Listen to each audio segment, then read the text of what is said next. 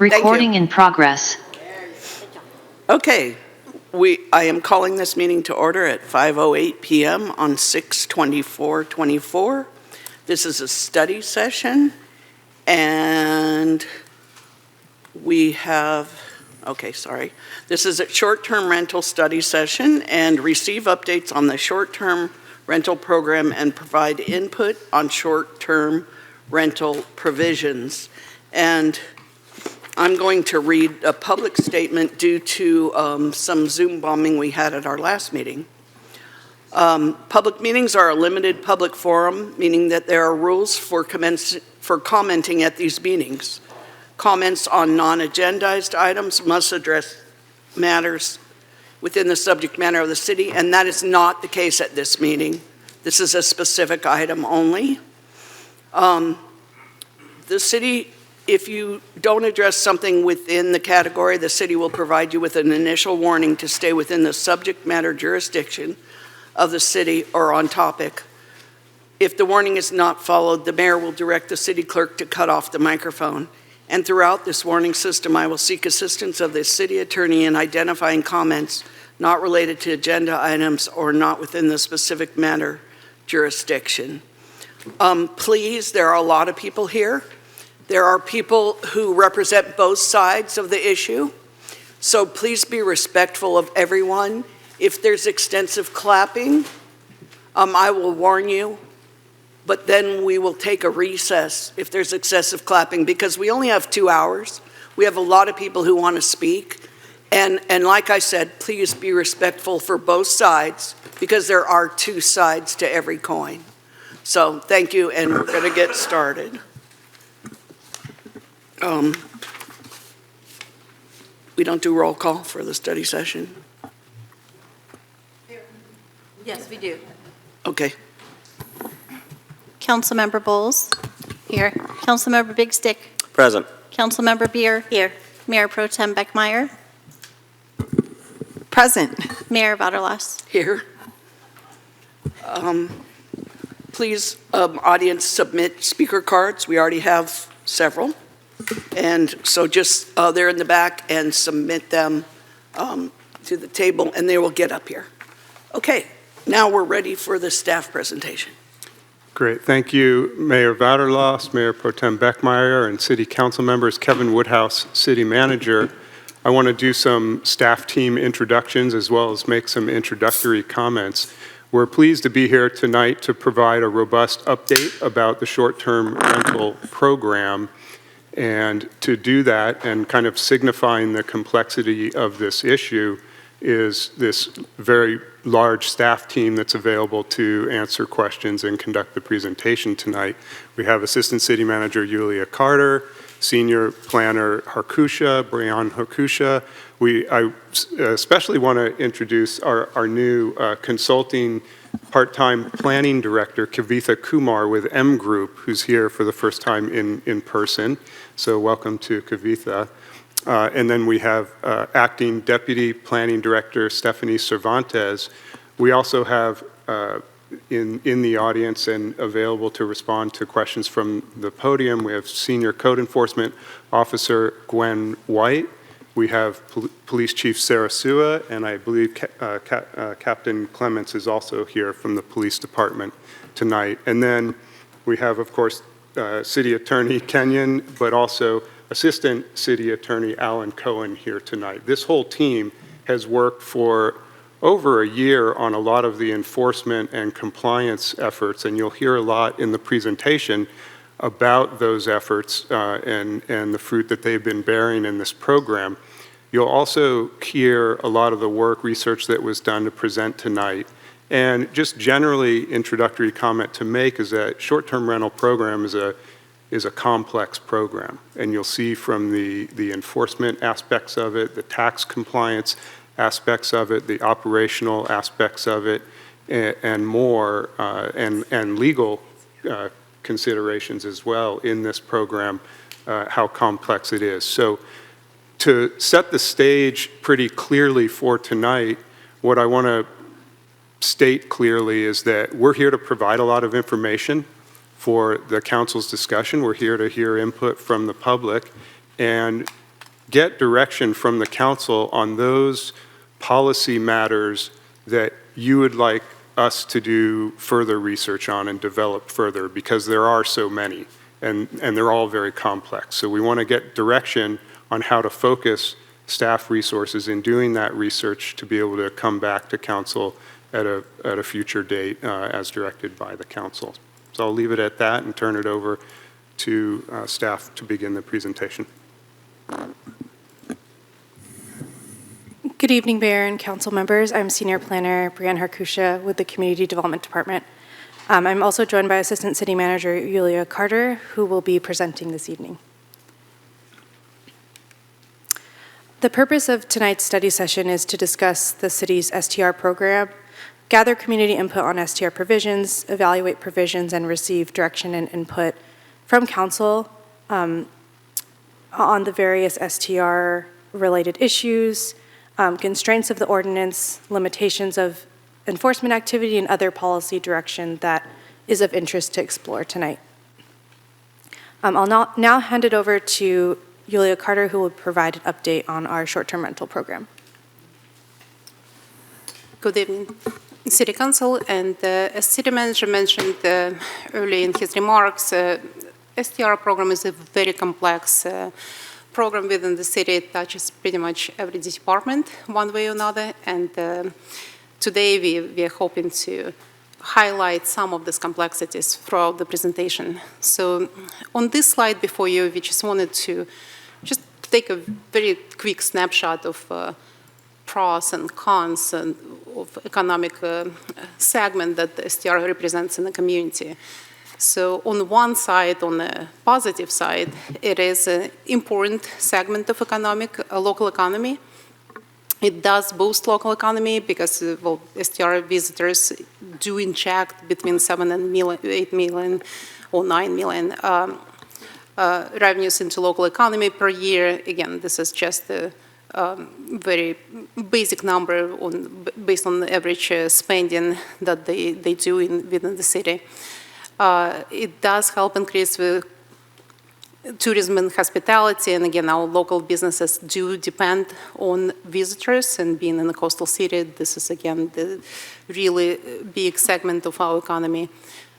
It may help create some jobs, especially those in the visitor sector and in hospitality or retail sectors. And the table below just shows you year-to-date estimates on how much this program brings to the city, so which is also not negligible because we'll be showing you just 10-month impact. So projected for the whole year, it will be around $2 million per year.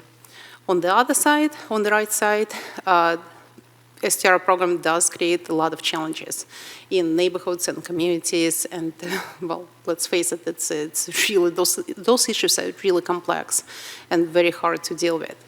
So reduction in housing stock, so that's one of the main concerns that were addressed previously, and including by Coastal Commission. So we did estimate that our cap that was recently approved, the cap of 150 units, represents about 1% of Pacifica housing stock, so which is within the margin that, well, we would say does not have significant impact on the housing, but at the same time, we want to highlight that even then, STR presents potential danger of housing displacements, availability of residential dwelling units, and as a result of it, will lead to increased housing cost by simply reducing supply of housing stock, and thus contribute to high housing cost, whether it's rental or purchase.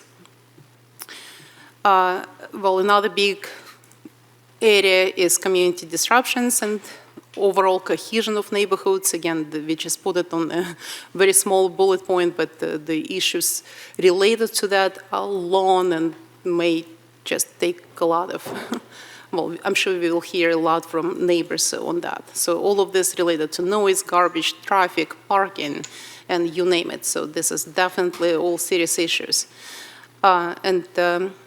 Also, regulatory and enforcement issues, including compliance monitoring, making sure that the STRs are legally operated, and then code enforcement issues.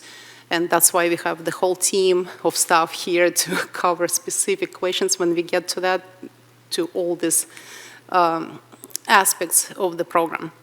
Well, and of course, safety concerns, again, another huge topic that many issues may potentially go under this bullet. Trying to go to the next slide. Okay. So, outlining this kind of broad scope of the program itself, well, it's really obvious that it's very critical to have effective STR management. And objectives to this process would be mitigating those negative impacts that we just kind of highlighted briefly, ensure positive benefits that benefit our community and local economy, but at the same time maintain neighborhood cohesion and balance those economic benefits and enforceable regulations that actually work for everyone. So now, very quickly, just a debrief of what our current regulations are. So the definition of the STR, that's everything that, all the rentals that are less for than 30 consecutive days, subject to, well, would fall into this category. Our regulations require permit to operate. The current ordinance does not have a distinction between hosted and unhosted STRs. The initial ordinance was adopted in 2018, and again, required permit regulations, operating requirements. It had provision for permit revocation and some enforcement processes in place. And subsequent to that ordinance, another ordinance was adopted recently that established the cap of 150 units within the city limits, and clarified some amendments, including continued prohibition of junior accessory dwelling units, and some clarification on the term permits and renewals and revocations. Now, over the next few slides, we will go into, again, complexity of the enforcement of STR program. So the tax compliance is the one big component into this. And again, we communicated previously, but just want to highlight it here, that the tax compliance structure is tri-folded in nature. So the STR operator is required to have a business license. They're required to register and remit transit occupancy taxes. And they're also required to have a STR permit on file, which is being issued after all the tax compliance is in place that I mentioned above. And also the ordinance operating provisions are met, so that those are addressed into self-reporting on the STR permit application, where they have to attest to certain compliance criteria. The city contracted with HDL to assist the STR operators with the tax filings. HDL also identifies unpermitted STRs for us and enforce tax compliance. I also want to mention that we do have voluntary collection agreement with Airbnb to collect TOT and remit TOT taxes to the city, which is great source of city's general fund revenues. Again, through this agreement, we ensure timely collection and remittance on all Airbnb reservations. And we know that Airbnb is our largest and most used platform among all. So we have several STRs that only advertise at Airbnb, well, at least as per HDL records. On the other hand, so there are some challenges with this agreement as well. So the Airbnb does provide little of backup for remittances. Unfortunately, again, they honor the privacy concerns and policy, and it's sometimes difficult to get this backup information. They also disclaim responsibility over all local regulations and policies and laws as applied to specific jurisdiction, as they believe that this is local issue, and they do not want to involve in those. Yet over the last few months, we've made significant progress actually building and establishing this working relationship with the Airbnb to address some of the concerns that we highlighted to them for some of the specific listings, specific properties. So they were able to ban some of the listings temporarily for us based on some evidentiary packets that we provided. And we recently designed and launched the responsible host page that is open and live on Airbnb platform, educating, again, hosts on the requirements, hoping to get this voluntarily compliance. And again, just want to highlight that collaboration with Airbnb and all other platforms like VRBO and others are really critical to engage all stakeholders, hosts and residents, for this effective STR management, because, again, managing good and bad players accordingly is a very critical piece to this. So now let's look at the current STR statistical data. So you can see on the right there's a map listing all of them, but it's a little bit hard to see or count all the different properties. It's just more of a kind of at-glance view of where the STRs are. But in the table on the left, you can see the total count of STRs, both compliant and not compliant, as of June 1, 2024. Again, I want to highlight that this data is fluid. It changes every day, as you can imagine. So somebody may shut down, somebody may open, pop up, and it's really never the same. But as of June 1, 2024, there was 173 STRs, both in coastal and non-coastal zone, operating within the city. 133 of them were compliant, so that means, again, they complied with tax requirements and were issued the STR permit. 13 STRs are in process of obtaining that permit, so they're actively working and cooperating with HDL to get to that point, and they are on the clock to do this. And unfortunately, we had 25 non-compliant STRs that we are, again, pursuing issues according to where they stand in this non-compliance process.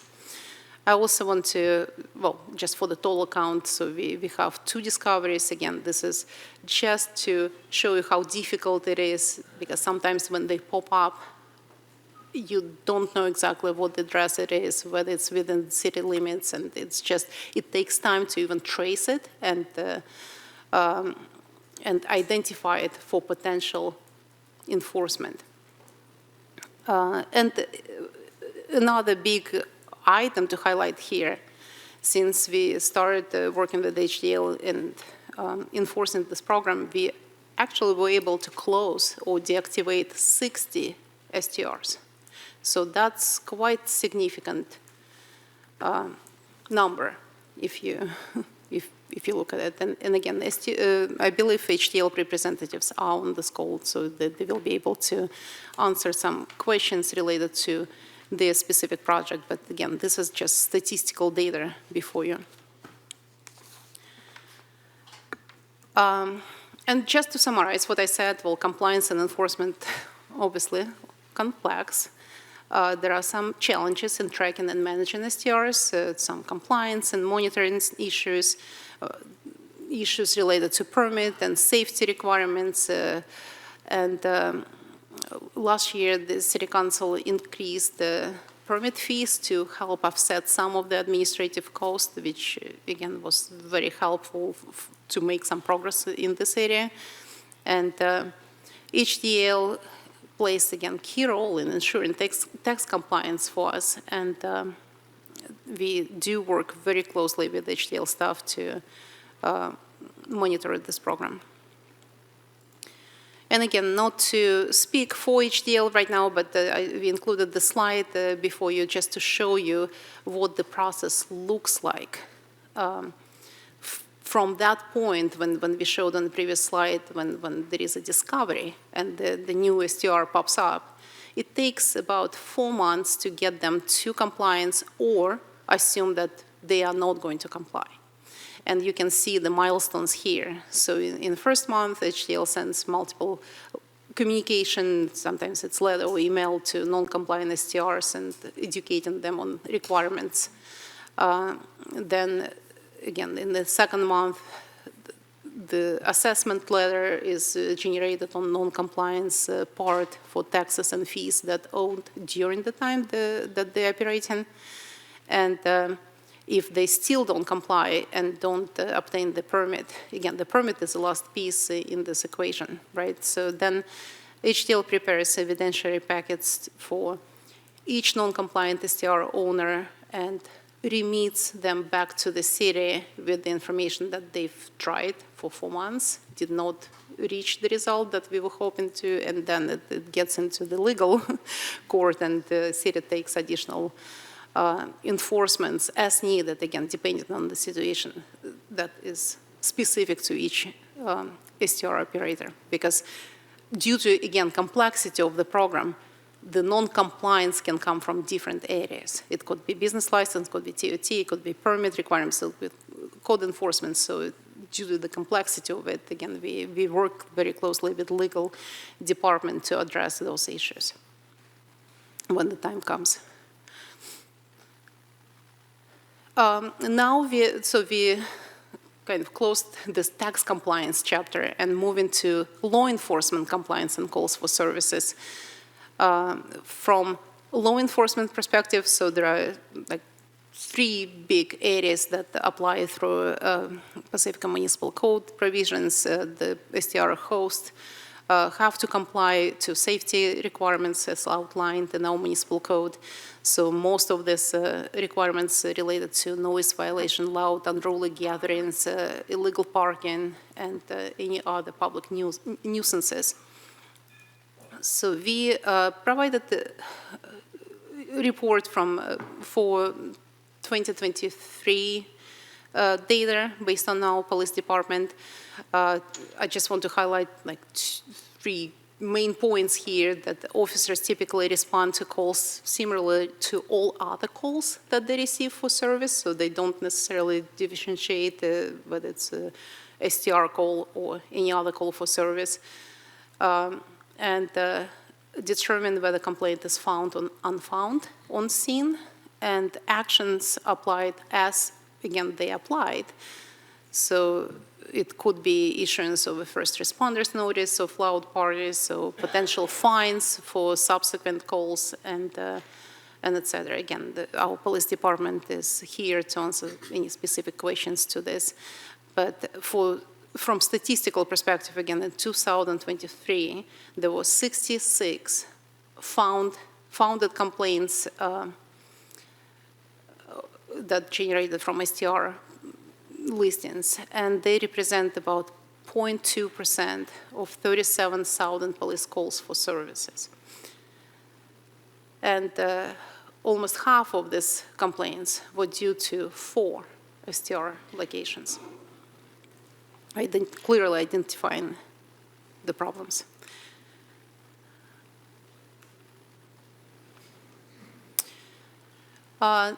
And the next, again, step in the compliance, all the issues related to code enforcement, and here we have update on code enforcement activities. Again, they are required to comply with provisions of the STR ordinance. We code enforcement receives complaints from HDL, code enforcement complaint referral in resolution worksheet and from police department. So again, regardless how complaint comes to attention of the code enforcement division, then the code enforcement officer goes in the field and actually communicates with the STR owner, investigates the complaints, and doing the site inspection as needed.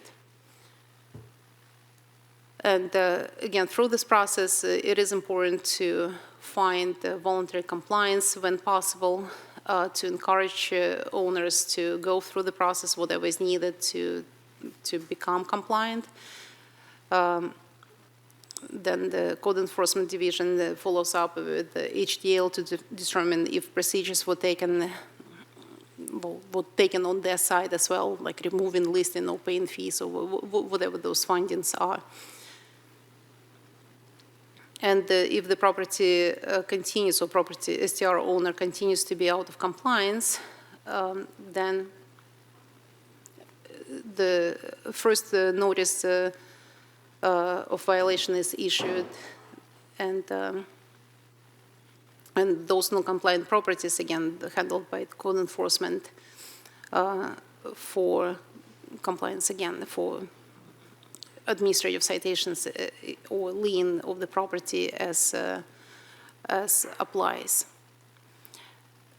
Recently, in 2023, end of 2023, we issued 17 notices of violations. 2 of them complied almost right away, so 3 do not operate as STR anymore, and 3 other properties also closed their operations but have not paid the tax, and 9 properties remain still out of compliance, and we are currently dealing with those properties, again, as applicable to them, including all these measures that I mentioned, like administrative citation and lien on the properties. And with that, I want to turn it back to our city planner. Sorry. And I'll go over the jurisdictional research that staff collected data on. We researched 8 different cities, all had similar or different characteristics compared to Pacifica. The main objective was to review regulation types that each jurisdiction possessed to provide a baseline of the most common regulations or implementation practices within an STR ordinance. We picked these jurisdictions because they were ones that were identified by council or members of the public, that had the characteristics that were similar. Were either they were in the coastal zone, they were within San Mateo County. Others had characteristics that were different, such as being a very high demand tourist destination, having higher populations, or being located entirely within the coastal zone. Sorry, thanks. The next few slides will be a summary of the STR regulations of these jurisdictions.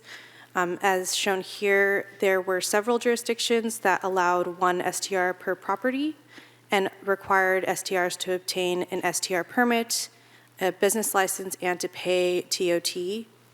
Majority of the jurisdictions required permits to be renewed annually. They did have inspection requirements, and all operating STRs were required to obtain some type of permit, and that they prohibited ADUs as dwelling types for STRs. This list is stating some of the operational requirements and performance standards found in the ordinances. As shown here, the duration of stays varied amongst all jurisdictions, which included either a 2 or 3 night minimum stay, 60 or 120 days max for unhosted overnight stays per calendar year, and a minimum of 12 overnight stays total during the permit year to maintain registration status. Several jurisdictions included common definitions for the terms that are listed on bullet point number 3, number 2 of this slide. They included daytime guests, hosted or owner-occupied versus unhosted or non-owner-occupied, short-term rentals or stays, and primary residence. Half of the jurisdictions did not have provisions for daytime guests, while the other half did limit daytime guests. We found that the majority of the jurisdictions required parking for STRs to be available of the primary residents, and they also had occupancy limitations. The STRs were required to comply with citywide noise ordinance standards, and most of them did not have provisions for pools. One unique provision we did find is that all jurisdictions require 24/7 contact with strict response times. Some of them ranged from 15 to 60 minutes by phone, and others, or they had a 30-minute to an hour in-person response. This is a list of ongoing monitoring provisions of the ordinances. This also includes some enforcement provisions. A few jurisdictions required audits. Several relied on provisions of their citywide municipal code violations section to take action on STR violations. Half of the jurisdictions differentiated between hosted or unhosted, while the other half did not. And then the majority of the jurisdictions had a cap on STRs, and majority did not have buffers of STRs. We also found that majority had some type of revocation for STRs. This table is a snapshot of the various data points from the sample jurisdictions and Pacifica. It was also included as attachment C to the staff report. As shown here, the number of STRs varies from throughout the jurisdictions here, about 20 to 3,000. 5 of the 8 jurisdictions have an STR cap, and STR revenue also generated varies from $24,000 to $7.9 million per fiscal year of 2023-24. Hotel numbers are also varying amongst the jurisdictions. There's the lowest of 113, and then the highest of 7,000 rooms. We also compared the percentage of STRs to housing units from the 2020 U.S. Census data and found that this ranged throughout the jurisdictions, STRs making up 0.16% at the lowest to close to 2% of the jurisdiction's housing stock.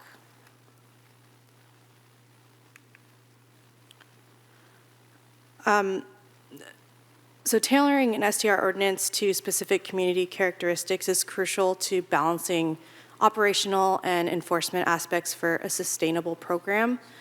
In summary, we found that the jurisdictions have robust provisions around the regulatory practices and operational standards. Some to highlight that Pacifica's ordinance does not have currently are the required inspections and the 24/7 contact with strict response times. And then I'll hand it over to Yulia. Well, as you see from this research, one of the key findings that there are some similarities in all these jurisdictions, like the old coastal zones and the high-demand tourist destinations. But there are also significant differences in population and overall economic reliance on STRs. Including the share of TOT collections or number of hotels rooms total that the jurisdictions have, like Half Moon Bay compared to Pacifica, and housing stock impact as well.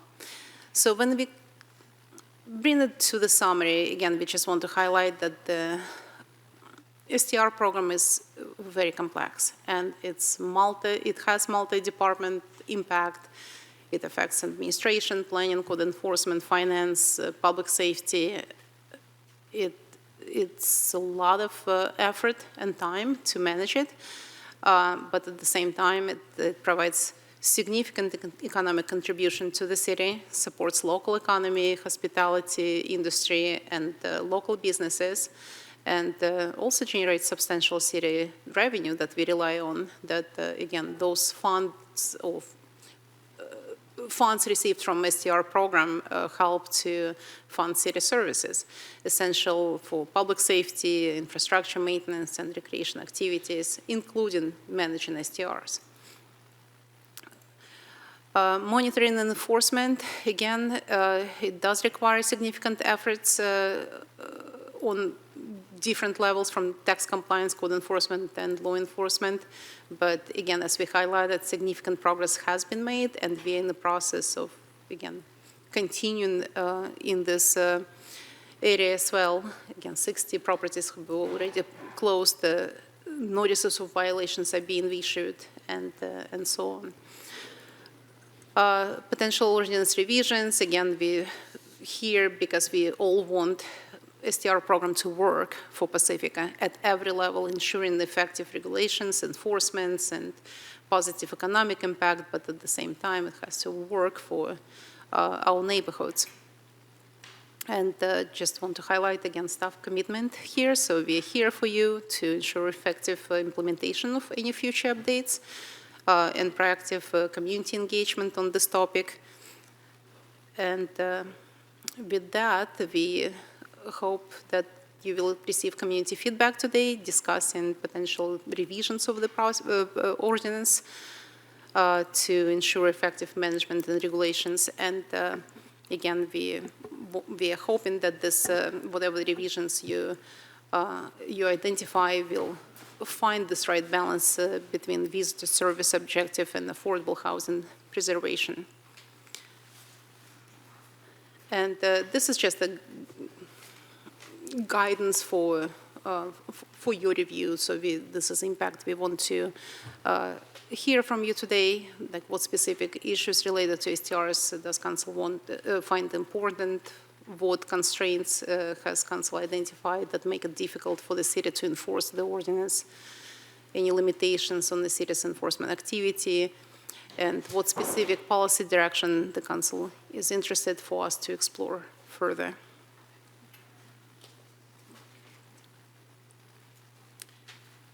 That's it. And I think that concludes our presentation. Great, thank you, all of you.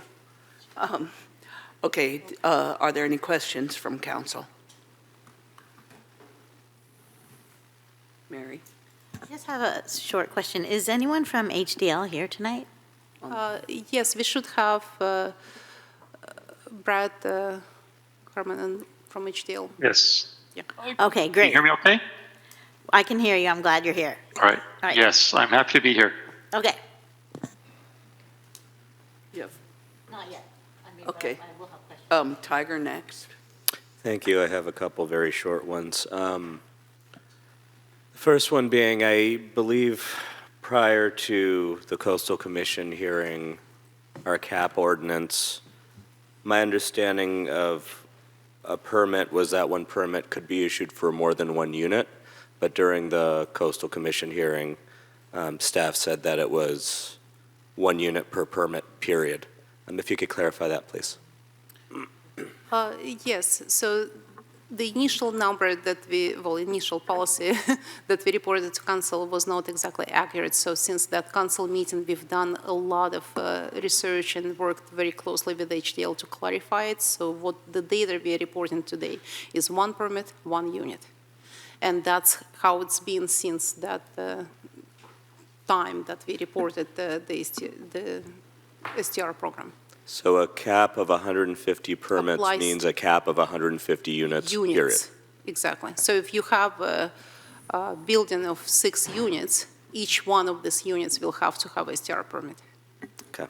And if I could just chime in to add to that, part of the complexity, as you saw, is the threefold aspect to the permits. So you have to have a business license. So business licenses are different. A multi-unit operator has one business license, but multiple units. But if they're operating STRs, they have to have an STR permit for every unit. So early on in our discovery phase, that was a complicating factor. And if Glad we've simplified it. Yeah, if I may add, so that's why we went back and revamped this whole workflow for the process. So that's why the STR permit is the last step in the process. So they have to comply with all other requirements, and then the STR permit is issued per unit. Thank you very much. My other question is, and it may well be a question for our HDL representative, do we have a sense of the amount of transit occupancy tax for the coastal zone short-term rentals versus how much for the non-coastal short-term rentals? We do. I don't have it at my fingertip, but I will look for that while we're talking and come back around to you with that number. Thank you very much. Christine? I have a few clarifying questions.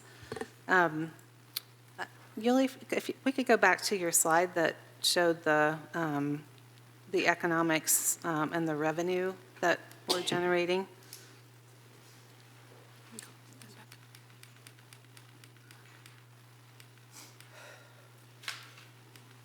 Yeah, this one, I think. So at the top of the slide, it says 73% vacancy rate. Can you explain that? So this is not a scientific estimate, so this is just to estimate what the average spending may be. Based on the information we've had on our records, we have about 73% vacancy rate for our hotels. So that's the number we've been operating to. So we just simply applied it to all lodging providers and say, well, here's what it would be if it was the same vacancy rate. So we don't know this number exactly, but assuming that it's the same vacancy rate as our hotels experiencing, so that would be roughly economic benefit that STR provides to the community, not to the city. And just to clarify, I believe, just so it's not reversed, what we mean here is occupancy rate. That is, yeah. That So- didn't look Yes. like it was Yes. reversed. Thank you. Not 37% occupancy, 73% vacancy. It's our hotels, which actually have performed, and through COVID, performed exceptionally well, Yeah. recovered very quickly after COVID compared to other jurisdictions. That's a high occupancy rate for hotel systems. Yeah. And I'm just curious is this something that HDL tracks at all? I mean, we know how many nights a particular unit is renting.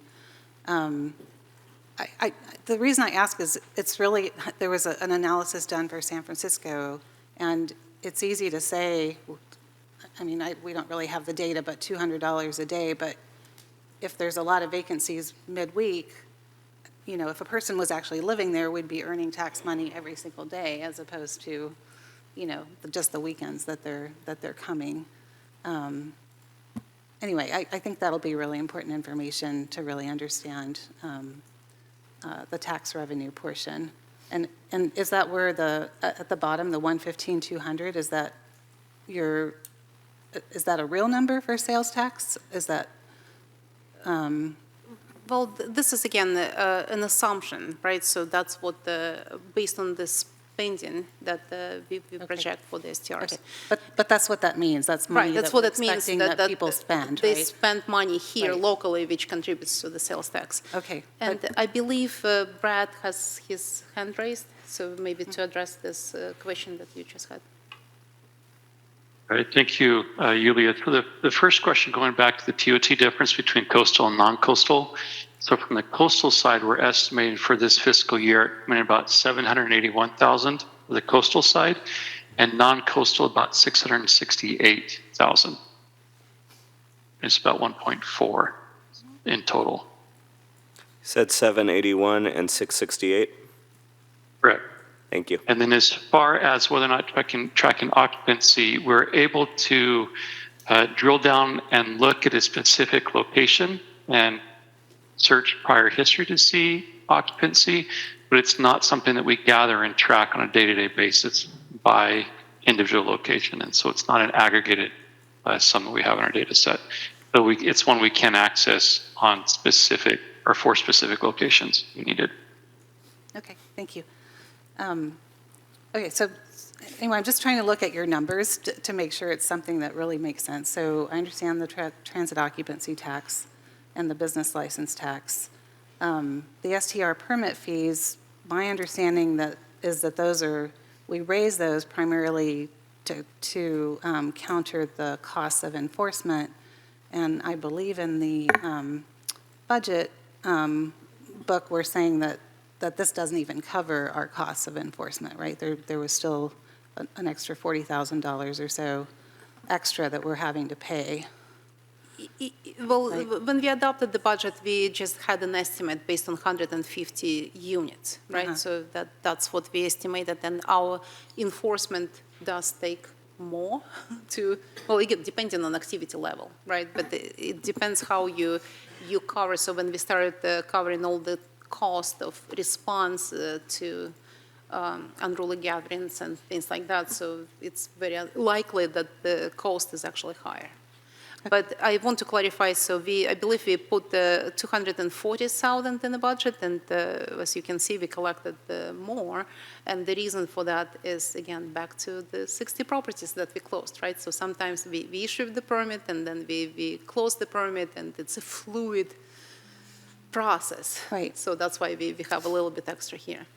I guess the point I'm trying to make is that maybe if the permit fees are really mostly covering enforcement and the sales tax, I mean, we'd be earning sales tax from people that lived here too, at least that much, if not more, then maybe those aren't really fair additions to the revenue that we're generating, right? If we're looking at what we're losing by potentially restricting Correct, short-term rentals. but I also want to highlight that if we didn't have this program in place and all the STRs were banned, that wouldn't eliminate having STRs and having to enforce them anyway.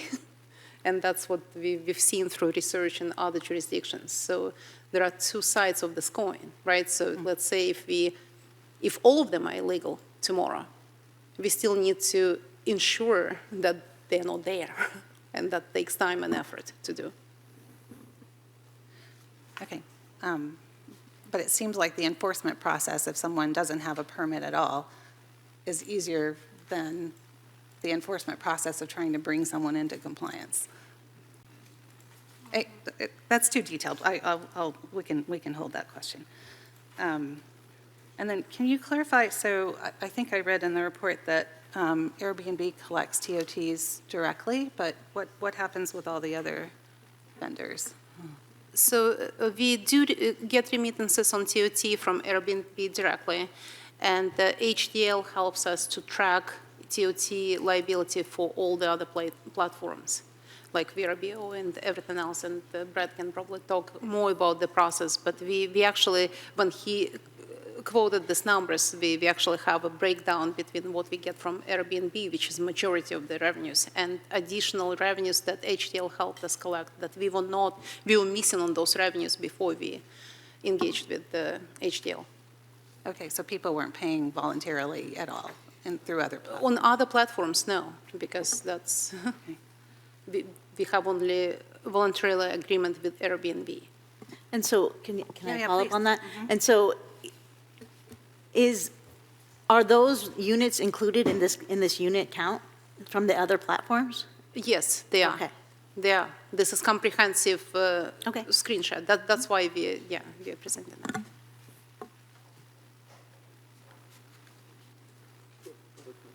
I just have one other question. So I wanted to clarify something. So you said 1 unit per SDR permit, but one person can have more permits, more than one permit, right? So if we have Correct. someone who's buying up apartment buildings, they can have more than one permit. Under the current regulations, yes. Okay, cool, thanks. Do you have more? Yeah, but please go ahead if you're, Oh, mine's pretty minor. Go ahead. okay.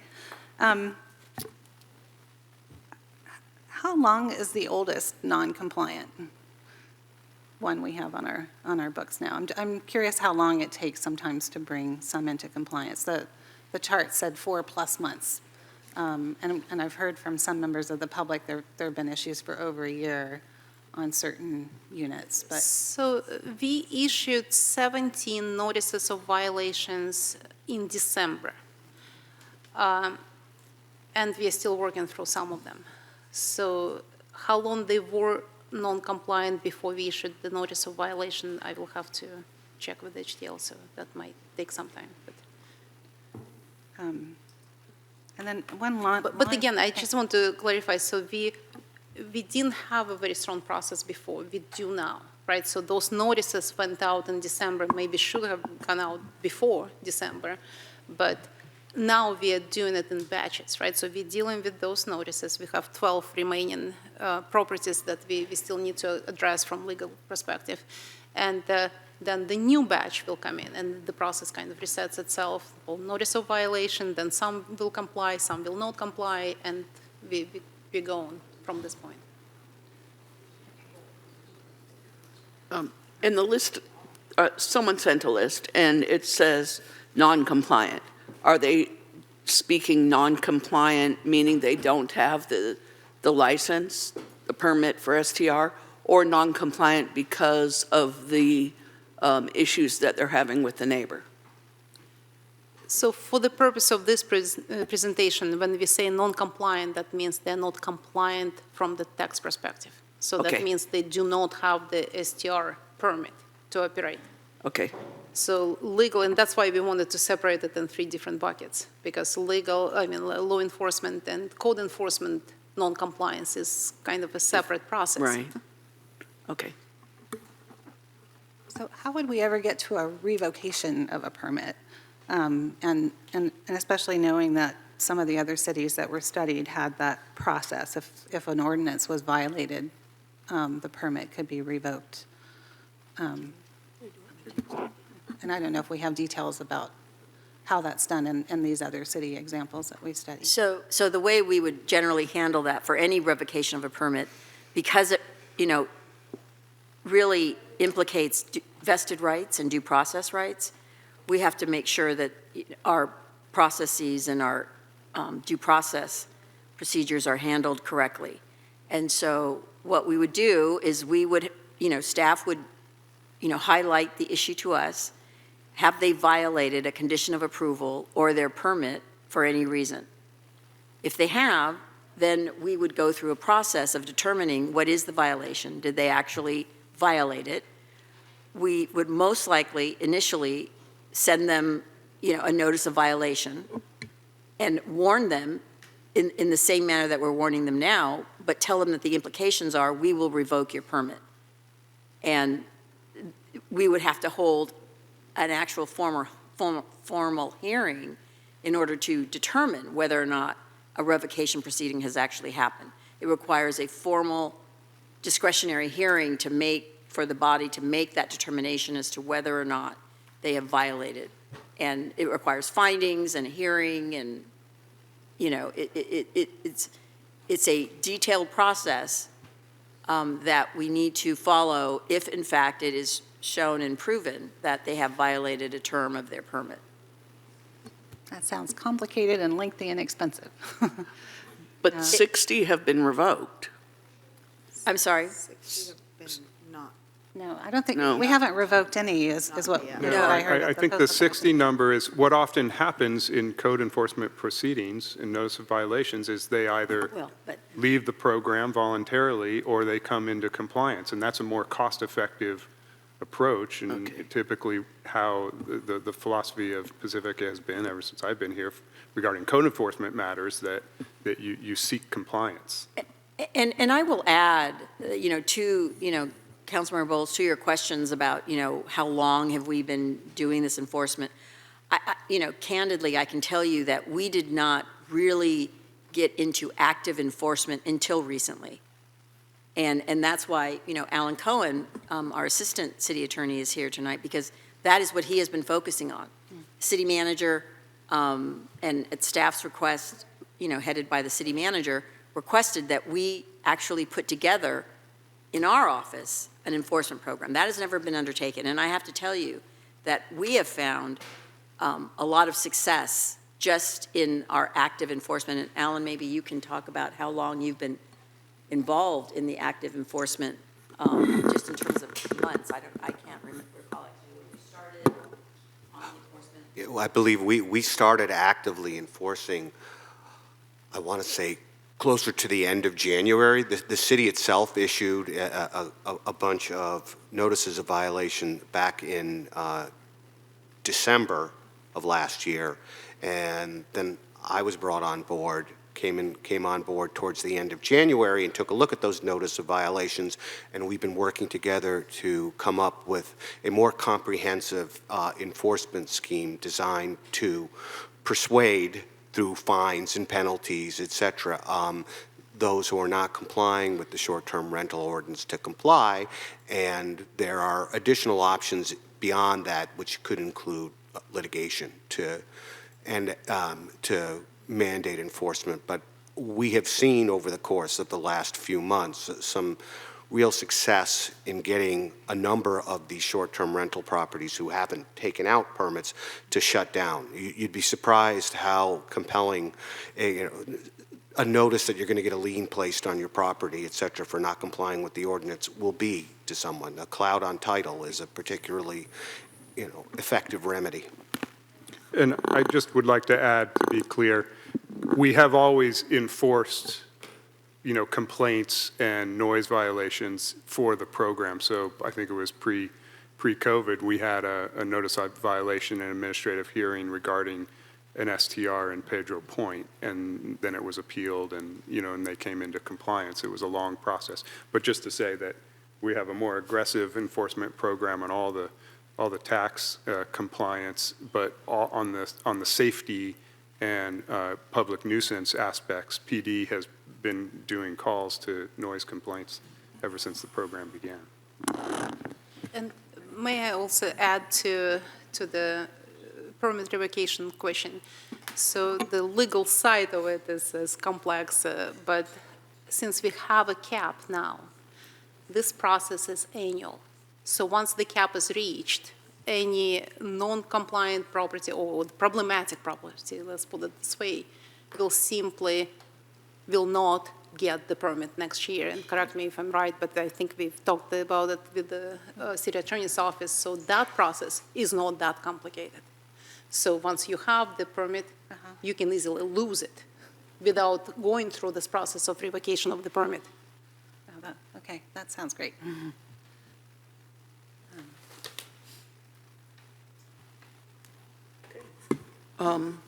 Seeing no more questions from council, we're going to go to the public.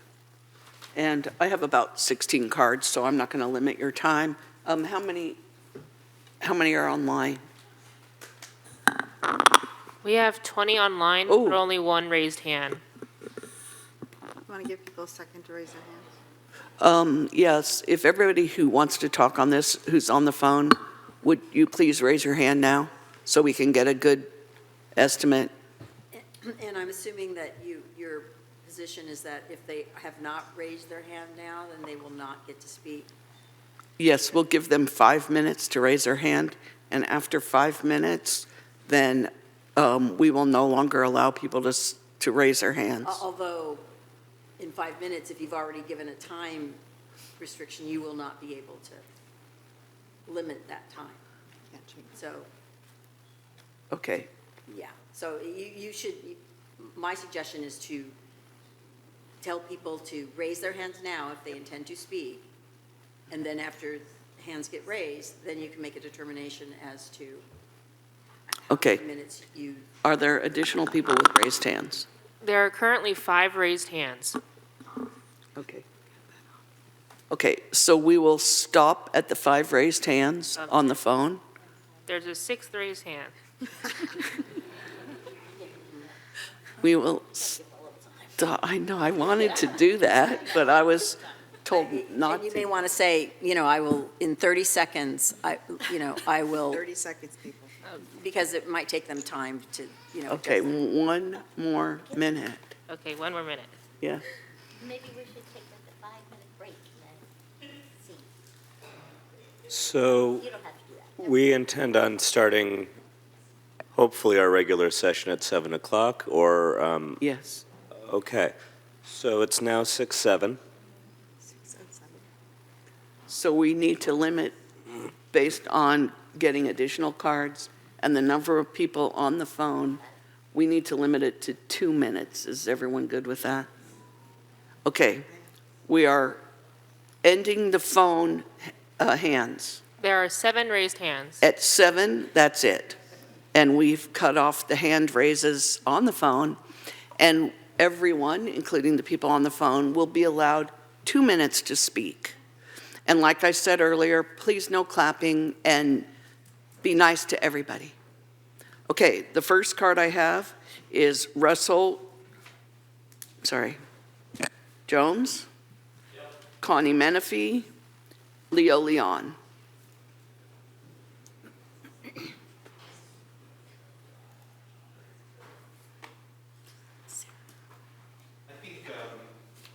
Great data that they represented, and I think that sometimes when you look at data, you don't get the whole picture. My husband and I own a property on Paloma. We live there. Because my husband travels a lot for work, when we're not at home, we open it up for rentals. That ability, that flexibility that we have really adds a lot of value to our property. Because of short-term rentals, we replaced an aging roof. We added solar to our roofs, which has immense benefits to our neighborhood, both in property values as well as economic impact on the grid. And we've been able to share costs of replacing the fence on all sides with our neighbors. Those kinds of improvements we've been able to accelerate because of our ability and the flexibility that we have with our property. It's not a full-time short-term rental. It's just something that adds value because of our lifestyle. I guess that's my time? No. Oh, okay. 1 minute. I think to Councilmember Bowles' question, I think that the data that the city provided on the revenue that comes from TOT, business license, that's a part of enforcement, but you've got to understand also that when somebody violates and they're fined, that's all part of the enforcement coverage as well. So I doubt very much that $40,000 gap that we were looking at a few minutes ago, I don't think those numbers tell that whole story, because you don't want to punish the people taking advantage of short-term rentals by raising business licenses or permits. Instead, you should punish those who are causing those fees. I looked through that deck that was sent around from Pacifica is Not a Hotel, which is a group that it feels very much like we're overreacting to a few limited That's it. concerns. That's your 2 minutes, thanks. Thank you. Connie, followed by Leo, and then Caitlin Quinn. Good evening. Connie Menifee. I live in Park Pacifica. My family has lived on a nice, quiet cul-de-sac for over 30 years. 2 years ago, the house across the street was sold. Unbeknownst to my husband and me, as we approached the man assembling furniture in the garage with the intent to welcome him and his family to the neighborhood and tell him about our wonderful local elementary school, we learned that he was not a new neighbor, but an investor. Instead of a neighborly handshake, we were greeted with a blank expression. When our sweet neighbor approached the new couple a few days later to introduce her toddler to their toddler, the investor's wife brusquely thrusted her outstretched hands to signal, "Stop. We are not new neighbors. We do not want to get to know you. We will not be enrolling our children in your schools. We are solely investors." The property owners have never resided at that house.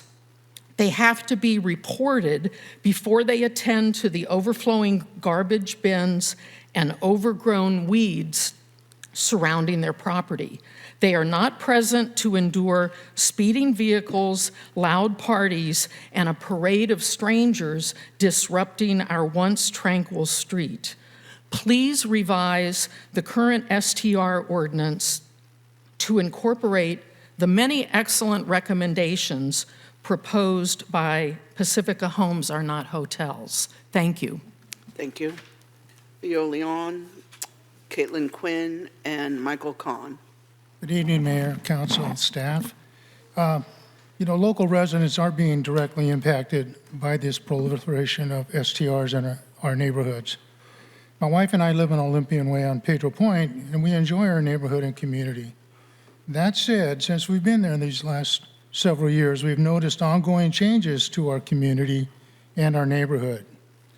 On our street, we see changes when we no longer have permanent residents in our neighboring houses. Instead, we see the coming and going of unfamiliar cars and people, just a constant stream.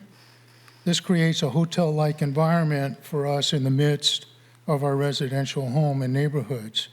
So we're concerned that without immediate action by council, there will be no limit to how many STRs move in to our small neighborhood and into our community, not to mention the impact on other neighborhoods and citywide. So what can we do? I think you're going to hear a lot of good things, but something at an allocation based by district, even getting down to street level. How many STRs can a street take before it's not a neighborhood at all? And so we need to be thinking like this. Also, Connie brought up the children not going to schools. I don't see anything accounting for the loss of school enrollments. We need to look at that. How many children pro rata are we going to lose in our schools? And what's that going to cost our school districts? I already pay about 5 assessments on my tax bill to schools, and maybe that'll help if we can get some tax dollars back that we're losing on that account. So I'm not going to belabor.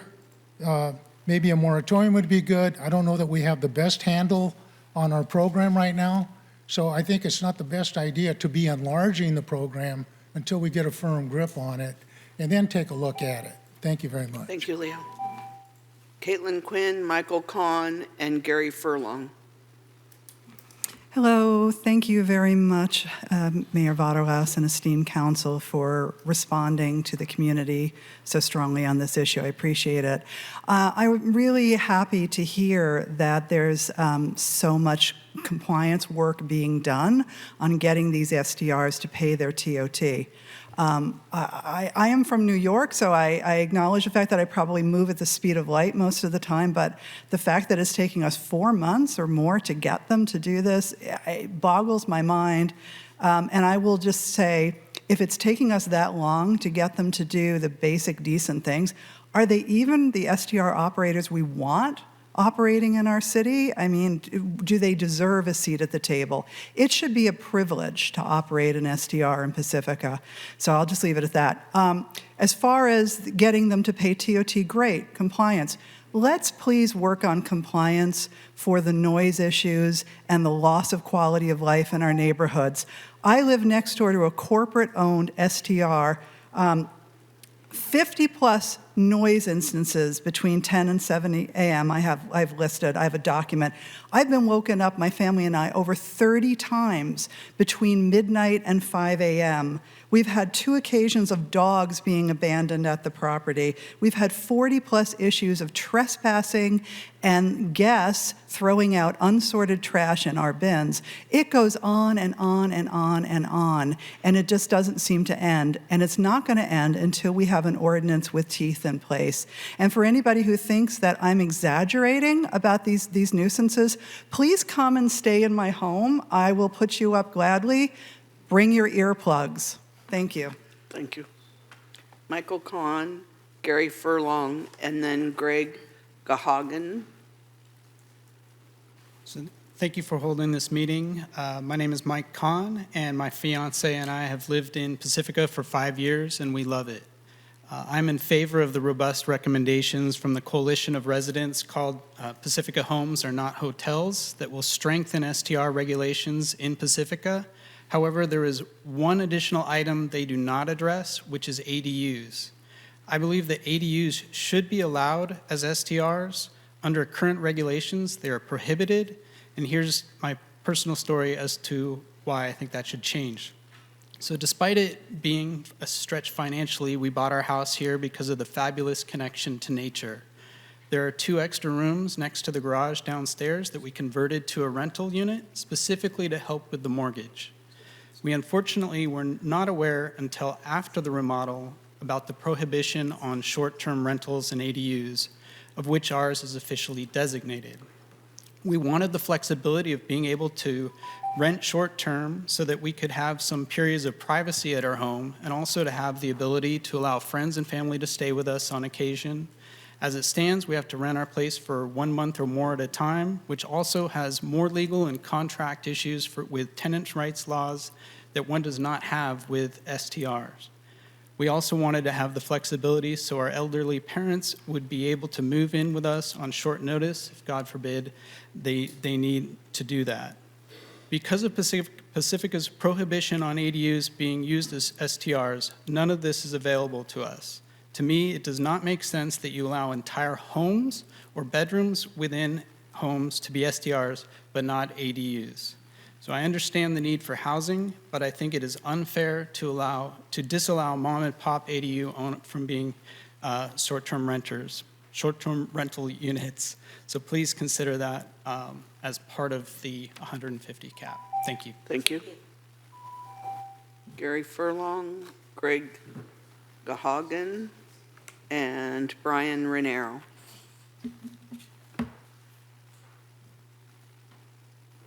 As we face the issue of STRs, hosted and unhosted, there are almost countless details that we could discuss and countless decisions that have to be made. Tax revenue, density, capacity, police involvement, number of people allowed, supervision, and so on and so on. According to my spouse, I can analyze anything to death. But I know that before getting caught up in all the details, I first have to discover one basic thing. What is the fundamental question or issue that I am trying to decide? Once I know this, I can work out all the details. So I ask, what is the fundamental issue that we are trying to decide today? And I would put it to you that the most basic question that must first be asked before all else is, what kind of neighborhoods do we want in Pacifica for the families of our city? Do we want residential neighborhoods that are also host to hotels? Do we want potential homeowners and full-time renters competing against corporations, the modern equivalent of land barons? Do we want neighborhoods with families and children, or a never-ending stream of strangers? Should our neighborhoods host scout meetings or corporate meetings? Should our houses be homes with potential friends, or should they be hotels with strangers? An unhosted STR is a small hotel where a home used to be. It's strangers where there used to be neighbors. Hosted, regulated STRs still provide tax revenue, a homey place to stay, and overflow when we need more rooms for our tourists. The main difference between hosted and unhosted STRs is that an unhosted STR is a place where guests can do basically whatever they want to do and no one cares, except the neighbors. There are all kinds of decisions to be made today or in the coming weeks, but the most important is what kind of neighborhoods do we want? Finally, I propose that while this is studied, there be a moratorium on all STR permits, because as they used to say, when you find yourself in a hole, stop digging. Thank you. Thank you. Greg, and then please, no clapping. Thank you. Greg, and then Brian Renero and Bob O'Donnell. Hi, my name is Greg Gahagan. I live here in Pacifica. I've lived here for probably at least 15 years, served here for 30 years.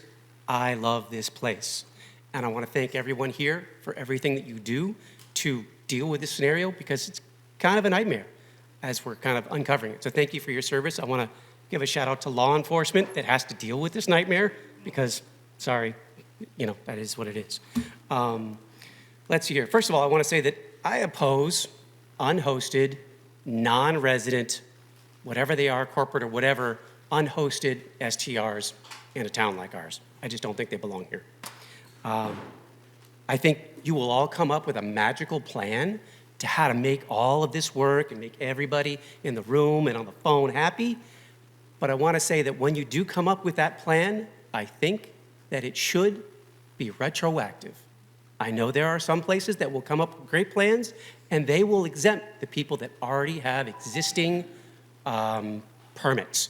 And it may cause problems for the law folks, but if you do not make it retroactive, you are cementing in time forever what you have now, which is a huge amount of corporate entities that own these properties and they are in town doing business.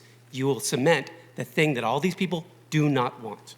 So if you do not make it retroactive, that's what you are doing. You have a situation now where you're almost at 150 permits. I think in your numbers, I think Yulia might say that we have people that are non-compliant. We're trying to get them into compliance. Maybe there's 18, maybe there's 20. Your documents read as if you're getting them into compliance and that they will become compliant, or a certain percentage will be. There are people potentially in this room who would like to submit a permit that are residents that maybe want to rent out a room in their house. And if you allow those people who have been breaking the law to get priority over those other people, that's suspect. Thank you. So I'm going to give a shout out to the guy who said moratorium, because that's probably a good idea while you figure it out. Thank you. Brian, Bob O'Donnell, and Gary Chinka.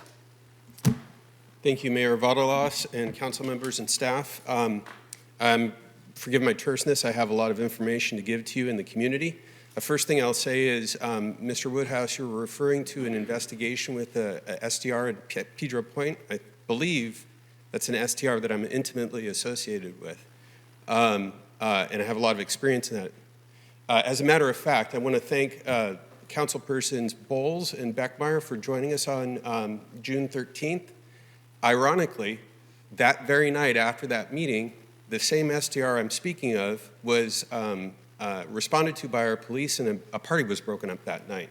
So that SDR is continuing to operate with no interruption to its business. Okay, so who wants some numbers? Okay, there were 70 folks that had attended at the STR meeting last night. I want to address this concern about outside STRs. Of the 124 entities currently operating STRs in Pacifica, at least 46 operators are from outside of Pacifica, but the number of out-of-town operators may be well into the 70s. 5 are out of state, 1 is out of country. The total number of Pacifica homes run by out-of-town operators is at least 98, but could be well over 120. 87% of these listings are at least 2-bedroom homes or bigger, suitable for a family. 60% of unhosted STRs are part of a larger portfolio, and that portfolio collectively is in the thousands. Pacifica ranks second in the number of unhosted STRs per resident for San Mateo County, beating out 16 other cities. Pacifica has 2 more than the combined total of Foster City, San Carlos, Burlingame, East Palo Alto, and has just 2 less than the combined total of Half Moon Bay, Belmont, Atherton, Woodside, Brisbane, Hillsborough, Colma, and Portola Valley. Thank you. Bob O'Donnell, Gary Chinka, and Don Kreisman. Good evening, Mayor and council members. I want to thank you, first of all, for following through on your promise back at the goal-setting session earlier in the year. You said you were going to have a study session, and you directed your staff to bring a really good report forward, so I appreciate that efforts. We have a continuing problem in Pacifica. Nothing has changed since the goal setting 3 or 4 months ago. My personal experience and my wife, we live on Aspen Drive, and there's a STR 3 doors up from us, and it's not unusual on the weekend to see 16 people in the house. This is a 2-story rancher. There's 5 or 6 cars outside, and fortunately we don't live next door, but there are noise issues and late night issues that go on. We had an incident where their trash blew down the street during the winter, scattered all over. It looked like a snowstorm. I was the only one available. I got my rake and I went out and cleaned it up, but there's no one to talk to. There's no one on site. The only thing you can do is talk to a cleaning woman that came there, and she has no idea who the owner is or the manager. All she is authorized to do is send a text to the management company. So there's no on-site supervision, and these problems are getting out of control, as you're hearing time and again. Bottom line is, some off-site owners are making big profits here in Pacifica and leaving the problems for the neighborhoods. It really is a problem. The other thing we need to do, the other bottom line, is to really face the fact that we're behind the curve in Pacifica. There are many cities, as your staff has just shown you with the report, including Half Moon Bay, that have put in effective, strong measures to control short-term rentals. It's time for Pacifica to step up. It's time for the staff to work with the council and fellow citizens. The local organization has prepared some draft ordinance changes. And we Thank hope, you, Bob. We hope you'll implement them. Thank you. Gary Chinka, Don Kreisman, and Jen Hansen. Good evening, afternoon. Thank you for the opportunity to speak. Basically, I'm against short-term rentals. I believe residential neighborhoods should be for residents and families, not motels. That being said, I also live down the street from an STR, unhosted, and we've had incidents of people vomiting over the front balcony, urinating in the alley and on the street, things that my family and I shouldn't have to see or put up with. I've never had any one of my permanent resident neighbors do any of those things. Why should I have to put up with strangers coming into our city doing it? That being said, if you're going to continue to pursue SDRs, please make sure that there's a host on site to handle these problems. Every motel or hotel in Pacifica has a resident manager that can address these problems. Expecting us to call the police and burden them isn't fair. So with that in mind, I hope you please consider what I've said. Thank you. Thank you. Don Kreisman, Jen Hansen, and Elda King or Kong. My name is Don Kreisman. I live on Brighton, close to here. I am an Airbnb host. I host bedrooms in my home, a hosted Airbnb. I've had over 3,000 guests. None of the complaints that have been voiced here tonight would apply to our situation. My neighbors are all very happy with the situation and often use the Airbnb for their own families when they come on holidays or something like that. I think to be a responsible city approach, it's going to have to identify and distinguish between a hosted and a non-hosted Airbnb. It seems to me that every concern that has been addressed so far here tonight at the microphone has not involved a hosted Airbnb. So to put them together and not distinguish the two in policies going forward seems to be irresponsible and punishing local residents. Thank you. Jen Hansen, Elda King, Cindy Abbott. Good evening. I kind of wish I had organized this a little better in my head. I've been collecting data for well over a year now of all different stuff, mostly from Airbnb. Just to throw out some numbers, there are trying to navigate the wordage used in STRs is a little complex, but just if you look for the word room or situations where you're sharing homes with an STR guest, it looks like we have about 19 rooms in Pacifica, and I do know that there are 2 listings of families who travel where they go out of the country for a month and they rent their house and things like that. So when we look at hosted versus unhosted, I'd like to make sure that we distinguished that an unhosted STR does not have to have the homeowner on site, but they at least live there. So if I rent my house out for a week and my STR residents are obnoxious, I can come home and they say, we have a problem, and then I can address it, versus somebody not living on site. We also have 2 tiny campers or 2 tiny trailers being rented out as an STR, which violates our ordinance, and a camper is now listed.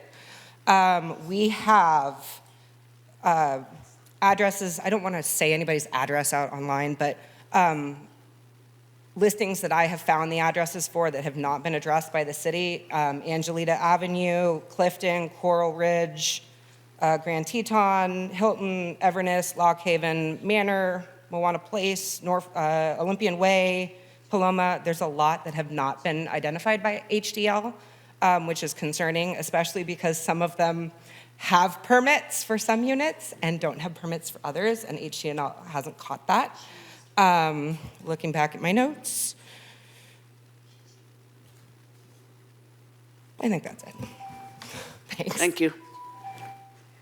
Elda, followed by Cindy Abbott and Lila Renero. Hi, my name is Elda. Just want to give a perspective. My husband and I were residents of Pacifica. We had to move across the bay for our jobs, and we wanted to keep our home in Pacifica because we know we want to come back and we want to live here. It's a great neighborhood we live in. We know all our neighbors, and we converted our house into a short-term rental to help us cover the cost of the mortgage, just because long-term rental rates just don't do it anymore for us. So the perspective that we have, we've been hosting for over a year. We haven't had any complaints. Our neighbors all have our numbers. We are the property managers of the sites. We are a phone call away, and if anything happens, we're there in a heartbeat. So I want to give perspective that there are positives to the short-term rental, like the short-term rentals that we have. We pay property tax, we pay the TOT. We gloat about all of the things that Pacifica has to offer, including all of the bakeries, Mazzetti's, everything, and we even buy it for them when they come to our short-term rental. So I just want to say, like, there definitely has to be some regulation that's in place. It seems like there are lots of bad players that are out right now that just need to be regulated, honed in. And so I want to keep that neighborhood feeling in our community. We check in with our neighbors constantly, and we ask them for advice. That's a relationship that we don't want to break. It's just mainly because we are going to come back. Yeah. So that's it. Thank you. Cindy, then Lila, then Michael Vernazza. Good evening, Cindy Abbott, West Shore Park. Thank you for this study session. It's been 2 years since we started this journey together. Since that time, when our request for a moratorium was denied, the number of STRs has doubled from around 80 to over 170. I've sent 2 public comment letters over the weekend. One details the minimum requirements that we're asking for to regulate, in particular, unhosted short-term rentals. Many of those are aligned with in the public comments and also aligned with by coastal commissioners who have expressed a concern for preserving existing housing stock, just like you have. My additional letter took the list of STRs and recapped it by neighborhood. Unsurprisingly, 28% of short-term rentals are here in West Shore Park. It was not surprising to realize that long-term housing has been commodified and our residential neighborhoods are being turned into commercial zones, including single-family residences being taken out of the market to be wholly lodging, including entire complexes. It was shocking, though, to see a vacant lot, a newly built apartment, and an uninhabitable building on the permits in process. It led me to realize that in addition to stronger regulations, much better data collection and review needs to be up front. That could remedy some of the compliance issues we're having, which are so hard to understand why it's taking so long. The good news is we don't need to reinvent the wheel. It doesn't have to be as complex as it seems. There are regulations out there that many have put in place, and even an ordinance that was shared with you that hopefully you got because it wasn't in the packet. Please bring forward a stronger ordinance with regulations related to unhosted, bolster the application process, and obligate providers, the websites, to do some of this work for us. Pacifica homes are not hotels. Thank you, Cindy. Lila Renero, Michael Vernazza, and Peter Garcinani. Sorry if I butcher. Garanani. Sorry if I butcher your name. Good evening, Lila Renero, longtime resident. Thank you, council members and city staff. I echo much of what has already been said in favor of a robust STR ordinance amendment. I was reviewing the packets earlier, and per the compliance services report provided by HDL, the final step of becoming a compliant STR is getting approval from the city's code enforcement staff to begin operating an STR.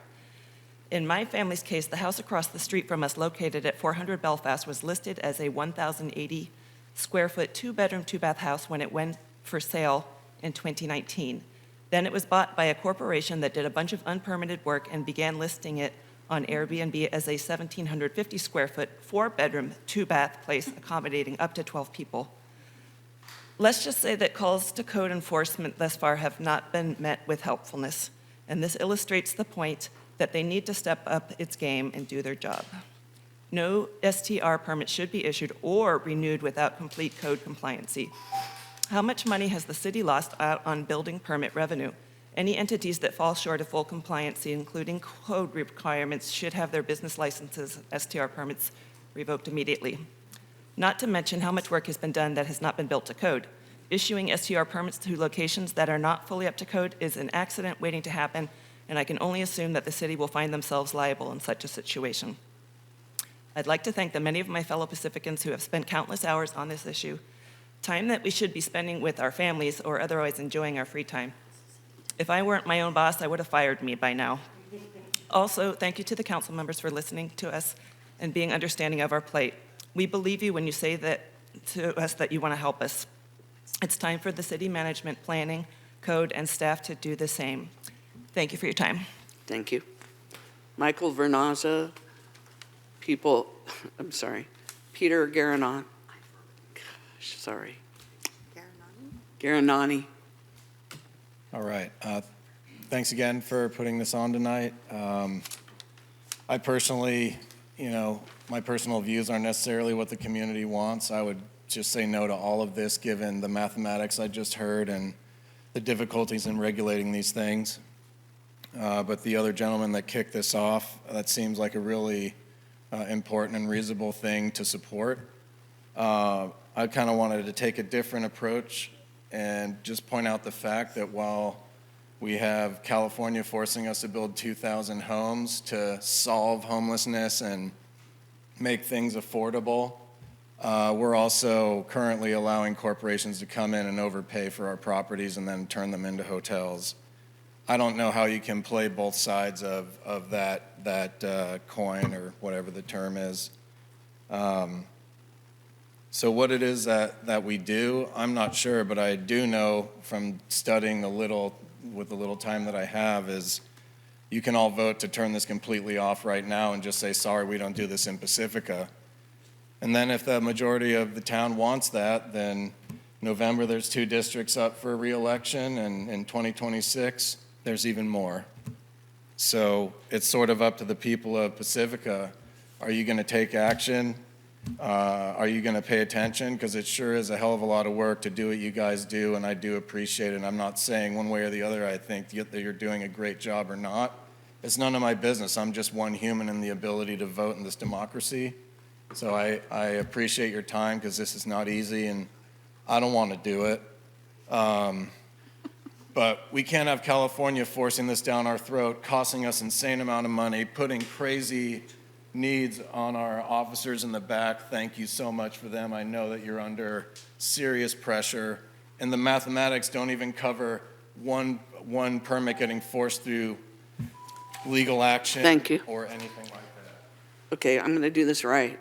Peter Garanani. Peter Garanani and Sharp Park. Cliff Lawrence and job, Brian O'Flynn. Thank you for hosting this session, and I just want to say up front, I'd request city council members that when you have a big public turnout, could you not limit our time? Because it kind of biases the conversation a little bit. I want to commend the city staff for writing this report. I live with data. I'm a trained master black belt in Lean Six Sigma. If I were to hand this in to a Fortune 100 company, I would be embarrassed. It's a good effort. I'm not attacking people. I'm talking about the work product. The data that's represented in here is not reflective of the situation in the city. And when we talk about how it's beneficial to the economy, and we quote 1.6 million in total in TOT taxes, let's just take that one thing. You have 1.6 million in TOT taxes. If you had there's other economic studies that if you had one child living in a house for half of the 237 houses you have that are STRs in the city, you would get 1.1 million in educational funding. So that means your net is 500,000. 1, 2, 3, 4, 5, 6, 7, 8, 9, 10 staff members at, I don't know, $150 an hour, aggregate total cost, because it's not just your salary, it's benefits, et cetera. We've got a couple of lawyers, I don't know, $300, $500 an hour. We're burning through about $8,000 tonight. That's how you do it in corporate America, okay? And you've done some work in the background, you probably blew through 50 or 100,000. We have wonderful police officers. Somebody receives a call, somebody logs the ticket, police officers drive out there, somebody has to write the report, somebody has to index the report, you're burning through another couple 100,000. You're 1.6, you're running in the red. Don't believe me? Listen to the chief economist from the city of San Francisco. They realized in their study, they were bringing in millions with an M in TOT taxes and losing billions with a B in lost revenue if families live there. Thank you, Peter. I offer again for the 9th meeting, my resources, 10 hours a week free to help you with your data. Cliff, followed by Brian O'Flynn and Carlos Carbajal. Good evening. Thank you. Appreciate it. First, I want to support all those that have preceded me this evening. Just in sum, I would say this proposal is not ready for prime time. Needs a lot of work. Have we considered what we're losing in what our hotels are losing in revenue because of the extensive number of STRs we have in this community? I again recommend to this council that we take a really good look at the Half Moon Bay model. If you go to that chart that showed the income versus the number of units, they're a flip side of us. It's a complete reverse of what we got. They had 20 units and they're pulling down the big bucks. Why? Okay, I haven't read it yet, but what I was told before is they get a piece of the action. They take maybe 20, 25% of what is the STR manager or fee that they're paying, and they get real income. We're not doing that well on enforcement. We're talking about voluntary compliance. I mean, it goes on and on. Sorry, my handwriting was so terrible. But again, Half Moon Bay, I believe, has a much better model than we do. And I would ask you to take a very serious look at that, including the revenue question. And that chart says it all to me. Thank you. Thank you. Brian O'Flynn, Carlos Carbajal, Jeff Jones. Good evening, council members. I'd like to speak out in favor of the current program we have proposed for short-term rentals, which I think is a very reasonable program. We have a plan. We have a cap of 150 full-time units, which the California Coastal Commission has tentatively approved, I believe. And I'd like to say that it's in keeping with the historical legacy of Pacifica as a coastal destination for visitors. Pacifica was a short-term rental destination before it was Pacifica. I've been coming to Pacifica since before it was Pacifica, and it grew out of the farmlands back in the early 1900s. They had a coastal railroad that came through as a collection of beach hamlets, which were made for city dwellers to come and enjoy time by the coast. The bedroom communities and neighborhoods came afterwards. We can all coexist. The California Coastal Commission makes it a priority to give affordable coastal access to all California residents and visitors. And as such, the short-term rental family housing makes it very affordable for families who would not otherwise be able to come and enjoy our coastal environment by having to get 2 or 3 hotel rooms together. They are, as the affordable option, we also need the tax revenue, and small businesses benefit greatly by the visitor revenue that comes through. I think we have a responsibility as Pacificans to share our coastal environment. Well-managed short-term rentals are a big positive to Pacifica. We shouldn't otherwise limit short-term rentals to co-hosted or on-site rentals, because that would just be a backdoor way of limiting the affordable coastal access. The current enforcement and management tightening up is very much welcomed. It could be 2 or 3 night minimum. As long as there's no problems with a short-term rental, they should be renewed, and then you'll have the bad actors weeded out. Thank you. Thank you. Carlos Carbajal, followed by Jeff Jones, and the last card is Cheryl Green. Good evening, Council. I'm Carlos Carbajal. I just recently moved to Pacifica by way of short-term rentals, actually. I helped some people manage short-term rentals here in Pacifica. I've been doing that for about 4 years now, and I decided recently to make it my home. I've kind of fallen in love with it. So one thing I just wanted to report on my own observations in helping people find Pacifica, it's short-term rentals are how a lot of people who are not from the area actually discover Pacifica. What I've seen in my own help with people is that they start looking for places to stay in the San Francisco area, and then some of the rentals that are listed here in Pacifica pop up as an option, and I start getting questions about how far is it from the city, what's it like down here, how far are you from the beach? And we've had many, many people become more regular visitors, repeat visitors. And part of what we do also to help the local economies, we're always recommending local restaurants and local shops for people to go to. So I think I'm just seconding what other people have said. One thing I would commend the council on is I think the permit cap is a good idea. I personally own some short-term rentals in Sedona, Arizona, where there's no cap at all, and I think it does create a lot of problems that I think this city will not see because of the cap.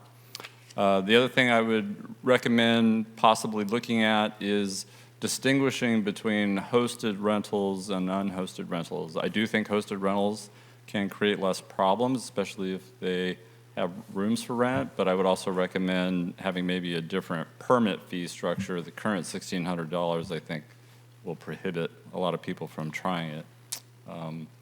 So that's all my comments. Thank you very much. Thank you. Jeff Jones, followed by Cheryl Green. Good evening. My name is Jeff Jones. I live at 424 Belfast Avenue. And I've lived here 37 years, and I really love Pacifica. But about 3 or 4 years ago, my next door neighbor sold his house, and it's now an Airbnb. And I really feel like your enforcement of your ordinance, of your noise ordinance, is really not the way to go.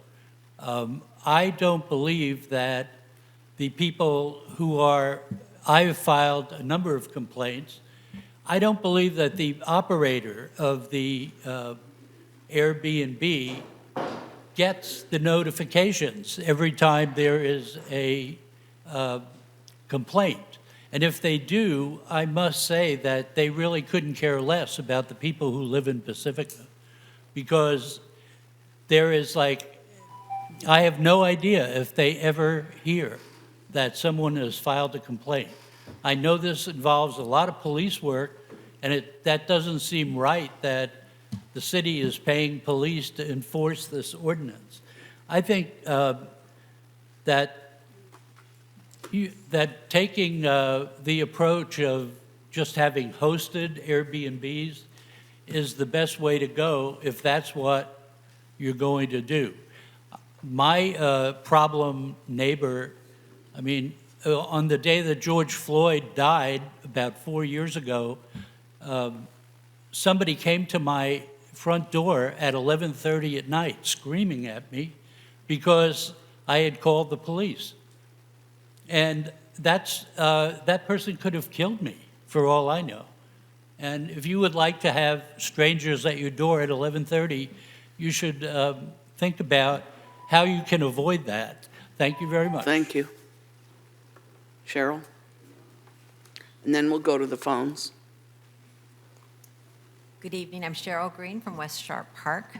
I want to thank the City Council for hosting this much anticipated meeting. We are very pleased that you've done this. However, I was surprised and chagrined that the presentation this evening was all about the dollars that the city would make. And it was all about business. It wasn't about the heart. It wasn't about what Pacifica is all about.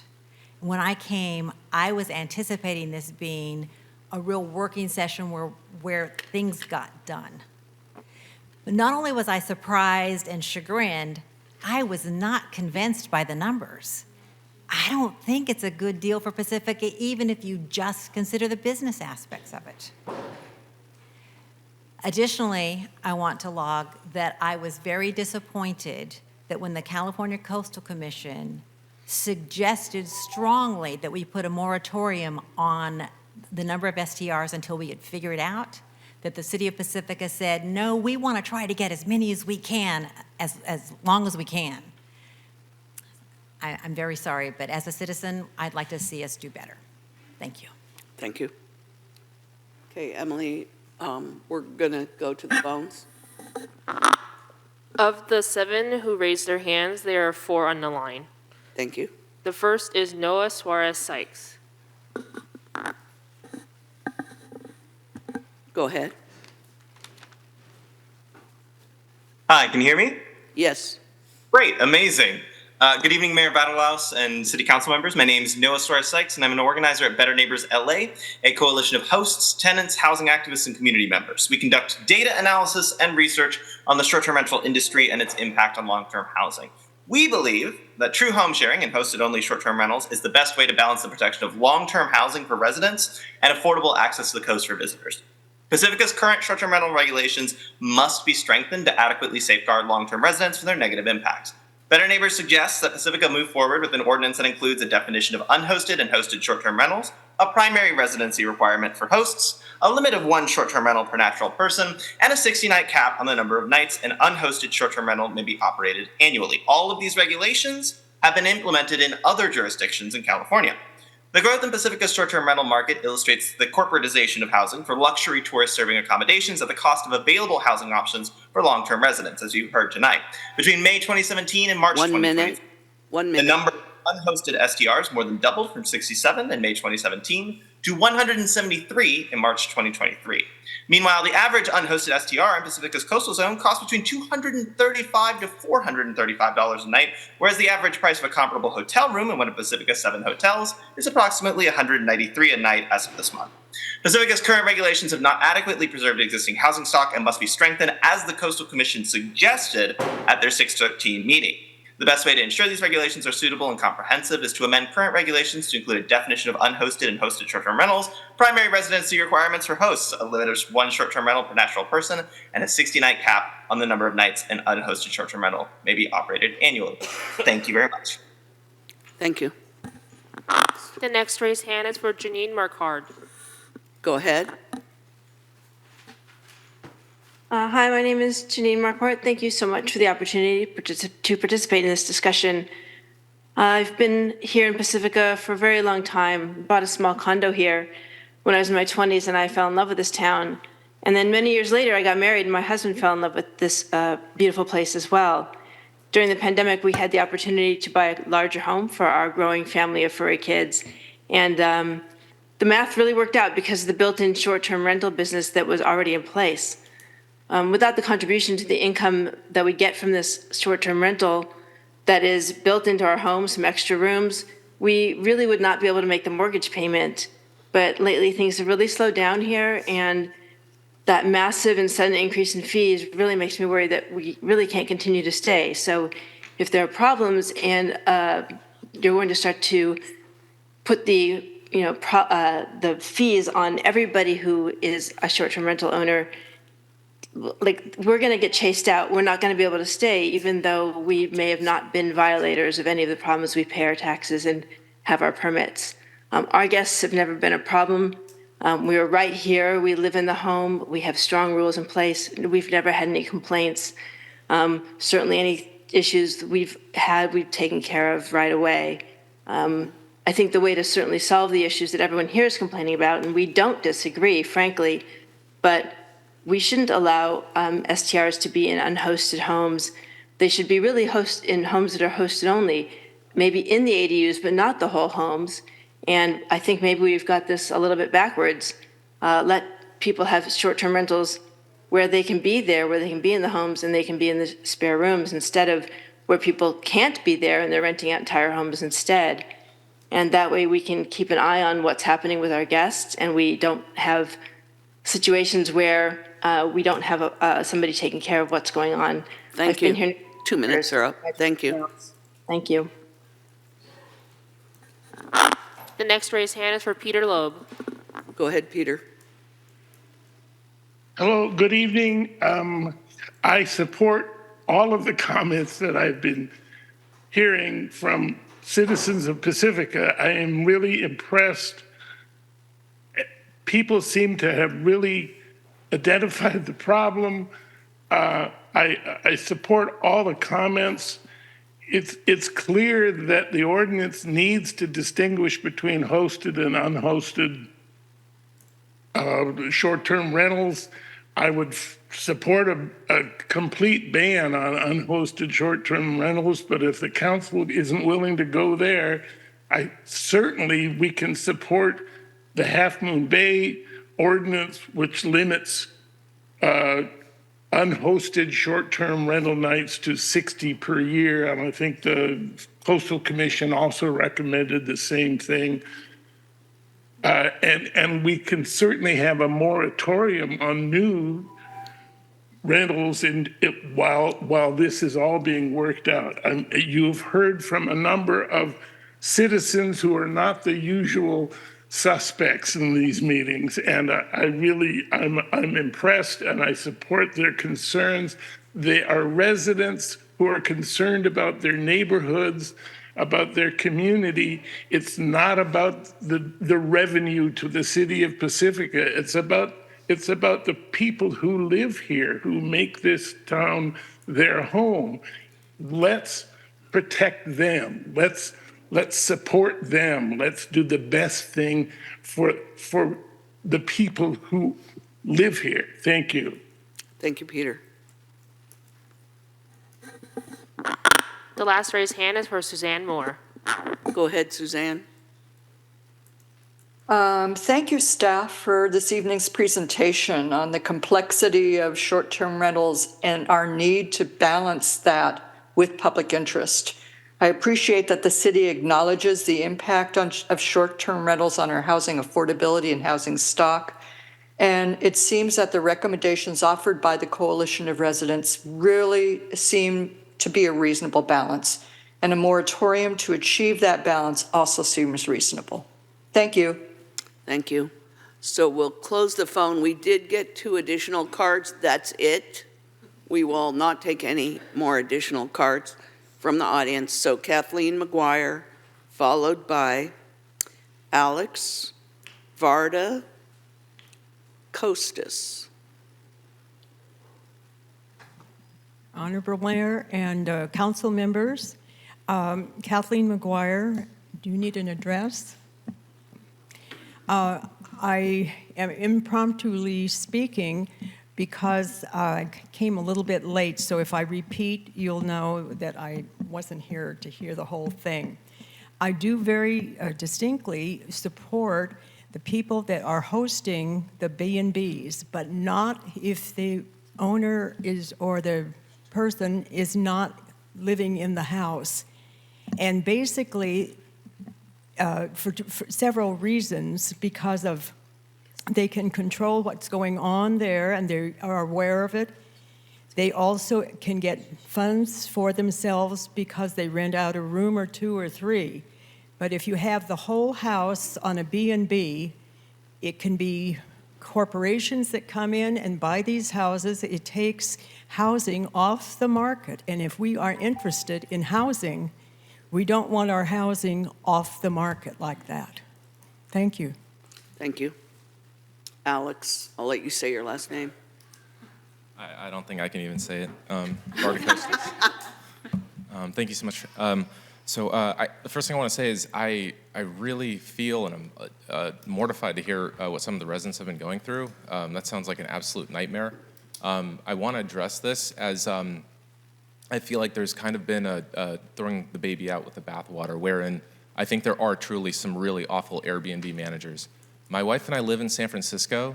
We love Pacifica. We're here I have a weird addiction with Humble Sea. I think that place is amazing. We're here like every other weekend, soul grind, love all the trails. And so we ended up buying a property just kind of down the block, and we have some Airbnbs that we run there. The thing that we're afraid of more than anything are noise complaints from our neighbors. And so we've installed noise detectors all over the place. We have cameras outside, and we haven't had any. We've been running this thing for 3 years. We haven't had any noise complaints. So again, really empathize with anyone who's been suffering through a poorly managed Airbnb, but I think that there is a way to do this constructively that doesn't punish people who are really, careful about their fellow neighbor, and operate in a fashion that's not inept. Thank you. Okay, so I'm going to close the public hearing and bring it back to council. There's a reason why we limited to 2 minutes, because it's 7 o'clock. And our second meeting was supposed to start at 7 o'clock. But council, we need to go ahead.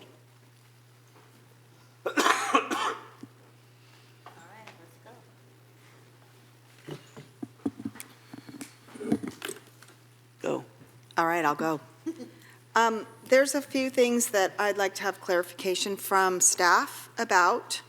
One of them is the issue of the moratorium. I've asked for this before, and not everyone in the audience has been in the audience every time. So, and I would appreciate it if we could clarify for the record what specifically the Coastal Commission was asking for in stating that Pacifica should have a moratorium. Could you clarify for us, please, the difference between moratorium and cap?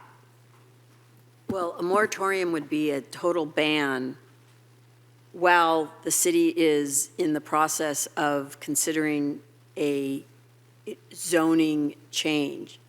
Now, what I had said previously when the council asked this question about could we impose a moratorium on STRs, at the time, we had not really looked into it.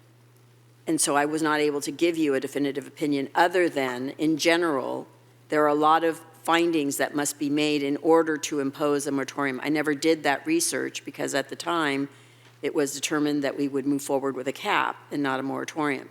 If the council would want us to research the ability to impose a moratorium in this instance, we would need to do more research and then bring that back to the council in terms of its, legality and efficacy. Okay, that would be helpful. I'm going to put a pin in that as one thought. I'd also like to have a reference again from staff about the issue of ADUs versus junior ADUs and what our ordinance states. We heard public comment about this. I know the basic definition, but everyone in the room may not. And I'm specifically asking that question in light of the issue of hosted STRs. Yes, thank you. Stephanie Cervantes, Interim Deputy Director. Can you pull the mic a little closer, please? No, unfortunately I cannot. No. Yeah, so currently right now the city ordinances does prohibit STRs from operating from an ADU or a junior ADU. That was done in an effort to preserve that type of housing type for long-term housing. I was not here when those ordinances were heard by the council, so I don't recall the exact details of why the city decided to add junior ADUs and ADUs to that, but in general, that the protection is for those types of units to be preserved for long-term housing. That's all I have for right now. Go on. I usually feel like I want to say something poignant. In this case, I just kind of want to get down to brass tacks and talk about what do we want to implement. And by the way, my particular motivation in response to one of the speakers is I can't remember if it's one outside of Pacifica, a corporate property owner owns 17 or 18 single-family homes that they're operating as STRs, but I find that unconscionable. I find it unconscionable when an outside operator owns a 6-unit apartment complex and is operating it as STRs. I have interest in our housing stock being our housing stock and feel strongly that if you wish to run a hotel, we have a planning department whereby we can facilitate you finding the land and building a hotel. After that, I appreciate that I have substantial interest in clearly defining what hosted versus unhosted means, and I'm fully in support of hosted STRs where there's somebody on site, somebody watching over their own property. I could go along with the 60-day cap on unhosted STRs. Perhaps I was moved by the story of one family who goes away for a month periodically per year, or 2 months, or whatever it was. 60 days seems like it would account for that. It wasn't until listening to the Coastal Commission deliberate on our 150 cap that the term 1 STR per natural person was recommended by the Coastal Commission, so I certainly have interest in following up on that term and probably applying it. And for that matter, having a primary residency requirement. Those are the 4 big ones. After that, there have been a lot of suggestions that have come in from the public about limitations on the number of guests per room and or some other occupancy limit, a number of vehicles. I don't know what increased fines and penalties could be, but I'm willing to explore it.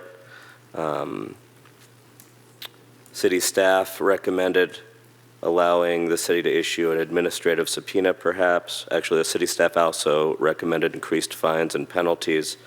For those whom have watched the presentation and didn't see a lot about recommendations for how to alter, I think staff was giving us a baseline for what we're doing. In the staff report, if you read it, there are plenty of ideas of what we could implement, and so I thank staff for doing, as always, a thorough job. And there was one other comment that came in that I thought was unique, or maybe I just caught it in that one email, that all advertising must have city-issued short-term rental registration number attached to it before they're capable of advertising in any fashion. I like that idea a lot. So that's just a handful of what I was looking at as being most likely good ideas. Yeah, thank you for that. I agree with every single thing you said. And one thing that I'm really concerned about, and I appreciate getting some information about the neighborhood approach, because obviously Pacifica is broken up into a bunch of different neighborhoods, and so it really matters when we look at the data to see how many, permits we have in each neighborhood, and especially where there's multi-unit apartment buildings. The apartment that I lived in for a really long time, and I was only able to rent there because it was relatively affordable, is now an STR. The whole building is. And I don't think that's right. And so I don't know if we've talked much about that, but I don't think multi-unit buildings should be included in our STR ordinance. I don't think it's fair. And I think it's naturally affordable housing that is going away. And yeah, that really bothers me a lot, and it makes me feel emotional. I completely support hosted STRs with property owners. I appreciate the person who spoke about, going away with his partner and being able to rent his own property. So I really appreciate that. I think we should limit guests per room. I think we should limit the amount of vehicles. 1 STR per natural person, I think, is really important, or else we're going to have these outside people coming in all the time. I don't know if it's possible to retroactivate any of this, but I would be interested in learning more about that as well. Actually, I have a question where that's concerned, because my understanding from the report is that we re-up permits on an annual basis in October. Is that correct? Yes, the permits are renewed every October, together with the business license renewal process. I mean, what occurred to me, and this may not go over as popular, but it strikes me as a short amount of time, is pass this and October everything takes effect, it gives those who are operating something in lieu of a grace period to find their way to how they'd like to dispense of their operations in accordance with what our new ordinance would be. And there's no grandfathering in of anything except insofar as if you're already operating in the terms that we were to set forward, you're already in up to and including renewing the permit that you had to renew anyway. On that, I think we need definitions from our attorneys on vested rights and due process.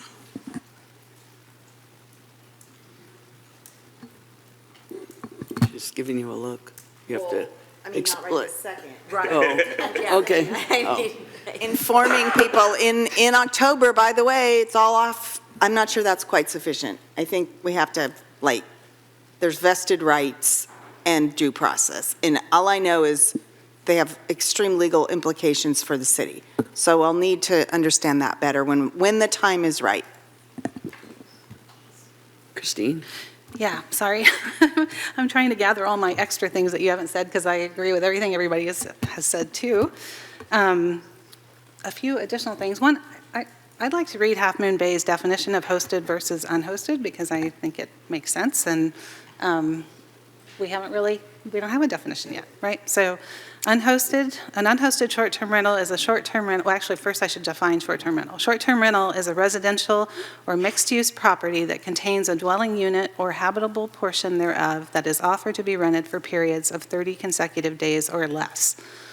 What is an unhosted short-term rental? An unhosted short-term rental is a short-term rental where no resident is present in the rental during the course of the rental. An unhosted short-term rental in Half Moon Bay shall be operated no more than 60 nights per calendar year within residential zoning districts. So that's an interesting little differentiation of the zoning, right? What is a hosted short-term rental? A hosted short-term rental is a short-term rental where a resident who is the operator and acting as a host occupies one or more of the bedrooms in a dwelling unit while other areas of the unit are being rented for the purpose of transient overnight lodging. There are no limitation on the number of nights a hosted short-term rental may be rented. I agree with those for the most part. I do think, there were several comments, and I know for myself, I would love to be able to rent my house out when I go on vacation, and to make a little money because I'm paying to offset the hotels and cost of that. So whether that counts as hosted or unhosted or a certain number of nights that can be unhosted, I think that's important to keep in the ordinance. ADUs, I'd really like to talk about because I know our intention, I think, of not having ADUs is to keep those as rentals that are less expensive housing.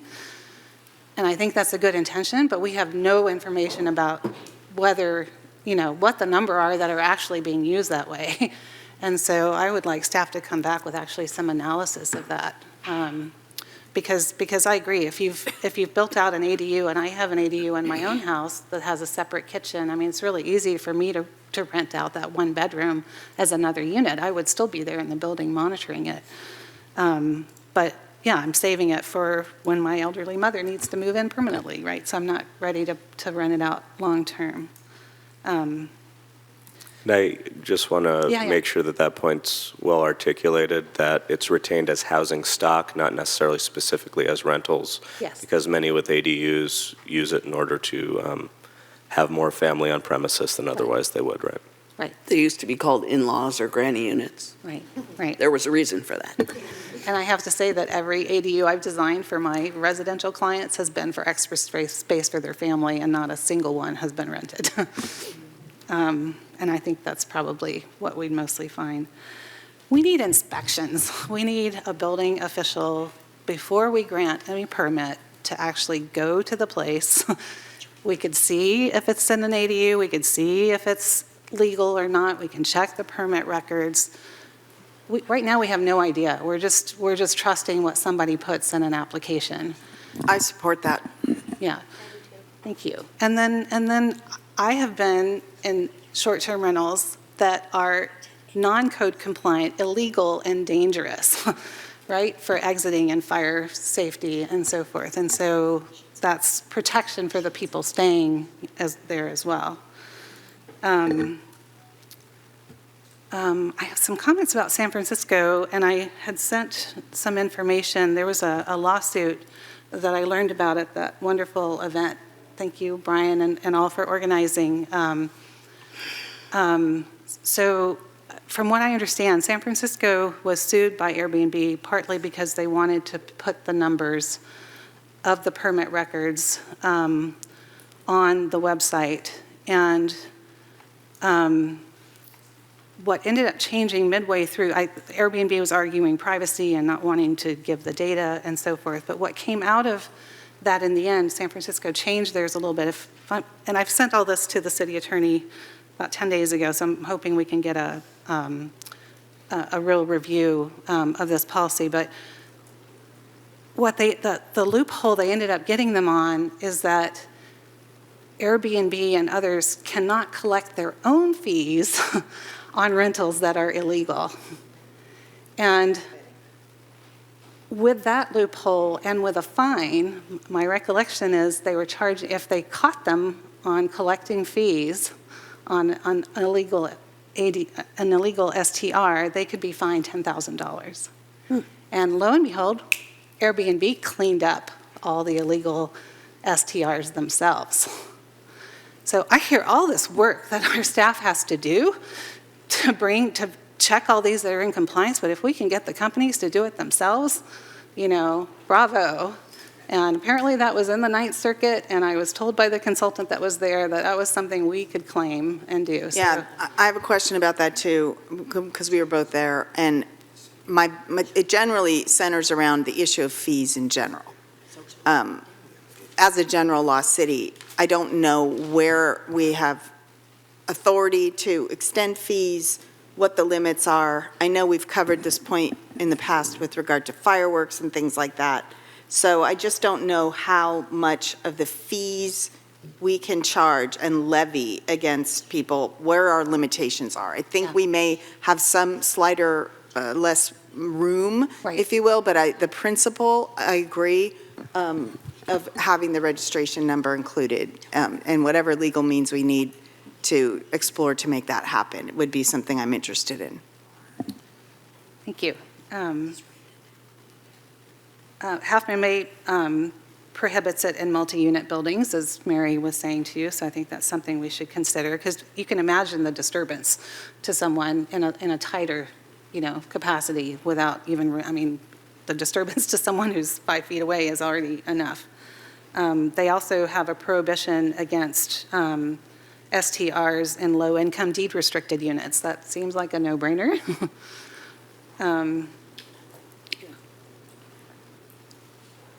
I'd like to consider limiting the number of people in a house if it's in a residential zone. I have one with 16 people next to me, and the number, we can limit the cars and so forth too, but I think that's too many. And then if they're bringing in other guests too, so that's some of the other suggestions, is limiting the time of visitors or a certain number of visitors certain cities do. Because I think we're trying to ban parties, right? So how do we ban parties and really hold them to that is what I want to know.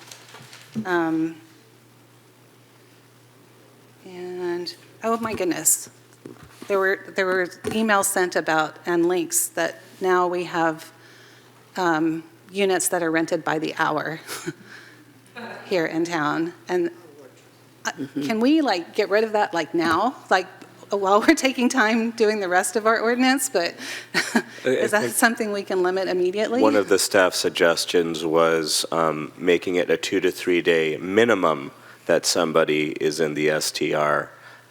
I don't know how I feel about that. Certainly we could at least make it a 1 day minimum, surely. I think 2 to 3 days minimum, because that prevents people from renting just to have parties. Right. They don't want to pay for 3 days when they want to have one party. Unless they have a 3-day party. That could be a rager. This is Pacifica. Are you? Just one more, but But I really want to stop that now. I mean, can we stop, what would we have to do, city attorney, to stop hourly rentals right now? Do you know? Have to, Into the mic. sorry. Council member, you'd have to amend the ordinance. I don't think you could do it, you certainly couldn't do it at this meeting. We'd have to have a regular public meeting and go through the process of amending the ordinance. I think that's that what we something you want to guys do. wanna right? do? That's so what Mayor- we're trying to do here. Perhaps if we can, before we wrap up, we go through and All the list, things. Wait. right, all of the things. That's what I'm saying. I want to go back and circle back before we close, even though we have time pressure for the other meeting. We're way late And already. list specifically the things we would want to see. Okay. Sorry, one more thing, that there were comments about the fees, the permit fees, and I know we raised those fees to cover the enforcement, but I do think it's not fair that we're charging the same fee for people that are doing the right thing and people that are violations. So I want to make sure we're not charging too much in a fee so that someone who's just renting a few rooms in their house that's maybe only making $80 a night, can afford the permit fee. And I want to make sure we're charging the people who have violations separately more money. And so, and increasing violations. I also don't understand, like, if there's a noise complaint, for example, and if Social host ordinance. so, yeah, if the police are called once, it's just a warning. If they're called twice, maybe they charge a fee. I don't know if we've been charging a fee now. But if it's the same problem at the same Airbnb, time after time after time, does that start over each time? Or is there some way that we're actually contacting the owner with the problem and finding him or her? Them. Because when I go to Airbnbs, there are strict rules, right? And we don't know what the owners are telling their people that are there, and they can be very strict about communicating quiet hours and so forth as part of their rental contracts. But if we're not even telling them that there's been a violation because it's only going to the people that are staying there, then that's being lost. One of the options written in the staff report was as follows. Due to a recent change in state law, cities can now establish increased fines and penalties for violations of a city's STR ordinance, where the infraction poses a threat to public health or safety at $1,500 for a first violation, $3,000 for a second violation, and $5,000 for each violation of the same ordinance within 1 year of the first violation. And I can we add highlighted that. quiet enjoyment to that? I'm sure our attorneys can figure out, Health, safety. yeah, well-being of one's peace of mind. And I'll just throw in, if we're not, maybe say we don't allow unhosted anymore. Right. That might get rid of all that. Right. Okay. My turn. Your turn. And one other option could be to charge higher permit fees for unhosted versus hosted. That would, that to some extent, that addresses Councilmember Bowles' issue with regard to, people who don't live and are using it as STR. They should pay more, because I think what we've heard tonight, the enforcement aspect of the unhosted STRs seems to be a bit more burdensome than those when they're hosted. So that's also an option. A question occurs to me, and the Half Moon Bay model, and what's largely suggested is a 60-night cap for unhosted. But I wonder if in a definition of hosted, it could merely be somebody who occupies residency for 305 days of the year or more. And so we'd define unhosted out of the equation. Just a thought that occurred to me. Wait, I want to talk. Sorry, I'm listening to everybody else. I'll ask another question. And I want to talk. First of all, for the people who don't have quiet enjoyment of their own properties, that's the worst. You are entitled to that. And I'm sorry for all of you who live near bad Airbnb houses. I think that if a person has gone to the police several times for noise, for parties, for trespass, for all of those other items that we heard today, that somehow, I know it's difficult, but we need to remove their licenses. Because there are, no clapping, remember? No clapping. Raise your hands. There are many that are good, that don't cause these problems. There are a few causing lots of problems, and that's not fair. On the other hand, I think 60 days is too short. I think we should limit the number of cars and the number of people per bedroom. I think 16 is ridiculous because obviously they're going to have more cars. People can get around the car thing by going to the airport and renting a 32-passenger van and bringing 32 people in one car. And that has happened. I think that there are many individual circumstances here that were not taken into consideration by saying unhosted and hosted. The person who had to move and rents their house out, Airbnb, and there's no problems there. Why should she be penalized for those 10 houses that are causing all the problems? Actually, it said 4. So I'm exaggerating on the other side of it. But it said 4 of them caused most of the problems. I also want to say that some of us did not attend that meeting because we were in other meetings. And I really resent when people say, hey, 2 of you showed up and the rest of you didn't. And I resent that because we do care about this issue and we do have other things we have to go to. Tiger and I had a county meeting. Mary was at a retreat. We couldn't all go, so please don't beat us up on that. I think that there are the cost, and people say, oh, what is $2 million? $2 million is huge to our city. Where are we going to find that $2 million? There's ordinances that say that Airbnbs can only be in non-residential areas. That's all we have here. We don't have commercial because no one has ever wanted commercial. And so we don't have the tax base and we don't have the extra money to get rid of $2 million. And I think 60 days, I probably said this, is too short. I think there should be allowed to have people who are not occupied. And who's going to monitor all this? Who's going to say, okay, Mary has an Airbnb, she's at 61 days. Who's going to monitor that? That means someone has to keep track of all of those items.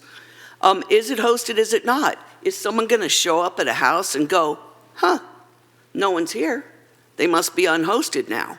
So there's so much involved in this. And then to go to the real estate side, personal property rights. I've heard people say, don't say personal property rights. But I still have personal property rights on a property that I own. I don't have the right to disturb the neighbors. I don't have the right to have trash all over the place. But I do have the right to rent out my property. And it is rented. And some people have also said, well, I don't know my neighbor. Well, my neighbor hates me because I have trees and they don't like cleaning up the leaves. So I have 365 days of someone next door to me who hates me. I'd rather have an Airbnb next door. So at least some of the time I'd have someone who cared. So, you know, anyway, I mean, there's so much involved in this. I don't think it can be taken lightly. I don't think it can be done overnight. The fact that it only took us 2 years to get this far is actually a short time. Because we had to do general plan, Sharp Park specific plan, all of the other items that affect every person in this town. So it's all important and we'll all get there and we're trying and we care. So thank you. I have a question based on what you just said, and thank you for speaking up because you know you're the mayor. You need to do that. Is it possible to require SDR operators to like enter data into a database? Like, oh, I've rented this, like maybe there's a way to collect the data. But they might lie. The HDL is on the phone. I was hoping we could ask them how they would collect the data and enforce these rules that we're talking about. It is correct. So we can collect data, but it's just like the mayor mentioned, it's reported data. Sorry, I have one more thing. I also owned an Airbnb in Arizona, and the reason I owned it was because my daughter lived there. It was a house 5 blocks from her. So she actually managed the property. If anybody had a problem, they called her. She was 5 blocks away. Is that hosted? Not hosted. The benefit to me was I wasn't always there, but those people who were there when I wasn't there helped me to go there and helped me to pay for the bills for that property. And that was a really important thing to me, to have that. We had the very first person who rented had a party. No one else after that ever had a party. One person, 4 years. It was a good thing for me to have. And I got to go see my granddaughter and my daughter and my son-in-law much more often than I would have if I had to go there and stay in a hotel.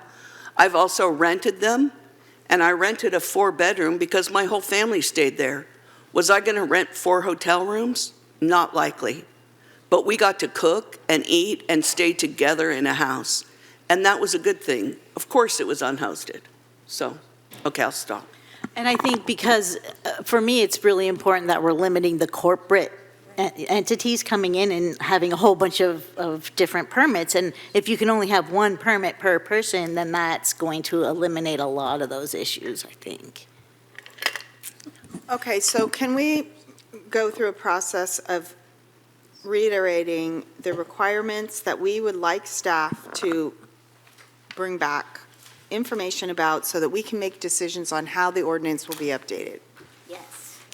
So I'm hearing 1 permit per natural person as opposed to an unnatural corporation, I'm assuming?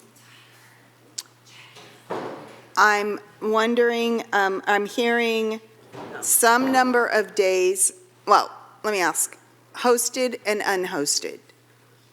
I've heard no, potentially from Mary, no unhosted at all. I'm hearing both, a mixture of both, but I'm also hearing a limit on the number of days. I was hearing a majority for 60, but I'm hearing 60 is too few. So are we okay with, at least for the moment, unhosted with limits on the number of days? And, I mean, unhosted with limits on the number of days and hosted with no limits on the number of days. That's what's in the Half Moon Bay ordinance. I think it's also going to come down to the definition, right? Like, how are we defining hosted and unhosted? Because I think we have a few different examples happening in our community, which was like what you were just talking about, your daughter and being 5 blocks away or whatever. So that could actually be, in our definition, a hosted. Okay. I'm hearing a limit on the number of people per bedroom, which I think there's actual realty-related definitions around that. 2 people per bedroom plus 1 person. In the whole property. Is actually the minimum amount, but that could be the Per legal bedroom. legal. So what about people sleeping in family rooms and living rooms and under the stairs? Bedrooms. Okay, Bedrooms. the number of people per legal bedroom. We're also talking about defining the number of vehicles and where they can be parked, as in garage or driveway.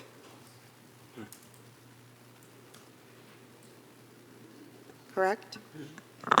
Multi-unit buildings. I don't know how my colleagues feel about that, but I would really like to eliminate multi-unit buildings from being short-term rentals. In premise, I fully agree with you. My one question is condominiums. They're individually owned. Yeah, Those are individually owned, so you can't call, they're not multi-units. Like, 3 or more units or something like that, too. And is a multiple unit building even a 2-unit building? 'Cause- Right, that's what right? I'm thinking. A duplex is a multi-unit building. Yeah. Well, are we limiting to 1 unit per owner? Because if you own that multifamily unit and you would only be able to use one. Not that I want them to use that one, so feel free to ratchet that tighter, but for the sake of the conversation. Thank you. It could be a husband and wife. If you look at this list that someone gave us, there are many multi-unit buildings on here. Many. And it's that- problematic, that, yeah. Well, it can be and it can't be. I mean, some of them may have never had any complaints against them. At some point. Is that a problematic issue? At some point, I don't care about complaints. I care about whether or not our Renters. housing stock is being bought up and flipped around for somebody's profit where it could be having a family. Yeah, and living if here. I could just go rent, like a single mother with a child wants to rent a house and their kid can go to school here in Pacifica, if that's an STR, they can't do that. Like I had to, it's somewhere to live. I'm still renting, so. Well, and people work to make money. That's why people work. So, it's, we don't work for free. Right. Well, some of us do. But All right, so- most people don't. Something about, well, yeah. What do we want specifically to say about multi-unit I don't know. buildings? I have a lot of thoughts on multi-unit still, but apparently I'm outnumbered on that one. I've seen I'm not another sure. option where someone limits it to 1 unit in a multi-unit building. So, I mean, like the one on Esplanade where they evicted 4 low-income tenants, right? Yeah. At least it limits it to one family that's getting kicked out as opposed to all So of if it's them a in the building. multi-unit building and we're not talking about condos, I think there should be a restriction of STRs there. If you own a condo and you want to do a hosted STR, or you're away for a month and want to rent it out as an STR while you're away for a month, I don't have that problem with a condo. I do have a problem with that with what otherwise would be a multifamily rental complex.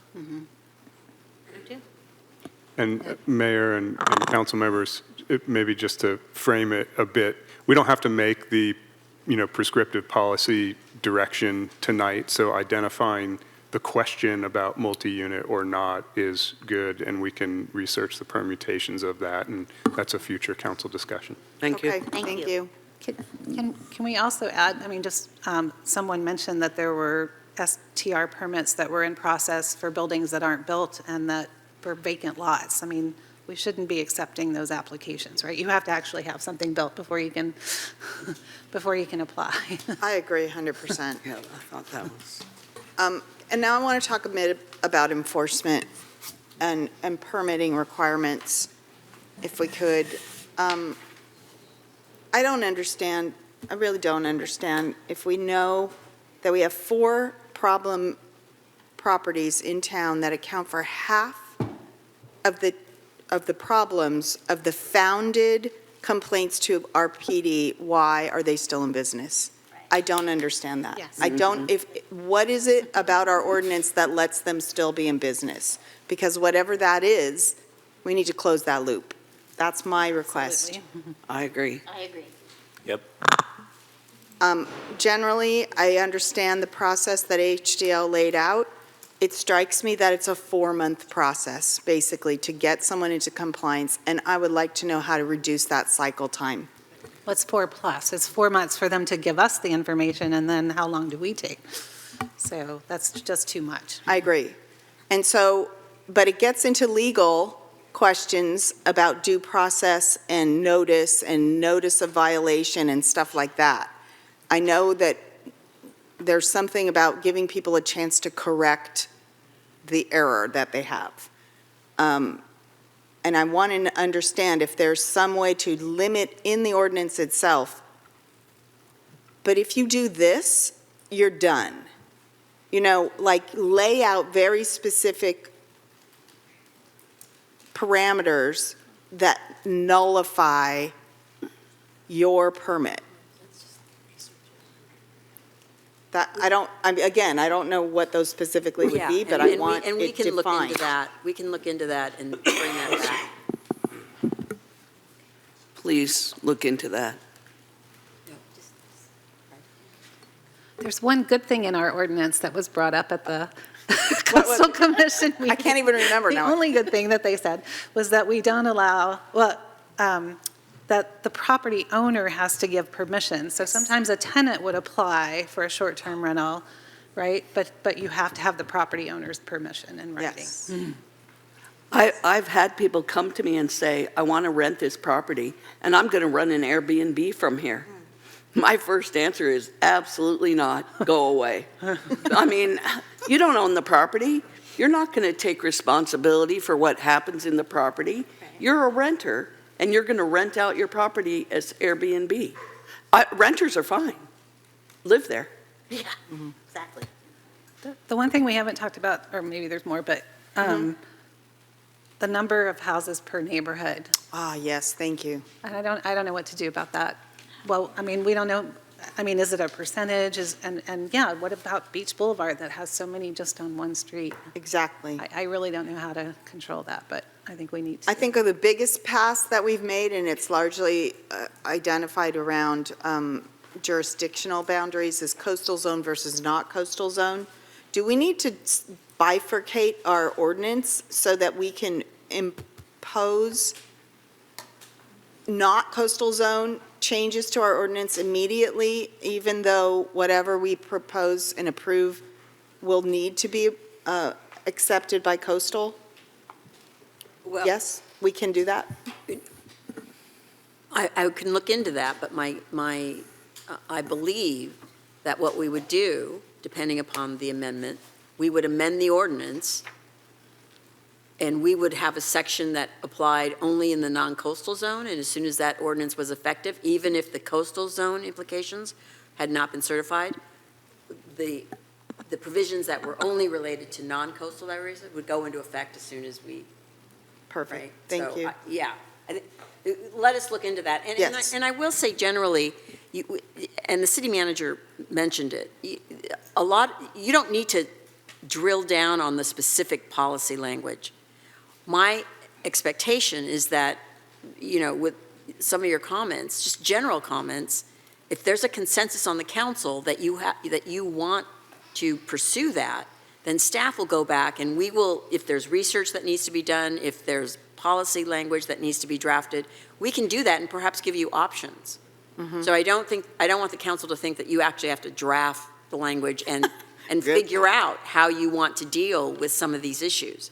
You should raise the issue, spot the issue, and then tell staff, this is something that we would like to explore. Please bring this back to us when you bring back an amended ordinance. Appreciating that as always, we go at the speed of government. I think we've wanted to have this conversation for quite a while, and so we're only too eager to go into detail right now. Yeah, and also because I want the community to understand that we're hearing them, and these are the things that we want to bring forward in changing and tightening up our ordinance. Did we talk about primary residence requirement? And maybe we use different words. I'm just trying to understand.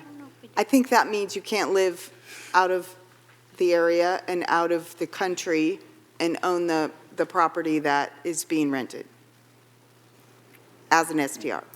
I mean, offered as an STR. When people are mentioning primary residence, I would assume that is, they're wanting the person to reside in the unit or dwelling for a certain period of time.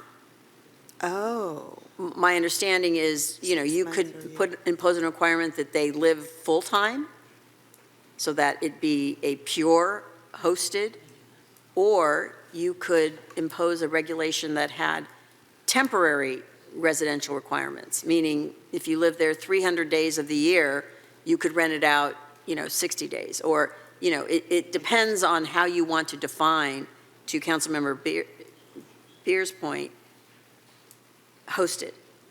And also, it can include, before you can apply for an STR permit, that you have been a resident in the property, residing in the property.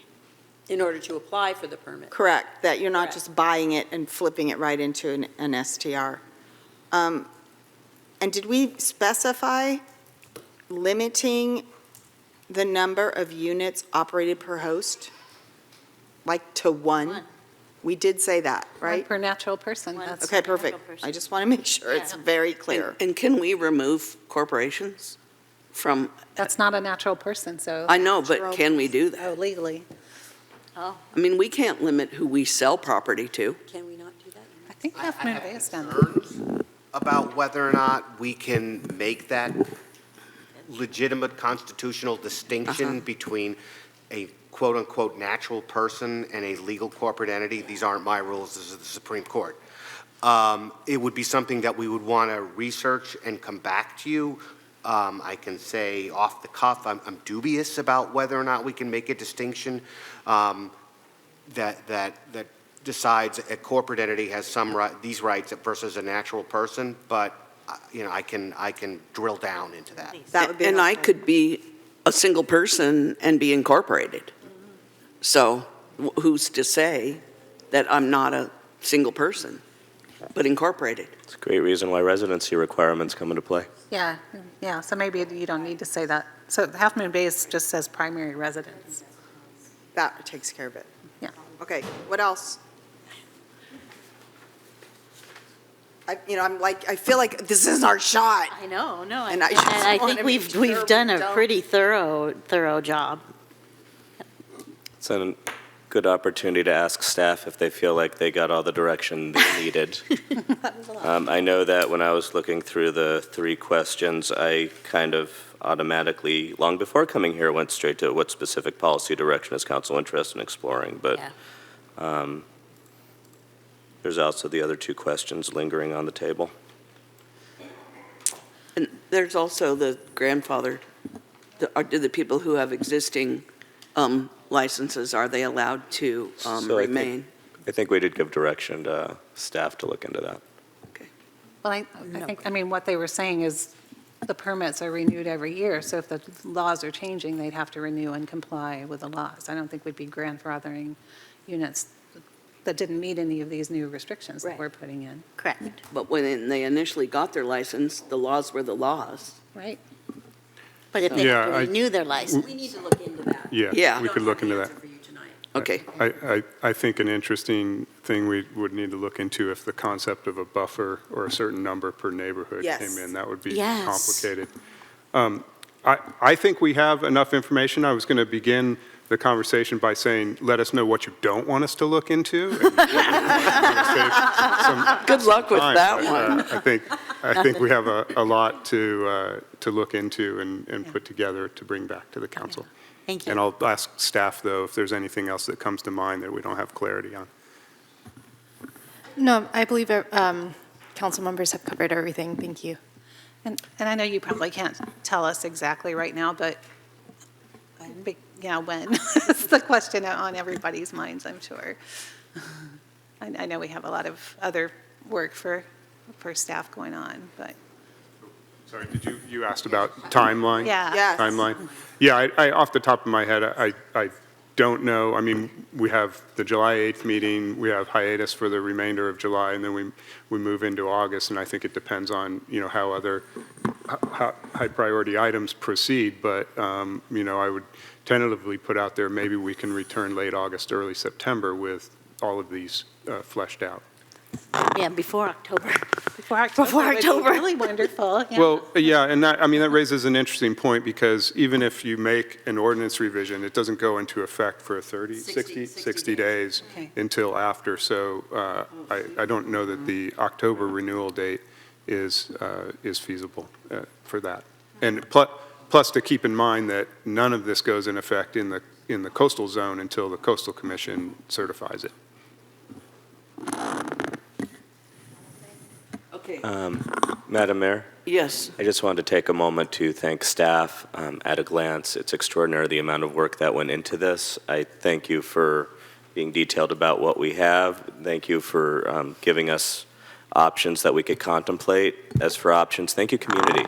Yes. Yeah. We saw how many emails came to us. We've been hearing you for the last 2 years, and if you haven't been doing a yeoman's job, Community.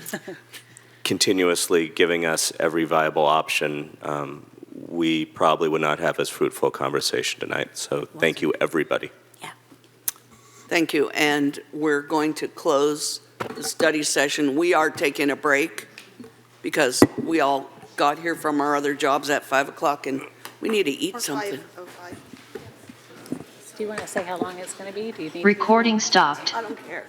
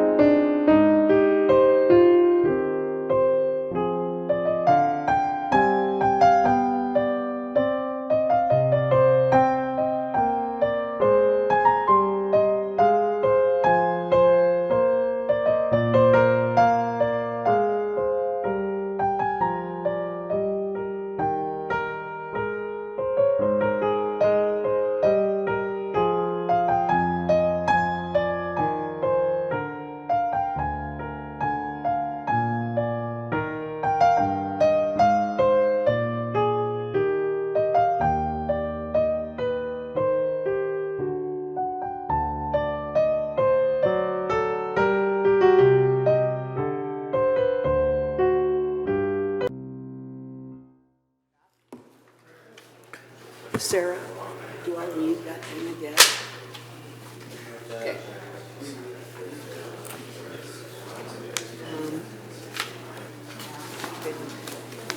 Find it. Reading this whole thing. Okay, let me do this and then I'll find it. Okay. Okay. Recording in progress. It is currently 8:18 for the 7 p.m. meeting of June the 24th, 2024, and I'm calling the meeting to order. May we do roll call, please? Councilmember Bowles. Here. Councilmember Big Stick. Present. Councilmember Beer. Here. Mayor Pro Tem Beckmeyer. Present. Mayor Vaterlos. Here.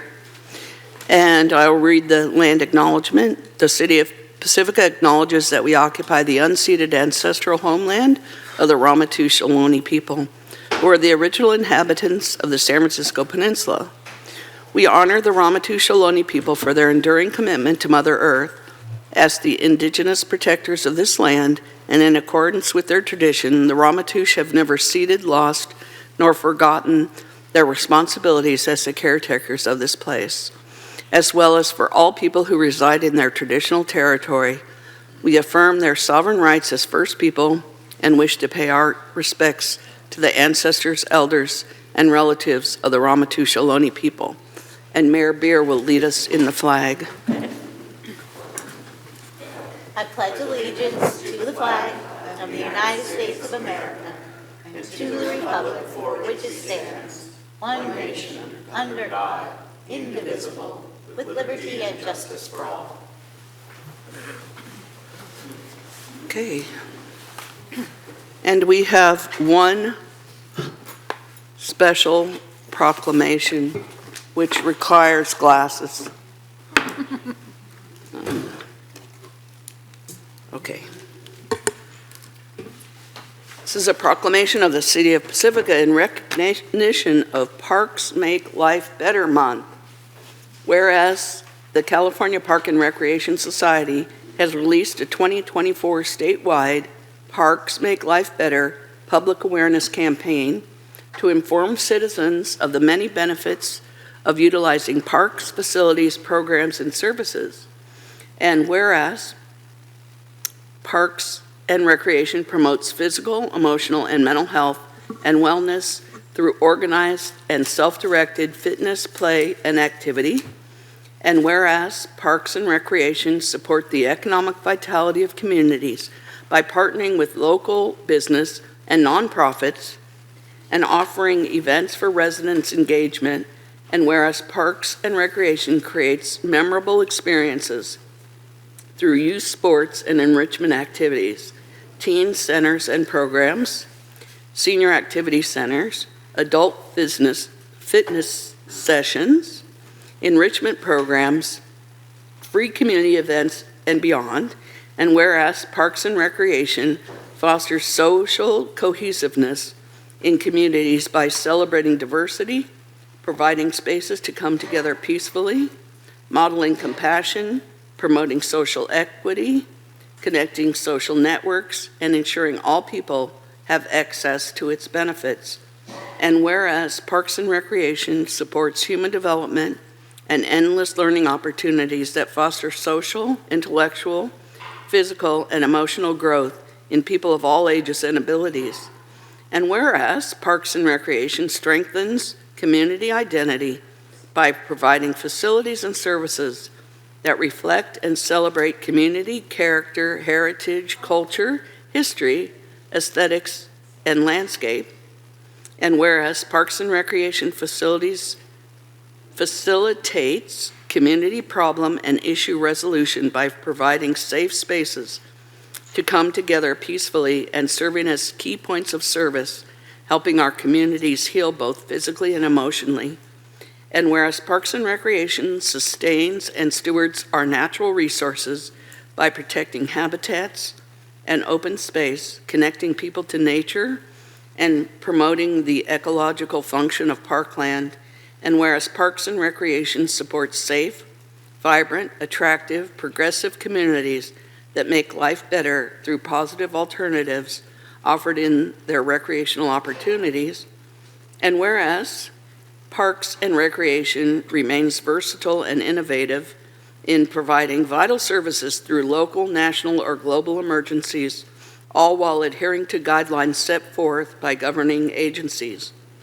Now, therefore, I, Sue Vaterlos, on the behalf of the entire City Council of the City of Pacifica and all of its citizens, do proclaim July 2024 as Parks Make Life Better Month in the City of Pacifica, and recognize the importance of access to local parks, trails, open space, and facilities for the health, wellness, development, inspiration, and safety of all participants.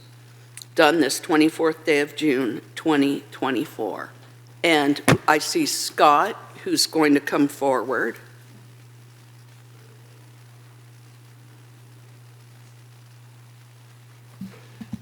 City Council, I'm Acting Park Beach and Recreation Director Scott Leslie. After such a long pronouncement, I'll maybe keep my notes brief.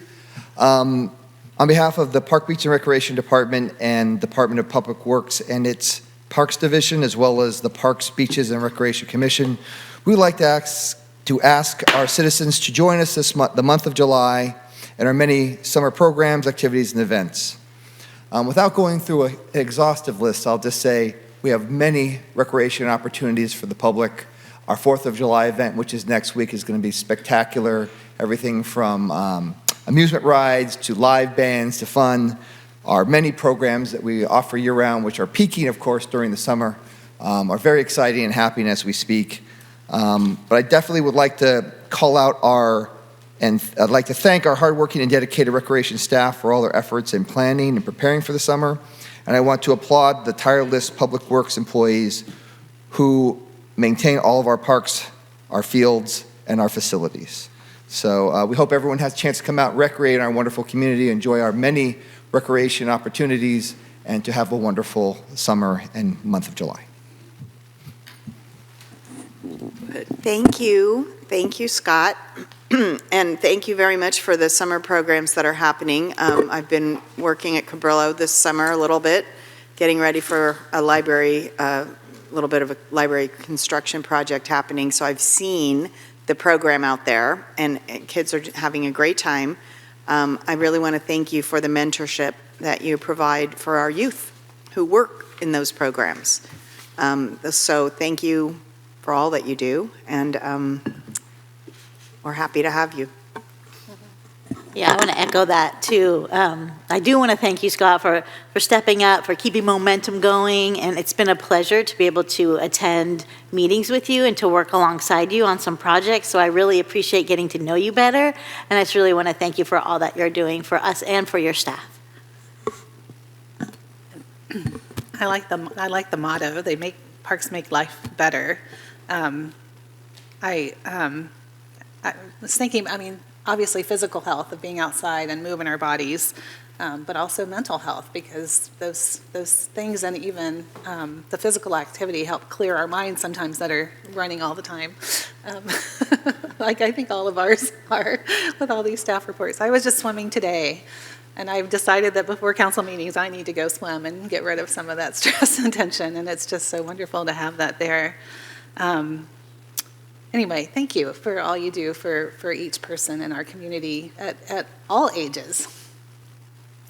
Reflecting on certain businesses that have lent themselves to recreation of yesteryear, which are not these days present. You're there to make sure that there are opportunities for healthy ways to recreate for our community, for our youth, let alone the rest of us. And thank you so much for the very important work that's done here and the resources we have. And I have 3 kids, and they attended multiple Parks and Rec events, and my daughter even worked for Adventure Camp in the summer. So they were heavily involved in parks and appreciate all of it. So thank you. And are there any people in the public who wish to speak? Anyone on the... There are 2 raised hands. The first is for Terry Milby. Okay. Go ahead. Okay. Next.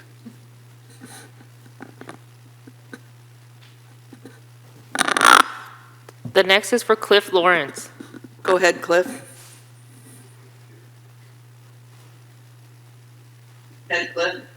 Hello again. I wanted to share that in the little time.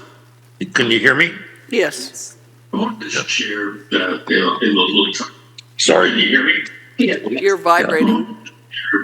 Reverberating. You're vibrating. Sorry about that. Okay, got that fixed. When I had the opportunity and the pleasure to travel to Europe, one of the things that really struck me was seeing the people in the parks. And I would flash back to those paintings of peoples in the park in the 1800s. It's truly a treasure that up close we lose track of. You have to step back and realize that it's time to stand there, to take a breath and let nature heal.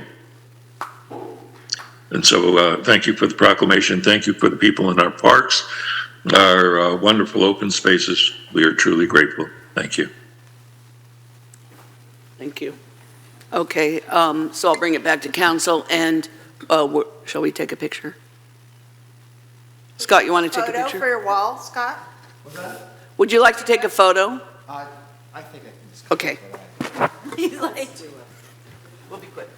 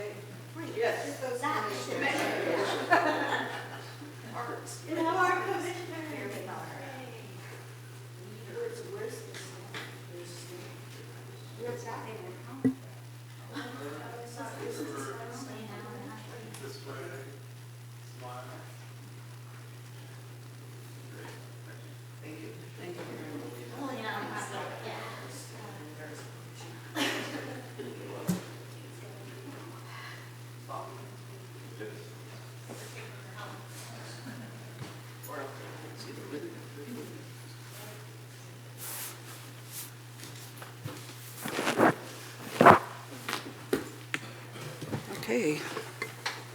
Now we're moving on to the consent calendar.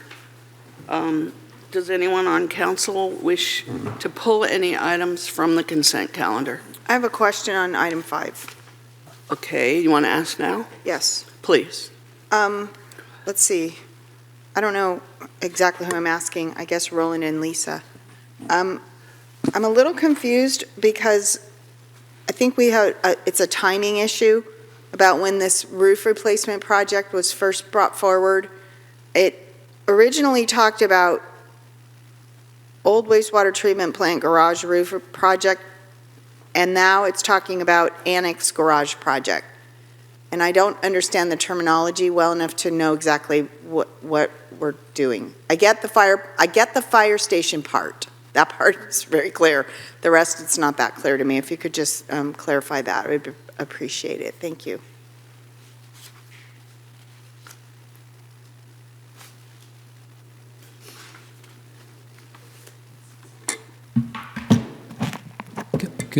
Good evening, Honorable Mayor, Mayor Pro Tem, and City Council members. Roland Yip, Deputy Director of Public Works / City Engineer. So originally, as it was budgeted, it was called the Old Wastewater Treatment Plant Garage Roof Project. So that's what is seen in the CIP report that's going to Council today. So it was previously called that project, and that's how it was budgeted. Our field services staff and maintenance staff has always called it the Annex Garage Project. So as it was bid and as we're presenting it in front of the council today, that's what we've changed it. We've noted it, that name change in the report. So that was something that the field services wanted to change because that's what they currently call the project. But the physical location of the project is in the adjacent, right next door to here. That's correct. That Okay. is, the building is the same. The same building, different It's the name. same building. It's just the name that the field services staff has called it, and that's how they have called it when they went out to bid and asked us to call the project. Understood. Thank you. And if I can follow up on that one too. I finally just pulled up the plans. The link wasn't working for me before. It seems like it's a little building right off of Palmetto, but behind the fence on the southern side of the wastewater treatment plant. Can you tell us what that building's used for and just approximately the square footage?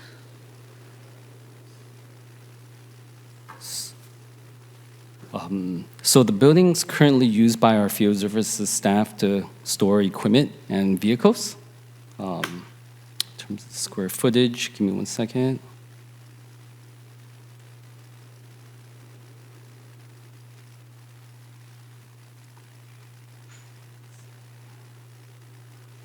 I do not have that readily available.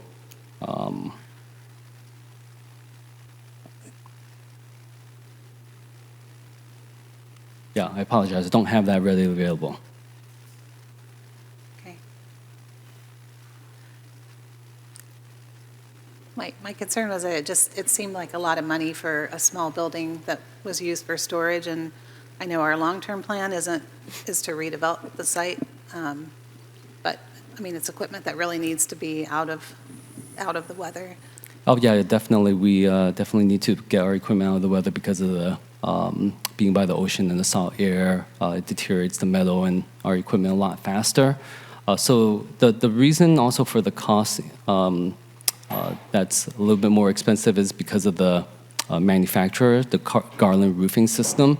They typically come with a 30-year warranty, and so their roofing systems do cost a little bit more, but they have a very renowned reputation of coming back and doing any necessary repairs and upholding all of their warranty work and repairs. And so they have a very good product along with a very good warranty, and that's why a lot of cities choose to use the Garland roofing systems. Okay. So it seems like a lot to spend if we're not going to use it for 30 years, but I'll trust you all to decide what's best. Yeah, if I could just elaborate a little bit, I think this falls in that category of when you don't maintain a piece of property for a long time, then you get into a situation where it costs more for it to be effective. Indoor storage space for our public works equipment is at a high premium in Pacifica. We have very little of it, so it's an essential space for all of that storage. And yes, we would like to have seen the bids come in lower on it and spend less money, but roofs on facilities like that are very expensive, as we're learning. Any other questions? Consent? Okay, would someone like to make a motion? Sure, I move that we approve the consent calendar. Oh, does anybody, public Oh, comment? public comment, sorry. Does anyone from the public like to make a comment on the consent calendar? Seeing none in the audience, how about on the phone? Seeing none, I'll bring it back to council. Would someone like to make a I motion? move that we approve the consent calendar, round 2. Second. Please vote.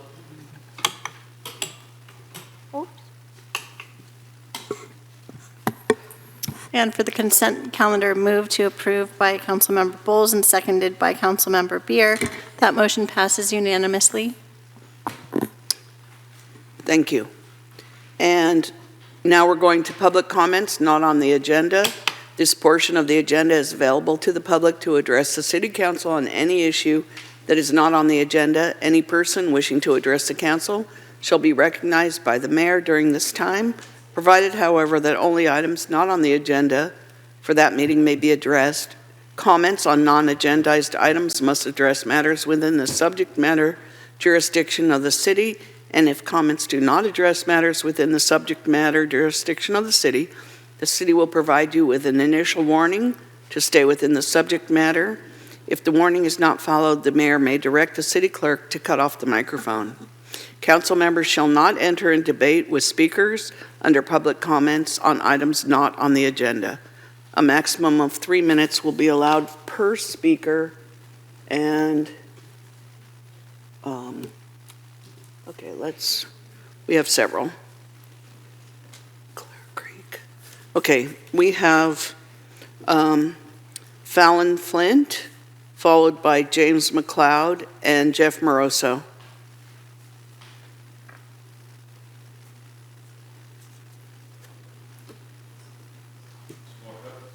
Yes. Hello, can you hear me okay? Yes. So my public comment is on the ceasefire proposal. First, I would like to clarify, has it already passed? Okay. I would like to start by saying I understand that our city council members are working regular jobs just like myself.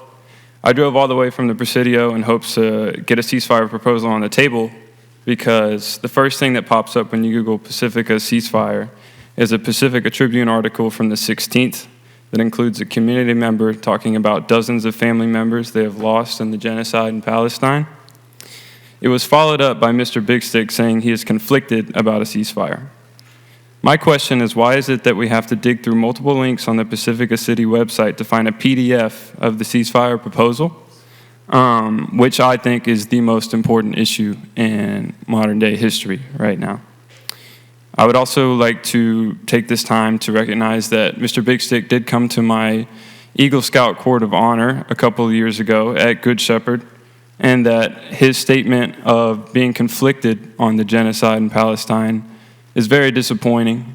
And I would like to have my Eagle Scout Court of Honor pin that I put on him as a mentor back. That doesn't have to happen today, but I would like that back because I would not like to be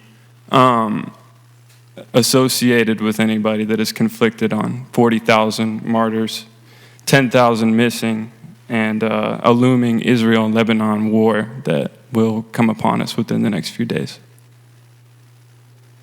And that is all I have to say. Thank you. Thank you. Okay, James McLeod, followed by Jeff Moroso, and then Jane Ahern. I'm here to talk about the Calera Creek situation. I was notified by a few neighbors that the city Public Works Department has sent out letters to certain people that they're no longer going to maintain Calera Creek.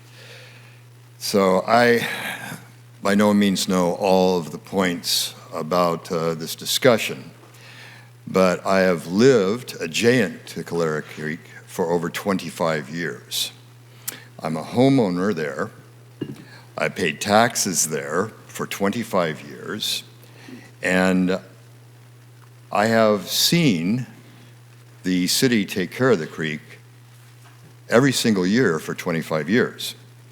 Now, on my property, which I own, I pay taxes to the city, state, and county. I maintain my property completely, and I maintain the adjacent part where there used to be a sidewalk. What I heard was about 45 years ago there. It's no longer a sidewalk, and the city doesn't have the money to do that. I maintain it. I maintain that side of the road. I've been maintaining city property for the last 25 years that is adjacent to my property, right there on the border. Now, across Reino del Mar, the road that is on the north side of my property, is the creek. That's not my property. And from what I read to letters that were sent out is the city is putting that maintenance now on the people adjacent to the creek, which is a little bit insane. I've done a lot of things for Pacifica. My wife and I have donated over the last 25 years, tens of thousands of dollars to the Resource Center. We've participated in a lot of things, but this I no longer have the money or time for. I can't take care of that creek. So I'd like to know, just the fact is, why for 25 years they maintain the creek and now it's no longer a responsibility of the Public Works. And if it is still, please someone clarify that for us. Thank you very much. Thank you.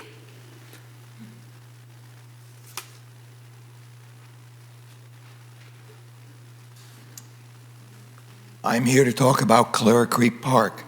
There is a letter from Roland Yee right here, dated May 17th, that claims the city is changing over 60 years of precedent and will no longer maintain Clara Creek Park.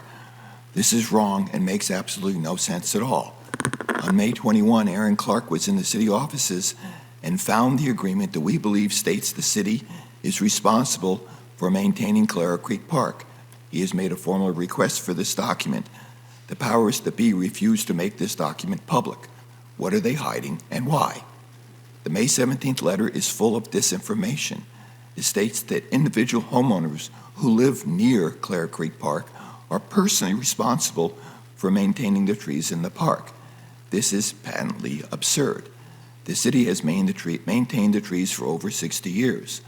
There are many documented cases of the city maintaining Clara Creek Park as recently as April 20th of this year, Earth Day. If they want to transfer responsibility, they would have to bring all trees into compliance, which means removing all of the eucalyptus trees and all other dangerous trees, a multi-million-dollar project. Then it would have to form a homeowners association with the power to tax the residents of Valimar. Good luck with that. There needs to be a full investigation of why the city is unwilling to make public the document that states the city is responsible for maintaining Clara Creek Park, and to investigate how this May 17th letter came to be. Who is responsible for this travesty of justice? We need some answers by the next City Council meeting. This will lead to a multi-million-dollar lawsuit if it is not exposed and changed. On the flip side, we have a new organization we're calling Friends of Clara Creek Park. Our first major cleanup was April 20th on Earth Day. We generated over 20 cubic yards of green waste that Glenn from the city came and removed. There is a lot of energy and enthusiasm to help clean up and maintain Clara Creek Park. Our next cleanup is scheduled quarterly for July 20th. We expect a large turnout. Isn't it better to work with us to maintain the park instead of spending millions on a lawsuit, which makes no sense at all? I hope the city mows the grass around Clara Creek Park before 4th of July fireworks to reduce their liability, as they have done for the past 30 years that I have been here. As members of City Council, I want to thank you for your service to the city of Pacifica. I'm sure it's not easy. Parks make life better. Let's maintain them. Thank you. Thank you. Jane Ahern, followed by Aaron Clark and Gail Benton Shoemaker.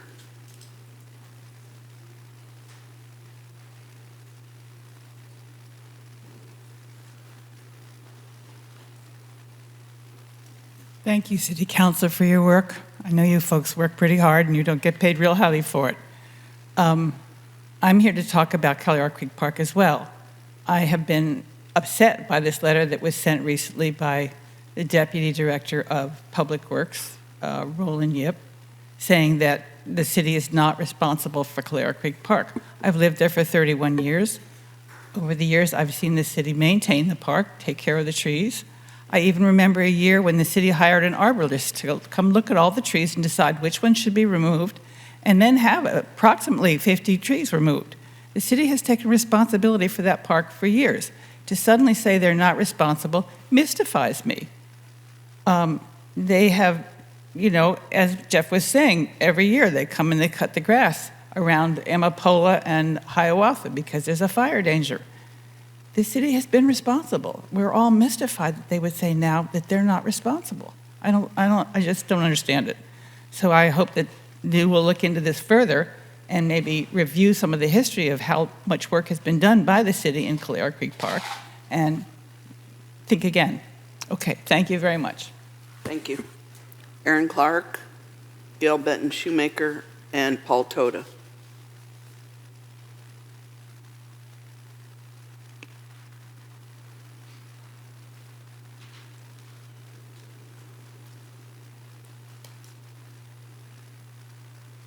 Hello. Yeah, let's get right to it, I guess. The bottom line is I've seen the subdivision maps for Valleymar. I know what the city's using to justify their position, but I also know that the city's been maintaining Calera Creek Park for over 60 years, and I also know that the legal reasons for that were written in a document prepared by a past city attorney and kept in a file in the Public Works Department. I know that city staff was informed of that 2 months ago. I know that city staff denied the existence of that form until it was stuffed in front of their face. And I also know that it was removed from the Public Works office without a copy being made. And I know that it's been given to the city attorney to try to figure out some way around it, obviously. So, and that they have refused to give a copy to the public. So that's all true. The question is, why is city staff time being spent trying to figure out how to get out of maintenance obligations when they're paid a huge sum of money to figure out how to accomplish public works obligations? We're not paying people to figure out how to get out of doing their job. We're paying them to figure out how to do their job. And yes, you can't maintain something for 60 years and then deny that you have responsibility in it.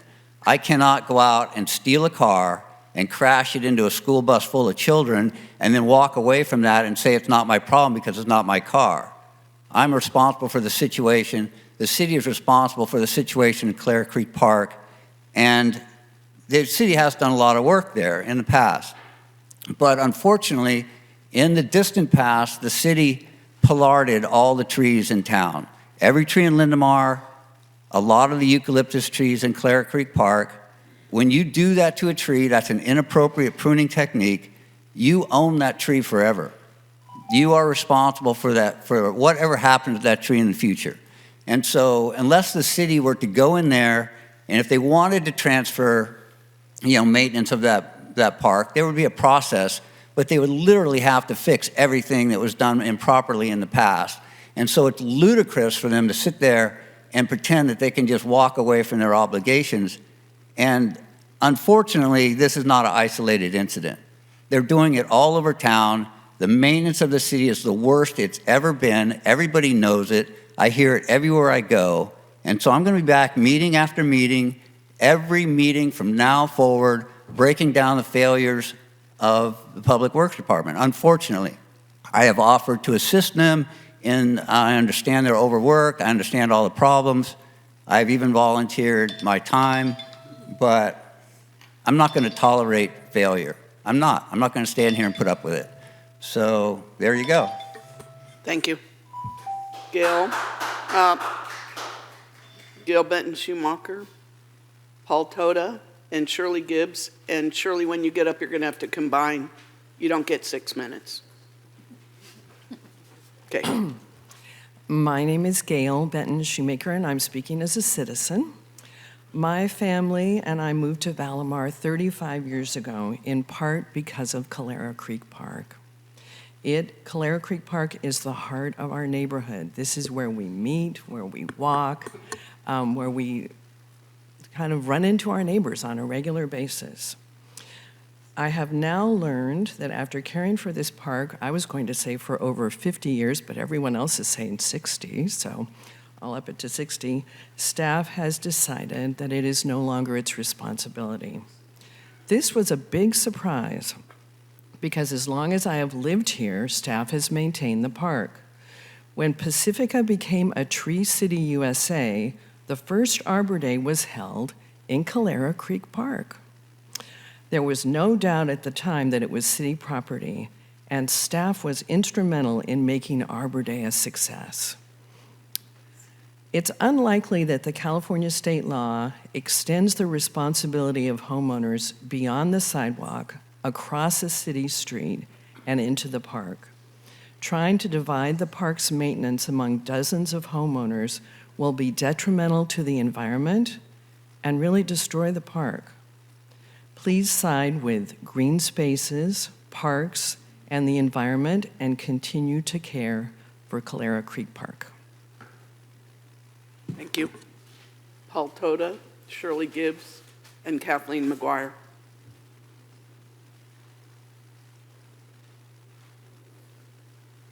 Hi, and thank you. My name is Paul Tota, and I'm speaking as a resident of Valamar, a neighborhood I've called home since 1985. The recent letter to those who live along Calera Creek doesn't personally affect me, except it does. I worry for my neighbors who bought their homes having no idea that they might one day be responsible for trees across the street from them. I feel for my neighbors who now face enormous potential costs and liability. All of this seems related to other actions by the city, a city that I understand faces enormous pressures to balance its budget. This, however, is not the way to do it. Thank you. Thank you. Shirley, then Kathleen, then Sarah Gates, and that will be the last card I have. Mayor Vaterlos and members of the City Council, my name is Shirley Gibbs, a longtime resident of Pacifica. I'm going to read this tonight because there's a lot of figures in it I want to get correct. Imagine taking a ride along with me on Highway 1 and taking the exit at Oceana and Clarendon. Immediately in sight, we are canvas banners along the fence, 14 of them. And if we travel under the underpass, there are 5 banners on the north side, 1 half torn off and unreadable. Many have not been taken down since the event has happened. On the other side, there are 4. There are 23 banners in that intersection. So travel north on Oceana Boulevard, across from Eureka Square, 1 on the corner of Paloma, 2 in front of Good Shepherd, 4 across from the fitness studio, and 17 on the corner of Oceana and Manor. This is a total of 49 advertisements in the Sharp Park and Manor District. Can we do something about this proliferation of banners, make them take down when the event is finished? New ones seem to appear daily. Thank you for your consideration. And you had a second item.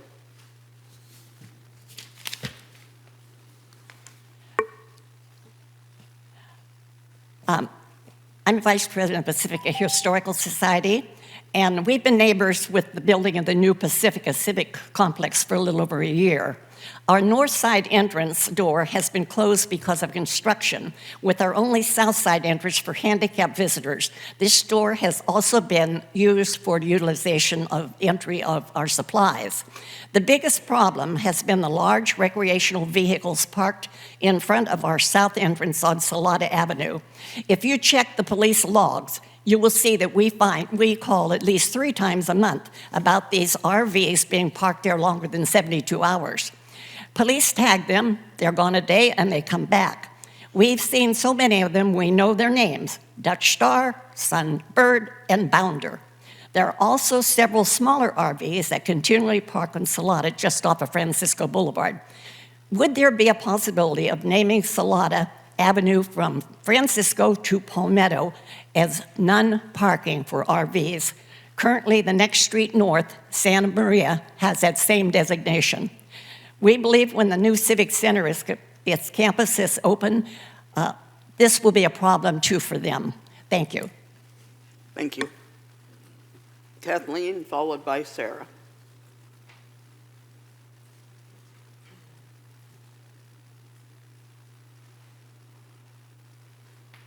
Kathleen McGuire, Mayor, Vice Mayor, and council members. I'm talking about the large, oversized vehicles that park on Salada. They park right near the museum, so our guests that come don't have places to park. There's also a jut out where it protects an old tree, which is a heritage tree, and when two oversized vehicles park on either side of that one-way street, it's very difficult to get through. Even though you think, well, it's just one way, those two big vehicles make a mess of traffic there. I have often and every time called in to have these vehicles tagged, but they still get time to stay there. So when we have an event, there is very little room actually for the people that are handicapped to park in that area where it's easy to get into the south entrance. And I must say, it's going to be difficult for them getting into the north entrance, even though there is handicap parking in the Civic Center, because it's a long way for a handicapped person to walk to get into that north door. But anyway, my focus now is on those oversized vehicles. Please make it a street that will not be allowed to have any oversized vehicles parked there. Thank you. Thank you. Next, we have Sarah Gates, and then Sandy Ayers.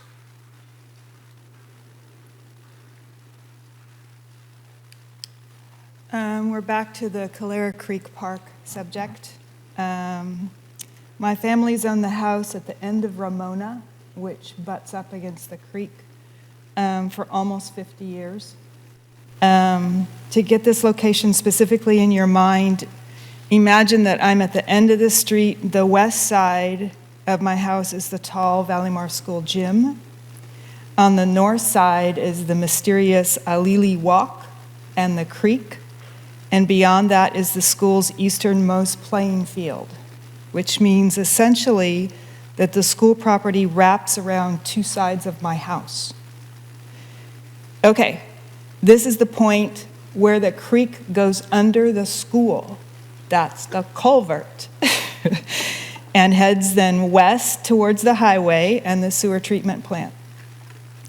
When the culvert gets clogged with storm debris, and it does, and Valleymar School playing balls from the playground, the creek backs up and the water table rises.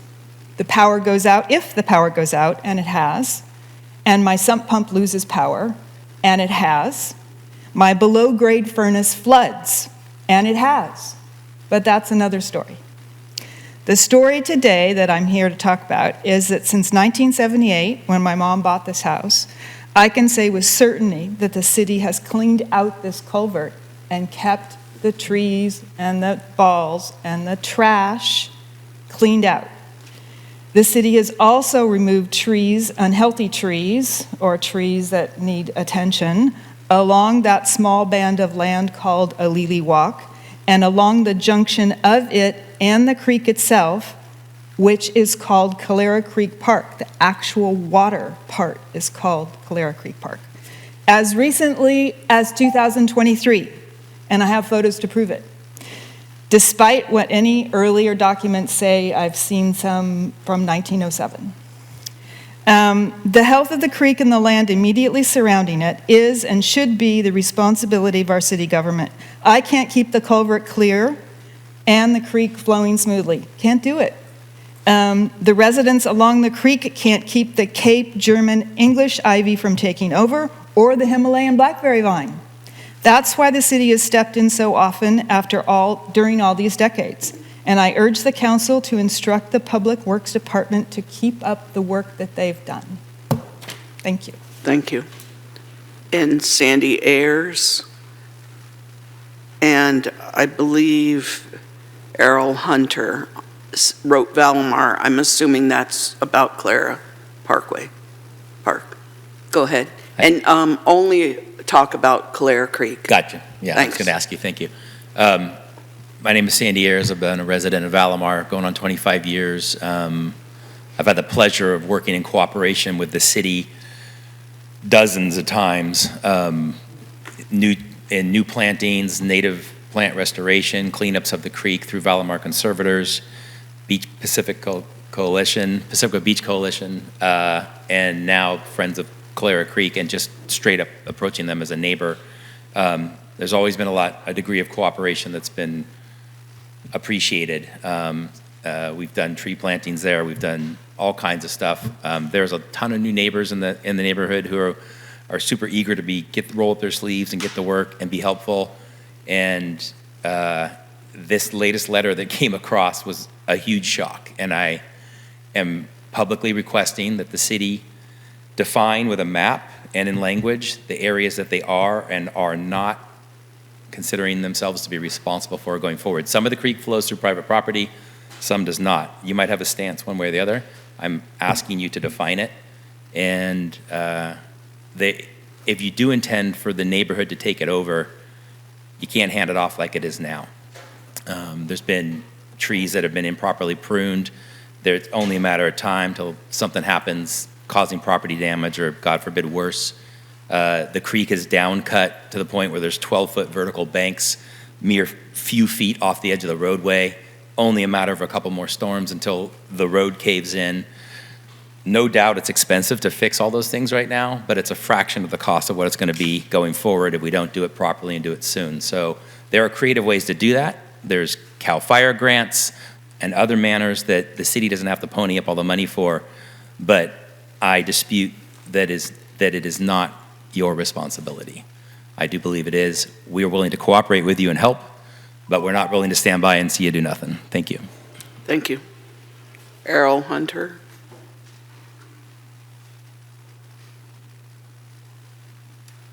Yes, hello. First of all, thank you all for your service. I know that your jobs are not very easy, and so I just wanted to acknowledge that straight out of the gate. Thank you so much for your service. But I want to, number one, express my support for the sentiments and the things that have been said by my fellow neighbors about Clara Creek. For me, I think the way I think about it, I think the first threshold question is probably one for the city attorney, which is, does this ordinance or the state law that's been cited in the letter from Mr. Yip actually apply to not just the sidewalk abutting a homeowner's home, but across a public street and into a creek? I don't think it does, and I would love clarification from city attorney as to whether it does that. The other legal aspect I would love clarification for as well is who is liable if there is injury or property damage from a tree limb falling. This latest request that Mr. Yip was responding to came from a neighbor who actually was calling about a limb that fell in front of my house. And this is a limb that I know personally and firsthand that would have actually killed somebody had it fallen on someone. Right? And so from what I've read and what I would love clarification from city attorney is, when you say that someone has a duty to maintain a tree and there's injury or property damage resulting from the failure of maintaining that tree, then there is actually personal liability to that person whose duty it was. So this letter by Mr. Yip, intentionally or not intentionally, I believe is at least raising the question of who is liable if there's injury or property damage from a tree that now the city public works is saying is now the homeowner's responsibility to maintain. Separate from the legal question, the next point of clarification I would love is this fair? Like, do you as council members believe that it is fair to hold the homeowner across the street from a creek, financially responsible for maintaining these gigantic trees that the city has been maintaining for decades improperly in some cases? And then the third and final point I'd like clarification on is that if you determine it is legal, if you determine somehow it is fair, then this one letter cannot be the right amount of due process and notice for all the residents of Valamar who live across from a creek in order to tell them that this is now their responsibility. Thank you very much. And again, thank you for your service. Thank you. Emily? There are 4 raised hands. The first is for Janine Markard. Go ahead, Janine. Yes, hi there. I have moved to the top of Talbot Avenue a few years ago and took over a property that has quite a bit of land, some of which might be Golden Gate National Recreation Area. I think we butt up against that. We may butt up against some property that might be PG&E's. And we come right up against the Sharp Park overlook, which I'm unclear if that is Pacifica's, the state of California's, or even the cities or the counties. I'm not sure who owns that. When we moved here, there was quite a lot of debris on our property. We paid to have part of a car, a washing machine, a refrigerator, some other large garbage debris removed. And every so often, some other large pieces of garbage do land on our property, thrown down from the overlook. In addition, as you are probably aware, often people like to throw fireworks from that overlook, which often go off in the middle of the night outside of our bedroom window. The police know me, and I introduce myself as the crazy lady at the top of Talbot when I call them repeatedly. And I know that even recently we've had quite a bit of fireworks, not only from that location, but maybe even from Malaga Ridge. And what I would like to try to do is maybe put onto either an agenda or start a petition, if it is indeed the purview of this council and of the city of Pacifica, to ask to maybe close the overlook from, say, dusk till dawn, to maybe prevent some of the garbage. I've reached out a number of times to the council to assist with, to join forces with, to somehow come up with a solution to the garbage that gets thrown off that overlook. I'm happy to find a joint solution to that, but so far nobody ever really responds to me. So the only thing I can really think of is maybe closing it, putting up a chain, some tire spikes, some other something. I'm not sure what the right solution is, but at least maybe getting it on your council, on your agenda for future discussion, and finding some way to give us some relief, because the middle of the night fireworks are literally heart attack inducing for myself, my husband, and all of our pets. And I'd really just like to find a way to open up the conversation with you all about a better solution. Not just us, but of course all of our neighbors down the street. The garbage impacts us primarily because of our property, but the noise factor, the fireworks, the fire danger, et cetera, is very omnipresent and seriously detracts from our enjoyment, of course, but there's always the danger as well. So I wanted to add that. Your 3 minutes is up. Thank you. Thank you. The next raised hand is for Carlos Davidson. Go ahead, Carlos. Thank you very much, council members. I'm Carlos Davidson. I live in Valamar. I'd like to second the comments of all my Valamar neighbors. I think this is really a dangerous decision in that homeowners clearly don't have the financial or the expertise to do the tree survey and maintenance work to keep track of all the trees in the valley, which means that dangerous trees will be left until there is an accident. And then at that point, there will be a fight over who is liable. But that's a horrible situation to have play out. This is not the first time that the city has suddenly decided that they're not responsible for Valamar. Around 2017, several large eucalyptus trees by the city's own surveys were determined to be dangerous, and the city suddenly declared that the land was not theirs. At that time, they were saying that Calera Creek belonged to the county. I personally called the county public works people. They were scathing, and they said that when the city of Pacifica was incorporated, all the non-private parcels became city property. And that's why the city has been maintaining the Calera Creek ever since. So please reconsider and walk back this really bad and dangerous and probably not defensible decision. Thank you very much. Thank you. The next raised hand is for Amy Hoffman. Go ahead, Amy. Hello, I live in Valimar at the end of Verona, right against the creek.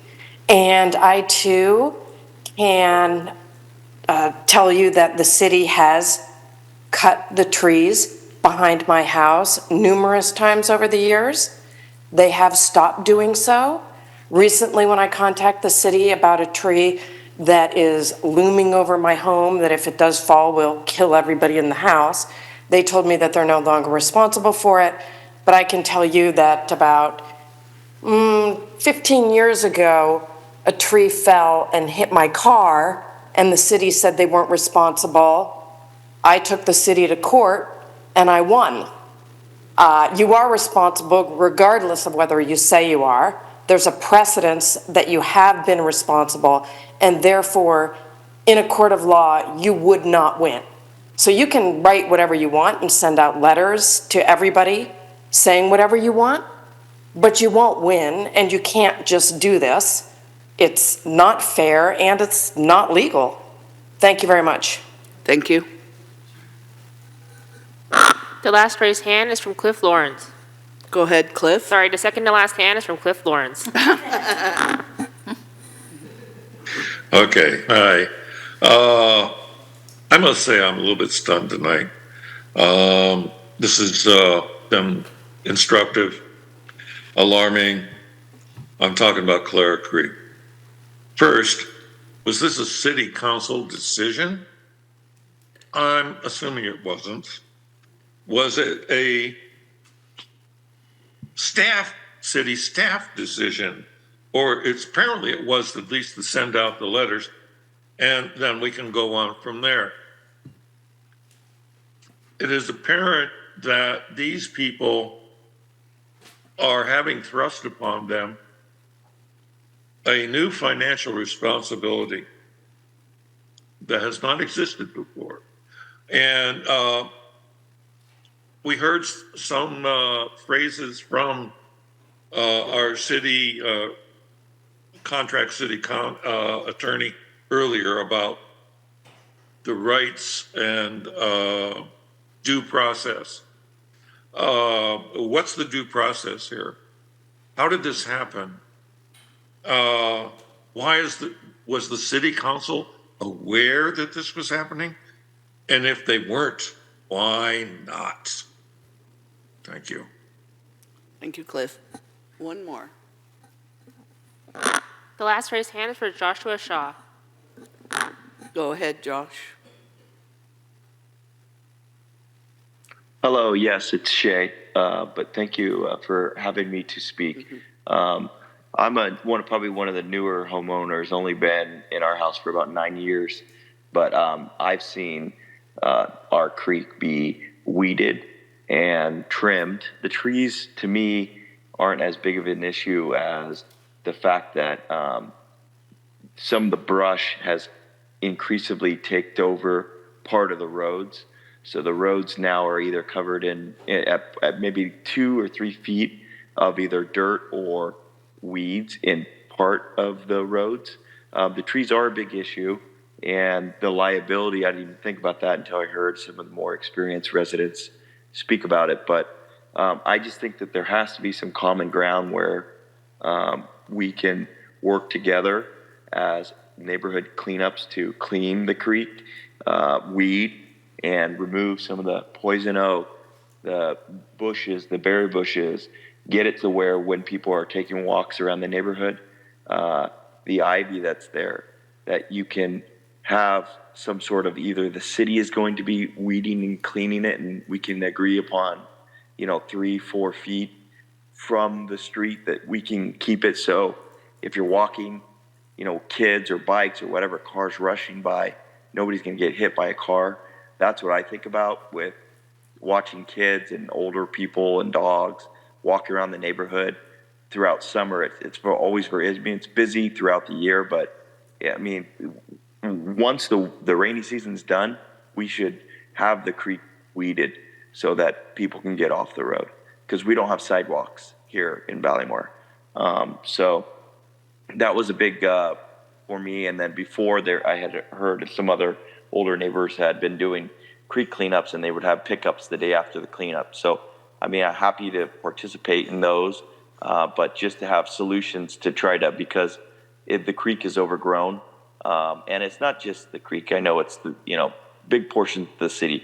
An example would be if you're driving down from Rockaway towards Ballymore and you see part of the highway is manicured beautifully, and then once the church parking lot stops, you see the rest of it is not manicured. It's about 6 feet high of weeds, and I feel like, I know we're all probably understaffed with the resources we have, but if we could put some resources into beautifying the city and figure out a way to strategically work on some of the stuff. I mean, I'm very proud of what you guys have done with Frontierland, and the effort that you've done at Sanchez to help the Little League and make the Art Center look beautiful. The grass looks great. I know that the city workers are working very, very hard. Josh, thank you very much. Your time's up. Thanks. Okay, no one else? Seeing no one else, I'm going to bring it back to, I'm going to close the public comment, and now council communications. And Tiger has his light on. Thank you, Madam Mayor. First of all, after hearing that many comments about Calera Creek, I do hope that city staff will have something to say around it during staff communications.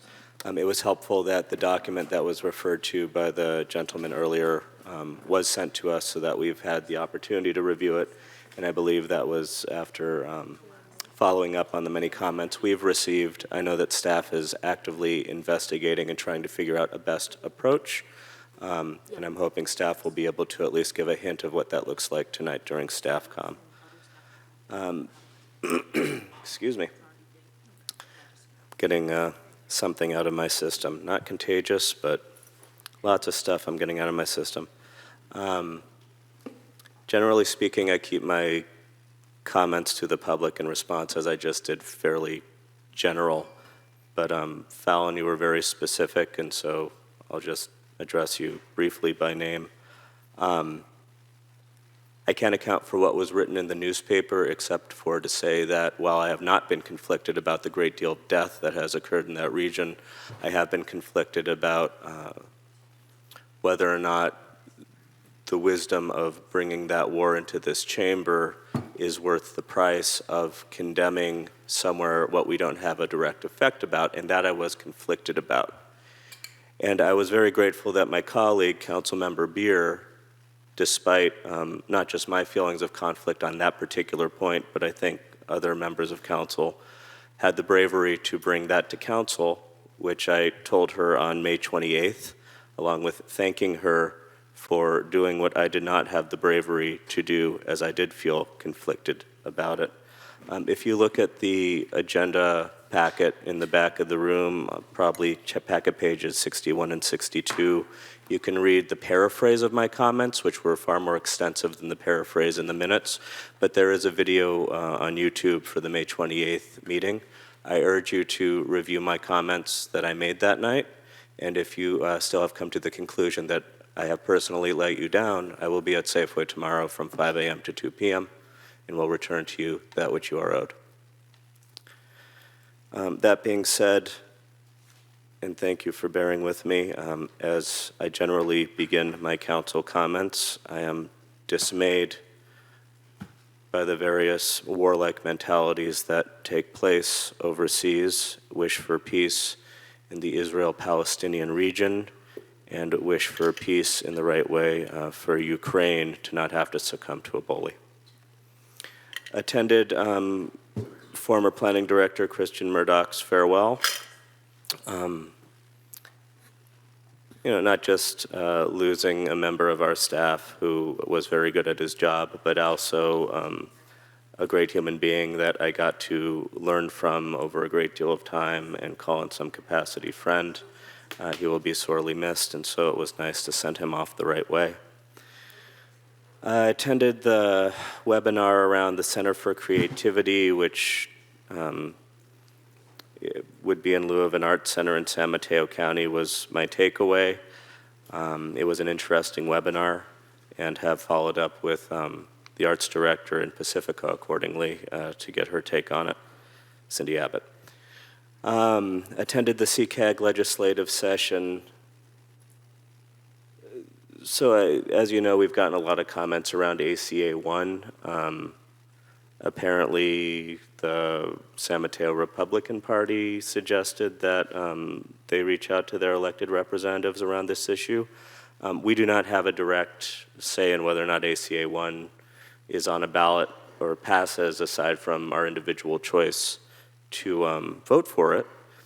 So it will be on the ballot regardless of us. But what we were updated on was that the legislature passed ACA 10, which informs ACA 1 insofar as now what will be on the ballot is limited to not affect taxes. You would still need the higher threshold for taxes, but it will affect bonds.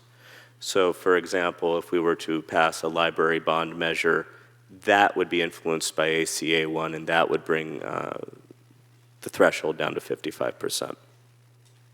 SB 1031 is the Wiener Wahab around transit. That was summarily killed for the year, but it'll presumably be brought up next year. SB 915 has to do with autonomous vehicles. Essentially, it affects large cities and then smaller cities next to large cities. CCAG decided to oppose that bill unless amended, and the other bill brought up was SB 1037, which is a housing element bad actor bill brought up by Wiener. When I talked to him specifically, personally about it, he pointed to Huntington Beach as being his case in point of what had him riled. However, the legislative committee, feeling that feasibility was subjective, decided to oppose at this time. And then I filled in for Councilmember Vaterlaus as she was experiencing a transportation snafu. And while I was waiting for her to arrive, we passed the budget for the City and Council Association of Governments, and then began talking about the local roadway safety plan for the member cities who do not have adopted their own. I attended the Library Joint Powers Authority meeting. We passed the budget. There was also talk about our library outpost over there at Sanchez, which not only do I think we have every reason to be excited about here in our community, but I think is also making members of the board and therefore Greater San Mateo County excited also to see what this capability looks like. It will be able to be extended to areas that do not have libraries that are kind of hard to reach by, say, a bookmobile or some such. One feature that I'm really happy about, if you're in Pescadero, you don't have a library, you go there to get your library services. It also has a Wi-Fi hotspot so that you'll be able to access the internet if you don't have internet. And I think one is slated to be installed in Woodside also. And that's just the beginning. Took a Civic Center tour later that day with Councilmember Bowles. Very excited to see the new digs. And I'm very excited for the grand unveiling on Thursday from 3 to 5. And we deeply hope everyone who might be watching and those who find out about it without watching will join us. Attended the OSPAC meeting on Juneteenth. I did not attend a celebration like I did last year in Millbrae. I'm hoping that sooner than later Pacifica arranges a celebration of its own. Scott, I'm vaguely looking in your general direction, but it's a team effort to be sure. The OSPAC meeting largely revolved around OSPAC's equivalent of goal setting, what they're wanting to work on and how they're going to arrange subcommittees. That's still a work in progress. And happy to report that the county will be supplying a sign for the trailhead of Ani Trail at the top of Fassler. More on that to come. Attended the farewell to city staff working in the community center soiree put on the next day. It was good to see staff celebrating jobs well done and jobs in process. took a Zoom call with the Peninsula Division of Cal Cities over an event around climate change and sea level rise that will be happening in September. More details to come, but that's in the works for electeds and for the student body up there. And then after that, I went to the program about the signage at the internment camp in Sharp Park around where the archery range is, where Italian, German, and Japanese were interned during World War II. I learned that many of them were sent to Utah. That was kind of a first stop on their way to their journey. So it was good to hear that history, and I'm happy that they're doing something, and hopefully it's a first something to memorialize what went on at that site, which of course is owned by San Francisco. So it was San Francisco folks who were giving those presentations. Thank you, Historical Society, for hosting them. And then on Friday was the big yearly Association of Bay Area Governments meeting. It was held this year at the Museum of California in Oakland, which I did not know was there, and which was a very cool museum to walk around. There was a natural history and natural resources area, and then an art area. As far as ABAG business, it's the meeting to pass the yearly budget. That's the primary function of that meeting, and that was accomplished. There was mention about the Bay Area Housing Financial Authority, or BAFA, bond measure that will be on the ballot in November, which is a $20 billion bond measure for our area to get affordable housing up and running. Many of the members had comments about HCD and that process in future cycles, as well they should. And then there were several presentations after lunch around resilience. Our colleague from East Palo Alto, Lisa Gaucher, serves on the San Francisco Bay Restoration Authority, and so it was good to see her give one of the presentations. The PRE Collective Executive Director, Shalini Bahala, gave an amazing presentation about collaboration to make resiliency happen, and if ever we have a question around that, we should absolutely call upon the PRE Collective. Their out-of-the-box thinking is doing amazing work all over the country. And then what I found interesting was an SB 272 presentation put on by Larry Goldspan, Executive Director of the San Francisco Bay Conservation and Development Commission, or BCDC, which is the commission that we do not work with because we work with the California Coastal Commission, of which they did not have a member. So it didn't much address, if at all, coastal needs in regards to SB 272. I'm hoping in the future coastal cities are addressed a little bit more robustly, although I appreciate that the vast majority of the 101 Bay Area counties actually do touch the bay, and so it was pertinent to the vast majority of those who were there, and in its own right, it was informative looking at what they're doing with BCDC through a Coastal Commission-oriented lens. It's almost good news insofar as BCDC seems to be inventing the wheel of what their program is around SB 272, whereas our program is already in place, for better or for worse, because we get to work with the Coastal Act. And I say for better or for worse simply because of the conversations going on in our community lately, and I know that City Manager will be telling us about the meeting coming up on Wednesday night with LCLUP. Thank you.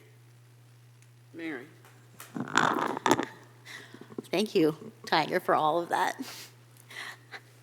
So I was on vacation past couple weeks, so I literally have nothing to report. I took your time. It was very unusual for me, although I did get to attend half of the North Coast County Water District meeting, and it's always a pleasure to be there.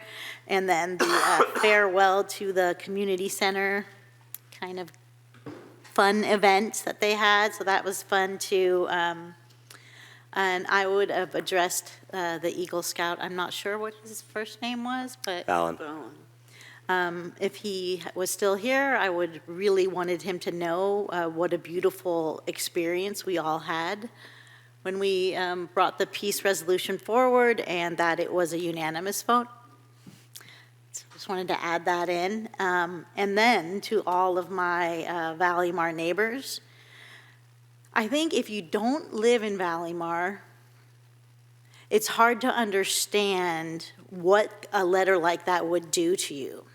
Because I know from living there most of my life that the one thing that always scared me was I could see the trees going back and forth from my bedroom window when I was a kid growing up. And just to know that some of that could be being put on the neighbors, it really bothers me a lot. So thank you for coming out. Thank you for keeping coming out, because that's what we need to do to make sure that things get discussed and solutions are brought forth, because it's really important. And even the creek gets all overgrown, there's poison oak, and so there's a lot going on in Valleymar, and I love Valleymar. And so I am completely invested in whatever's going to come forward and what we learn about and how we can work together for solutions. And the Friends of Clara Creek Park put my name down on the list so I can come out and do some work with y'all. I live on Winona, 215 Winona. Come on by. I'd love to talk to all of you. Christine.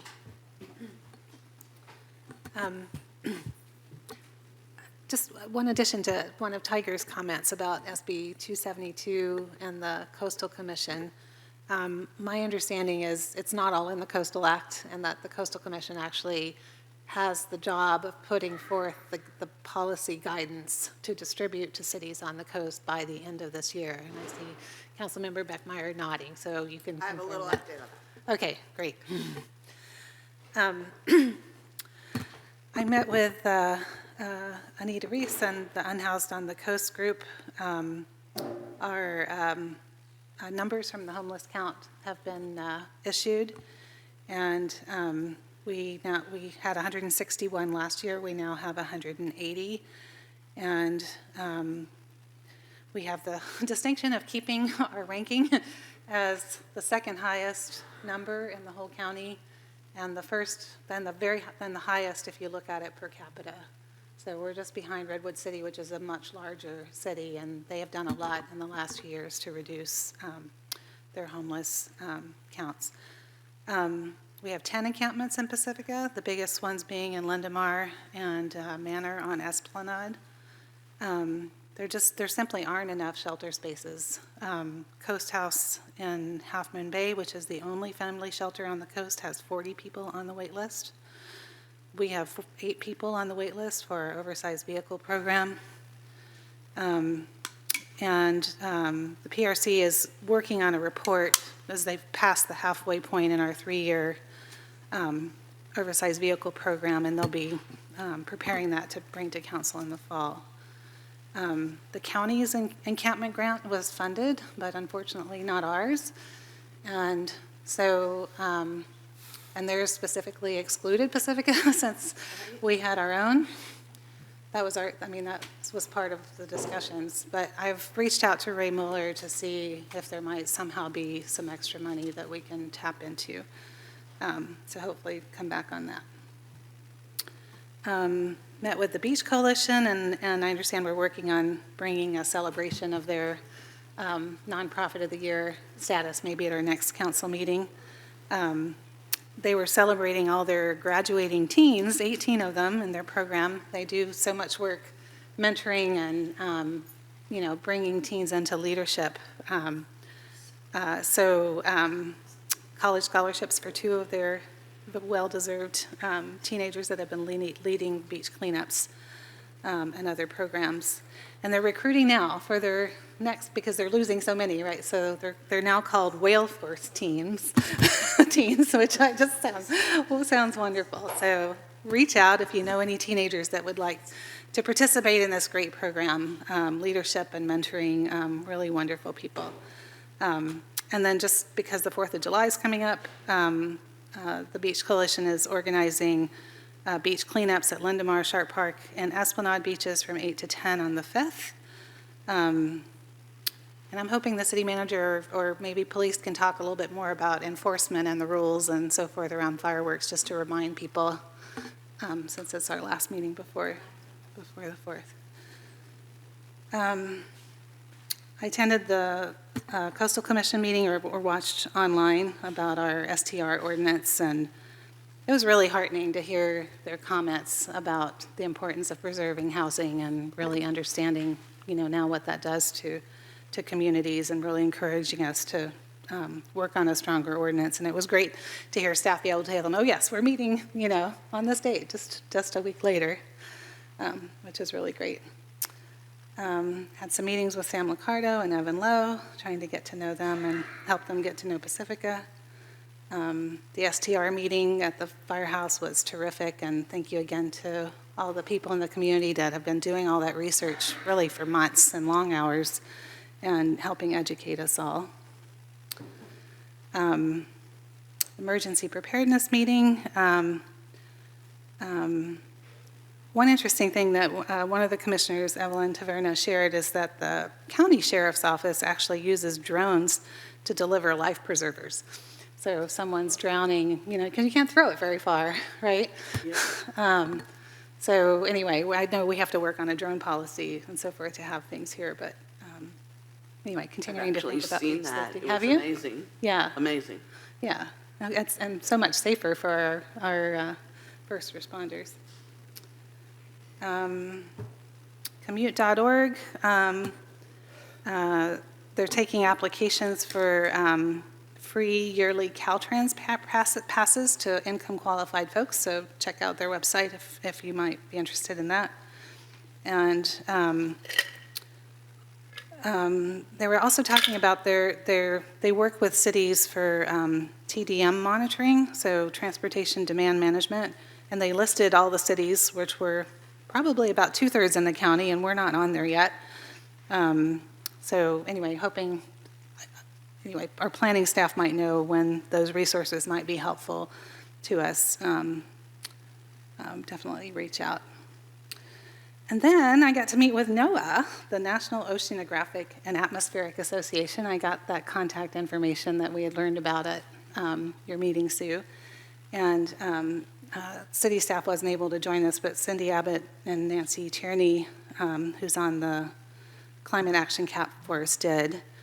There are so many free resources available, educational resources, technical resources for staff that are free that this division of NOAA provides.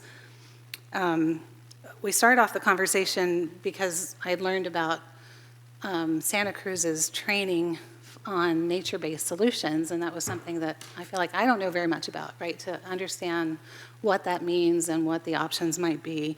And as we talked through the different ways they could bring that training here, the person who leads that particular training said, well, actually, maybe what you need first is actually adaptation planning, because that's a greater set of options, right? And then the nature-based solutions are a subset of that.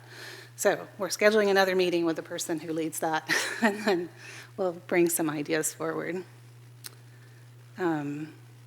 Thanks to the Historical Society, and I want to thank Aaron Peskin, because it was him, the Board of President Supervisors, who got the approval from San Francisco to put that panel up about the detention centers. That the government, right after the war, they basically tore down all the buildings and were trying to hide what they did, right?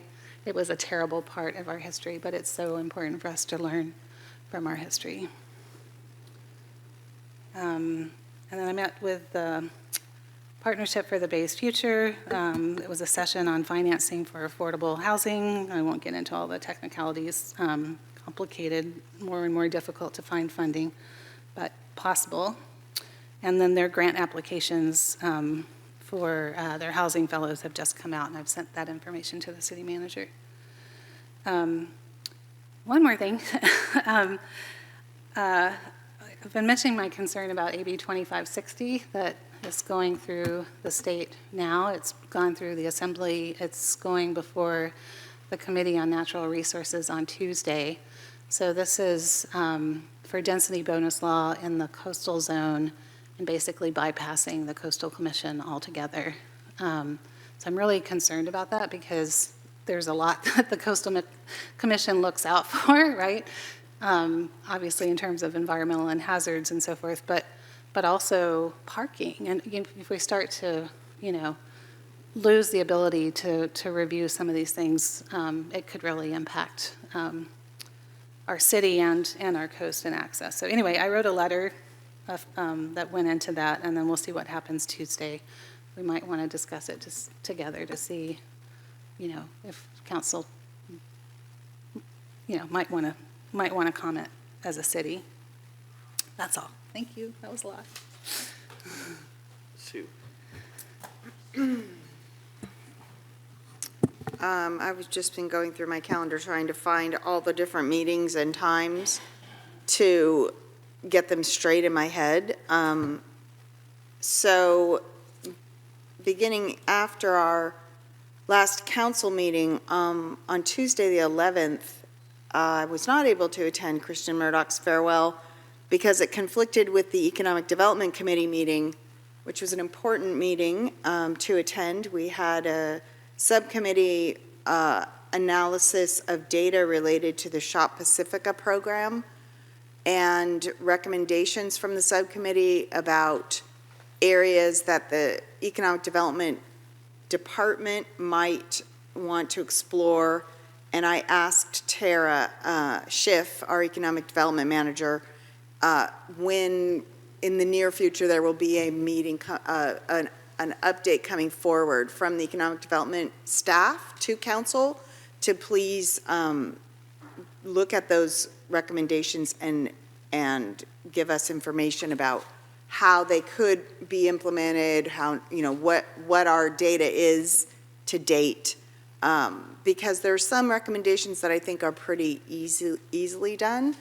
I think there's some that maybe we don't have enough data yet. There's a lot to look at the different levels of which businesses in the community are using the Shop Pacifica cards and how easy or hard it is for them to use them. There are some additional costs for merchants. So there's a lot of, one of the kind of slam dunks, not to tell their whole story, but a very successful program for us was the Workcation program. In terms of, it was successful in terms of giving visitors an incentive to frequent our businesses.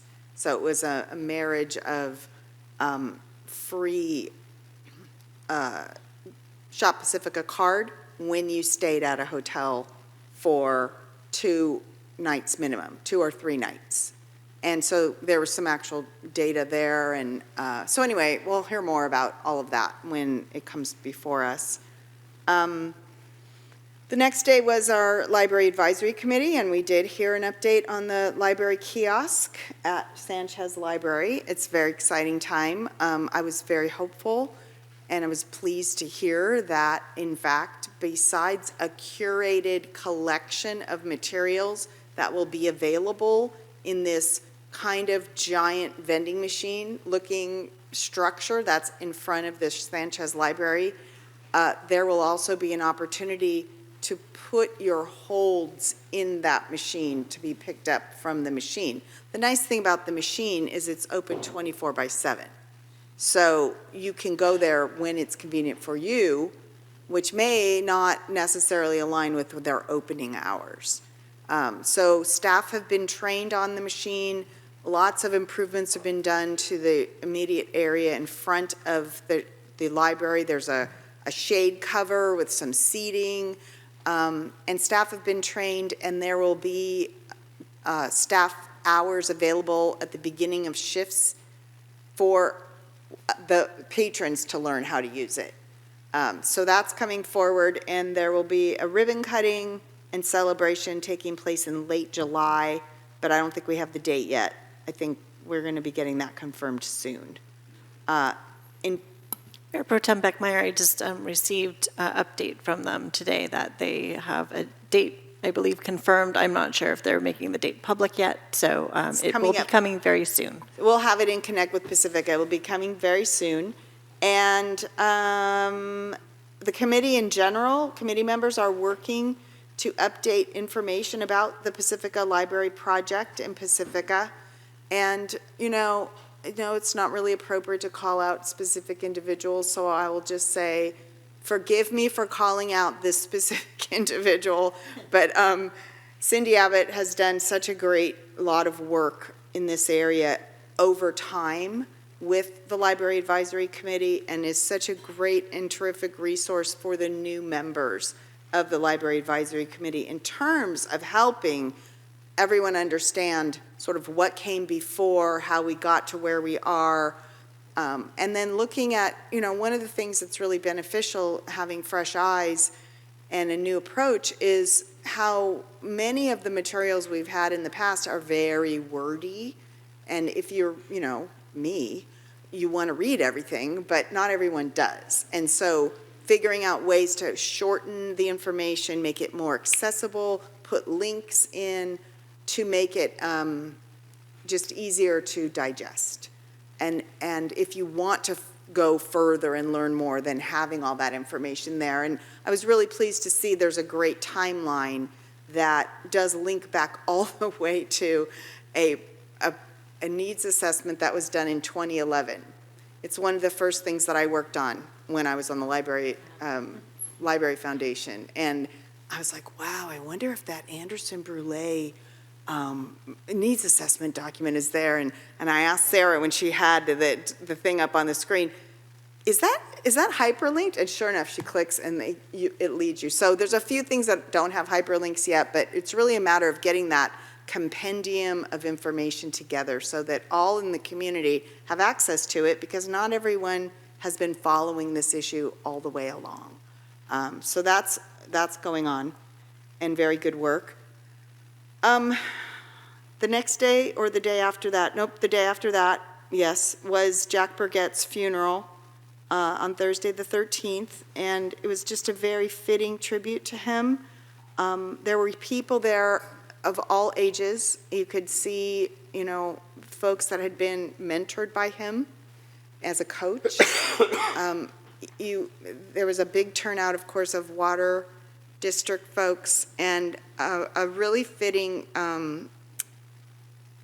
processional, I guess, or exiting parade, including motorcycles riding down Lindemar Boulevard. And I understood, we heard at the water district meeting on Wednesday night that pretty much from Daly City across Highway 280, were you part of the processional? You can talk about it then, because I wasn't. All the way to San Mateo for the celebration of life afterwards. So that was really, I was happy to be able to be there. On the 15th of June, our mayor and our assistant city manager did a fantastic update to the Pacifica Democrats about the state of the city and gave a great update. I think it might have been part of the same material that the city manager brought forward to the Rotary Club previously, so we have that information out there. I do know that PCT recorded the Democrats meeting, so that should be available if anyone's interested. And then really, the majority of the rest of my time and continuing into the next couple of weeks has been about local government working group and a number of calls, because we are doing listening session for updating our approach to the neighborhood scale adaptation approach, which has been an ongoing effort. Today, I was on a call with Surfrider Foundation. Last week, I was on a call with Smart Coast, California.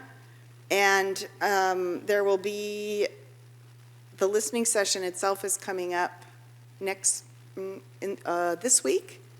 And it's all to get the latest responses from cities and county staff about what their needs would be in terms of a neighborhood type approach, what might work, what wouldn't work, their questions. And this is all in lead up to a Coastal Commission presentation that is now slated for the 8th of August. It was originally slated for the 9th. It'll be the 8th of August. It's a midday presentation. I think there's going to be a sea level rise update early in the day at that commission meeting. And then after that, the local government working group will be providing an update. So that's just a lot of coordinating, and I'll Zoom, of course, but still a lot of meetings that I want to make sure not to miss. And then along that same line, had an opportunity with the mayor and the city manager and our senior planner, acting deputy director Stephanie Cervantes, and others were on a call with Becker, Senator Becker and Assemblymember Berman's staff last week, updating about our coastal projects and coastal issues. So that's it. I have a lot of the same things. I met with Sam Liccardo twice in this time period, and I'm going to meet with him again soon, like Wednesday. I am a member of the Colma Creek Committee, which we have about this much of Colma Creek, so it's put on by a one shoreline, and mostly they talk about the real Colma Creek that runs through San Bruno, South City, and the amount of work that they have to do on that creek. I went to the Christians Going Away party. That was good. We have a small group that does a Pacifica legislative group, which isn't related to council, but we talk about all things legislative in Pacifica.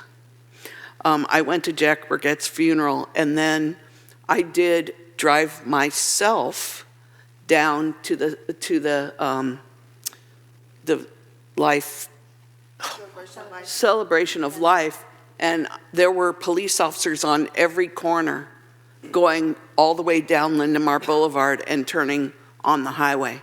It was amazing. Daly City, all different police departments came, and it was a pretty amazing thing. And then the celebration of life was all kinds of people he coached, talking about his coaching and some of the stories that you wouldn't want to hear. No, we wouldn't. Oh, yeah. I missed the whole City and County Association of Governments while waiting for a AAA to come and fix my tire for 2 hours. And I was only a mile away from the location. But, so I did thank Tiger for doing the beginning of the regular meeting. I did attend the regular meeting, and we had a bike pedestrian presentation and safe routes to school, and we voted to keep the executive officer. So I did do the state, yeah, I did do the state of this city at the Democrats, and we did a presentation first, but mostly it was questions, and I ended up having a great time. Thanks to Yulia for coming out first thing on a Saturday morning, but I thought it was fun. I did the Civic Center tour meeting, and that was amazing. Another Sam Liccardo. Fog Fest board. You know, I was asked 3 times last week, oh, I didn't know we were having Fog Fest. We're having Fog Fest. Please tell everybody. I'm tired of people asking me, oh, there's no Fog Fest, right? What's the dates? The September 28th and 29th, but I'll tell you in a minute when I finish. We did the local coastal update with Berman and Becker's aides. I went to Farewell to the community center. I did a Rockaway beach cleanup last Friday, and picked up so much trash that I had a hard time walking the next day from doing all those squats, picking up trash, and we picked up hundreds of cigarette butts with no pickers, all by hand. I worked at the Pacificans Care fundraiser, which you went to. I did. Thanks for working. Was yeah, I poured sake for a couple of hours, and they earn about $25,000 at that one event. They do get all the wine donated, which is huge, but it was a nice event.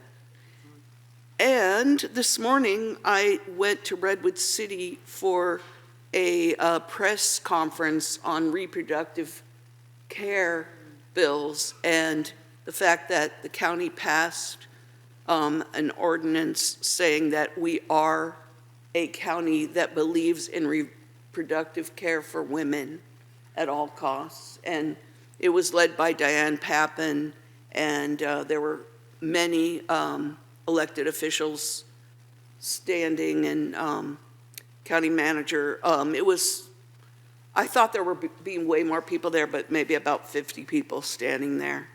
And it was a good event, and it was on the news.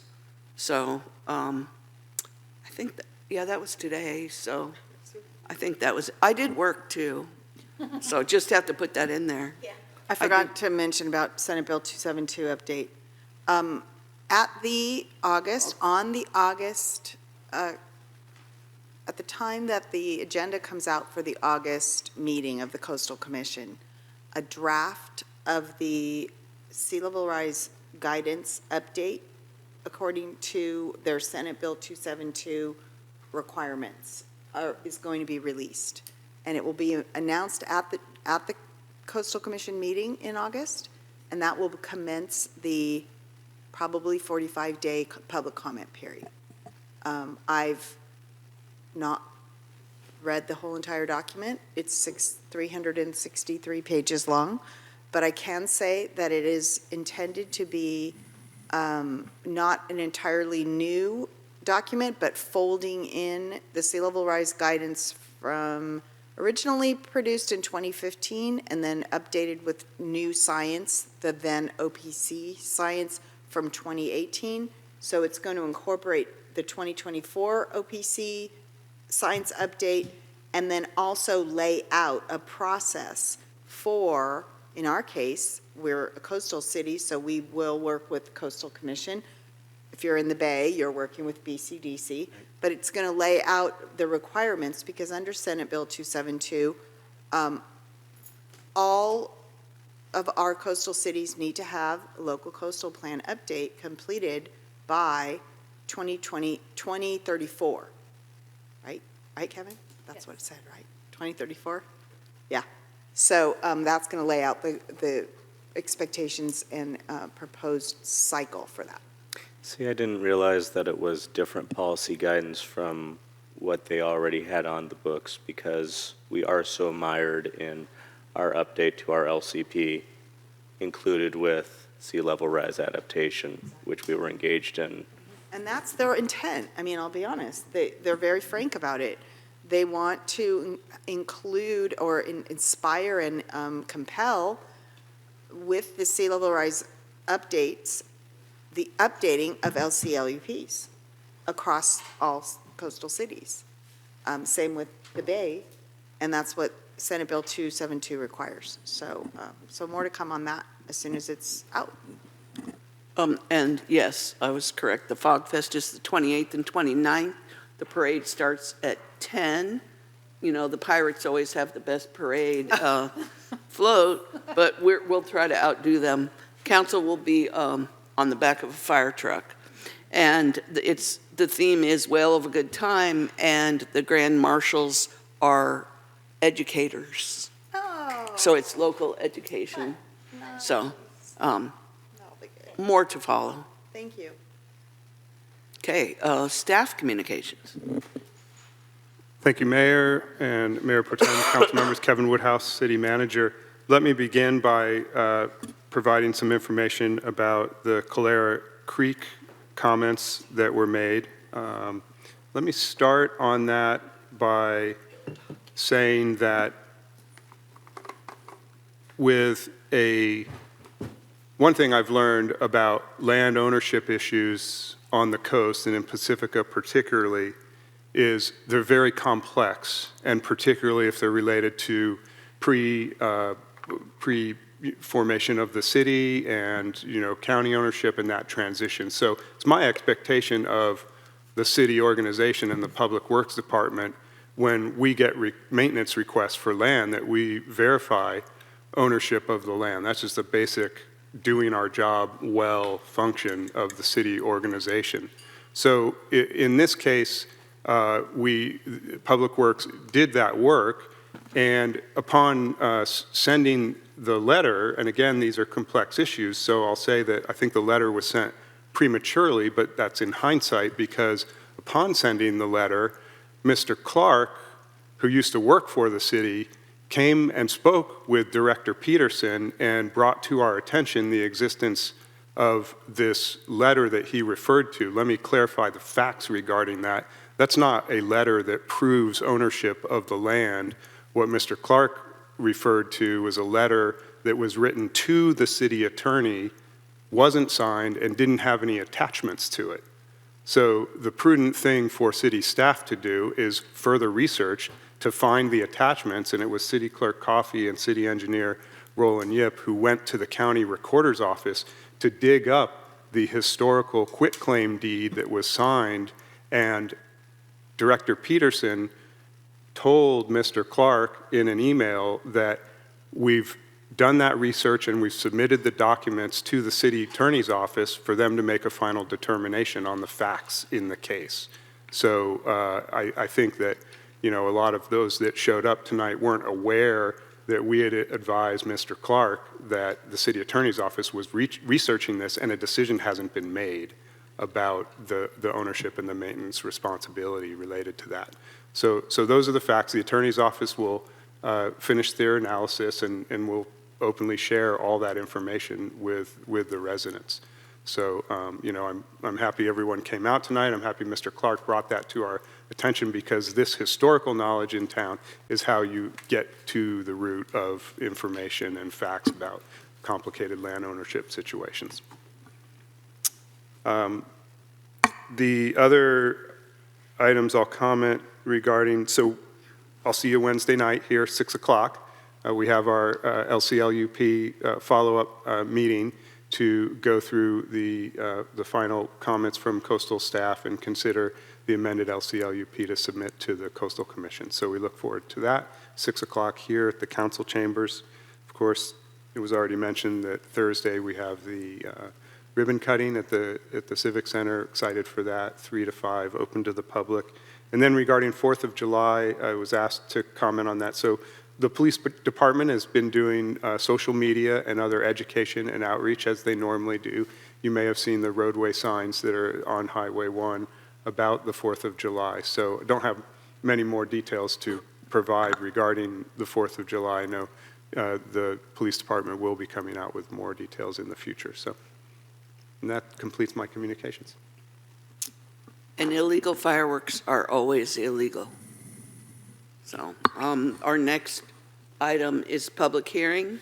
Conduct a public hearing and adopt a resolution confirming the annual report from the Pacifica Hotel Business Improvement District and assessing the levy for the fiscal year 2024-25 at the same rates as the fiscal year 23-24.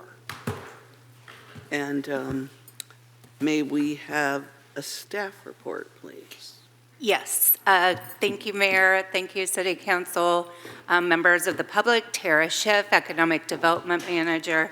And this evening, the city is conducting a public hearing to adopt a resolution confirming the annual report from the Pacifica Hotel Business Improvement District and assess the levy for the fiscal year 2024-25 at the same rate as in 23-24. A public notice regarding this hearing was published in the San Mateo Daily Journal on Friday, June 14th, 2024, and to date, there have been no protests received. The resolution of intention to continue the Business Improvement District program, also known as BID, and levy the annual assessments for the fiscal year 24-25 was adopted on April 22nd, 2024. The public hearing will confirm, this public hearing will confirm the renewal of the Pacifica Hotel bid operating under the 1989 district law. All assessments will remain the same as 23-24, and the City of Pacifica will remain the managing agency. Fiscal year 23-24 was a transitional year, as many of you know, for the Pacifica hotel bid.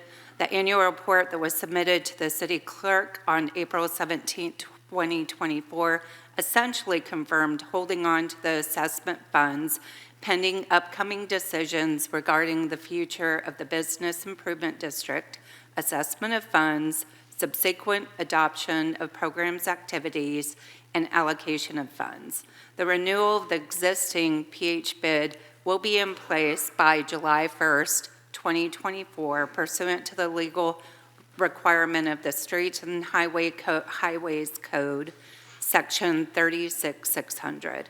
Staff is also working on coordinated bid meeting with members right now to discuss. We're going to look at it at the beginning of July to discuss and adopt the district's plan of activities, programs, and budget.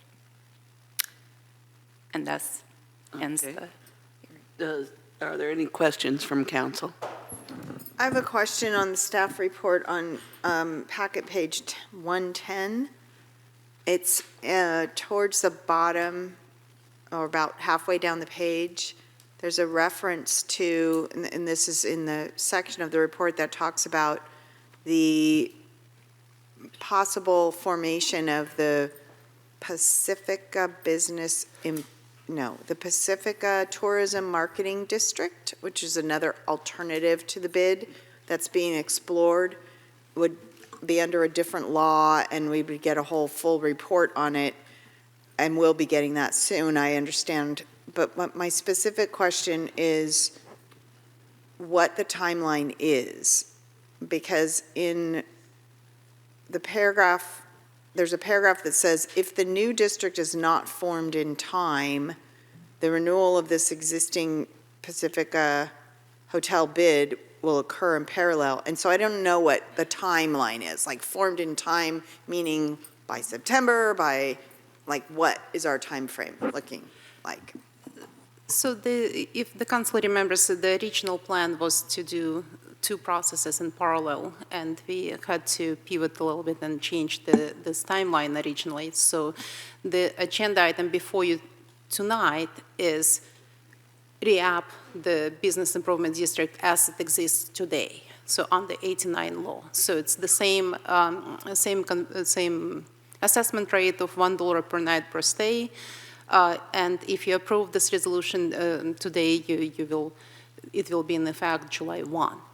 So the new conversion of a district will be a new process. You will essentially have to go through the same process of resolution of intent and subsequent adoption of the conversion.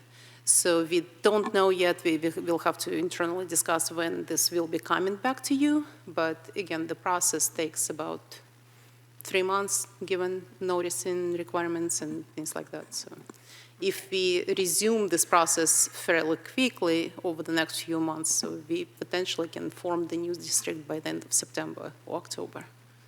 But we wouldn't start collecting against that new district until fiscal 25-6?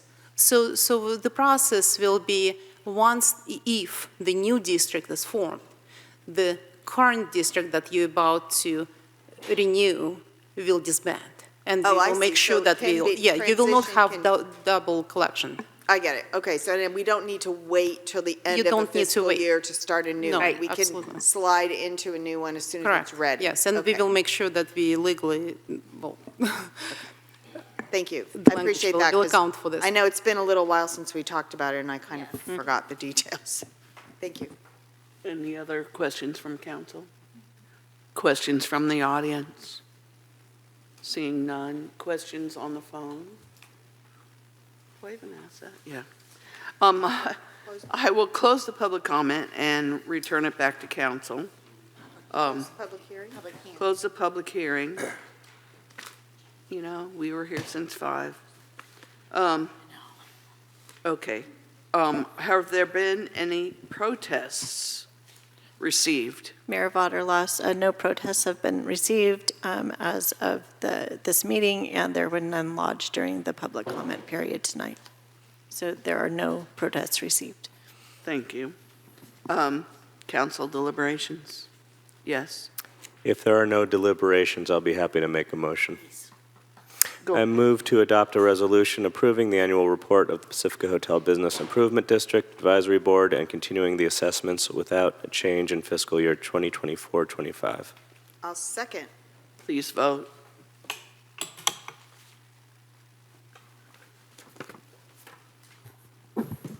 Waiting for one more light unless there's an abstention. Okay. And for the hotel bid, moved by Councilmember Big Stick and seconded by Mayor Pro Tem Beckmeyer. That passes with a unanimous vote. And thank you. That was the easiest thing we did all night. Thank you very much. Thank you. Okay. Never. What? Never. Probably. And the next item is item 8, adoption of the fiscal year 24-25 operating and capital budget. And there are Well, many resolutions. Yes. Sorry, I'll kick this off, but I'm going to bypass my normal summary statements about the budget, turn it over to Ms. Carter for the summary. I do want to call your attention to and the public's attention to the budget transmittal memo, which serves as sort of an executive summary of kind of in detail as well as strategy and philosophically what we're accomplishing in this budget. So that's at the beginning of the budget book. Normally I would summarize that, but given the hour, I'm going to turn it over to Ms. Carter to present. Thank you, City Manager. City Council, and it's me again before you with the recommendation to adopt the fiscal year 24-25 operating and capital budget. So the recommendation before you tonight is to adopt the budget, and just want to note that the appropriation of Roy Davis Trust Fund towards CIP budget will require 4/5 of the vote, so we ask you to call it out separately when the time comes to adopt the resolutions. There are a couple other resolutions in the packet. Again, it's consistent with our previous process, establishing again appropriation limit for 24-25, approval of fiscal year 24-25 master fee schedule, and approval of the fiscal year 24-25 investment policy. On the investment policy, we did make minor changes related to the reporting schedule. So these changes, as outlined in the staff report, came out of the recommendations from the auditors to make sure that our policy actually reflects the process that we have, but we report to you on a quarterly basis, the Treasury reports. And the old language in the policy called for monthly reports, which is not practical and not feasible. Operationally, we can't comply with that. So again, the agenda today is hopefully going to be short. So we'll just highlight the timeline of the project, of the budget work, a few highlights and the overview of the budget itself, and move to recommendation to adopt. Again, congratulations to all of us for completing this extensive process. So you can see it took 8 different public meetings going back to March, and today we're at the end of this process, so with the recommendation to hold a public hearing and adopt both operating and capital budget together with the corresponding resolutions. So now we are moving to the budget highlights. Again, at the last budget study session, we discussed the specific recommendations in depth, so I'm not going to go over this, but just, again, to follow up on what the city manager just said, we are really pleased to present, and I apologize for the typo here in the front bullet, so it's fiscal year 24-25. Recommended budget is balanced, so that means operating revenues exceed the operating expenditures. The budget revenues are proposed to be 48 million, which is 2.9% above the previous year, so the current year's revised budget. The general fund expenditures are proposed to be at 46.9 million. That's 3.6% below the current year's revised budget. But if you may remember, we've discussed it last time, so this is a little bit misleading because that does not include the $2 million allocation to the debt service fund that we usually have year after year. So this surplus that you can see here of nearly 1.2 million is a little artificial here, so it's not going to happen again next year. The general fund undesignated fund balance is proposed to be 10.6 million, which is about 23% of operating expenditures. That's above the minimum recommendation of the GFOA, as outlined in the staff report. And finally, the fiscal year, again, 24-25 CIP budget is 19.7 million.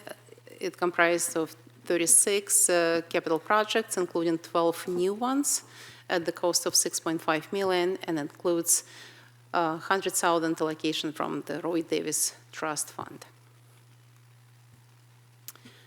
So when we look at the net change to the general fund balance, I just want to bring you, again, you've seen this table before in the previous meetings.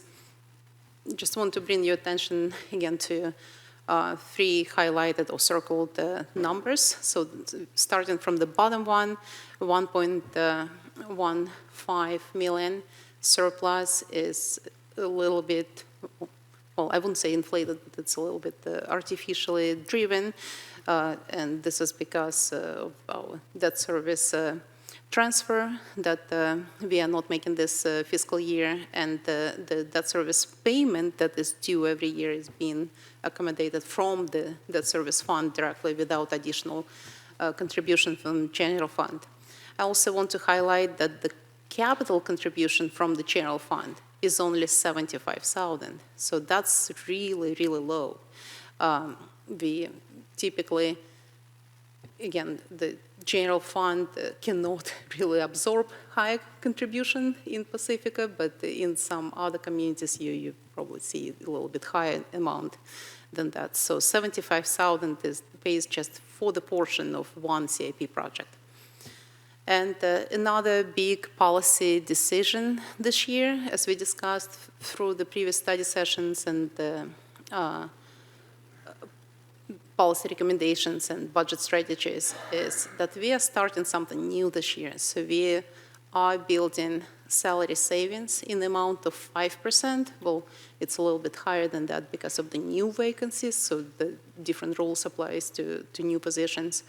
But this is something that we may have to continue moving forward. Again, we've discussed it when we originally proposed it to you. It's a little bit risky way to budget for expenditures, so we will revisit it at mid-year and report back to you to see if any adjustments are needed. But we are fairly confident that 5% salary savings in today's reality and our recruitment and retention challenges that we are dealing with is a safe way to go.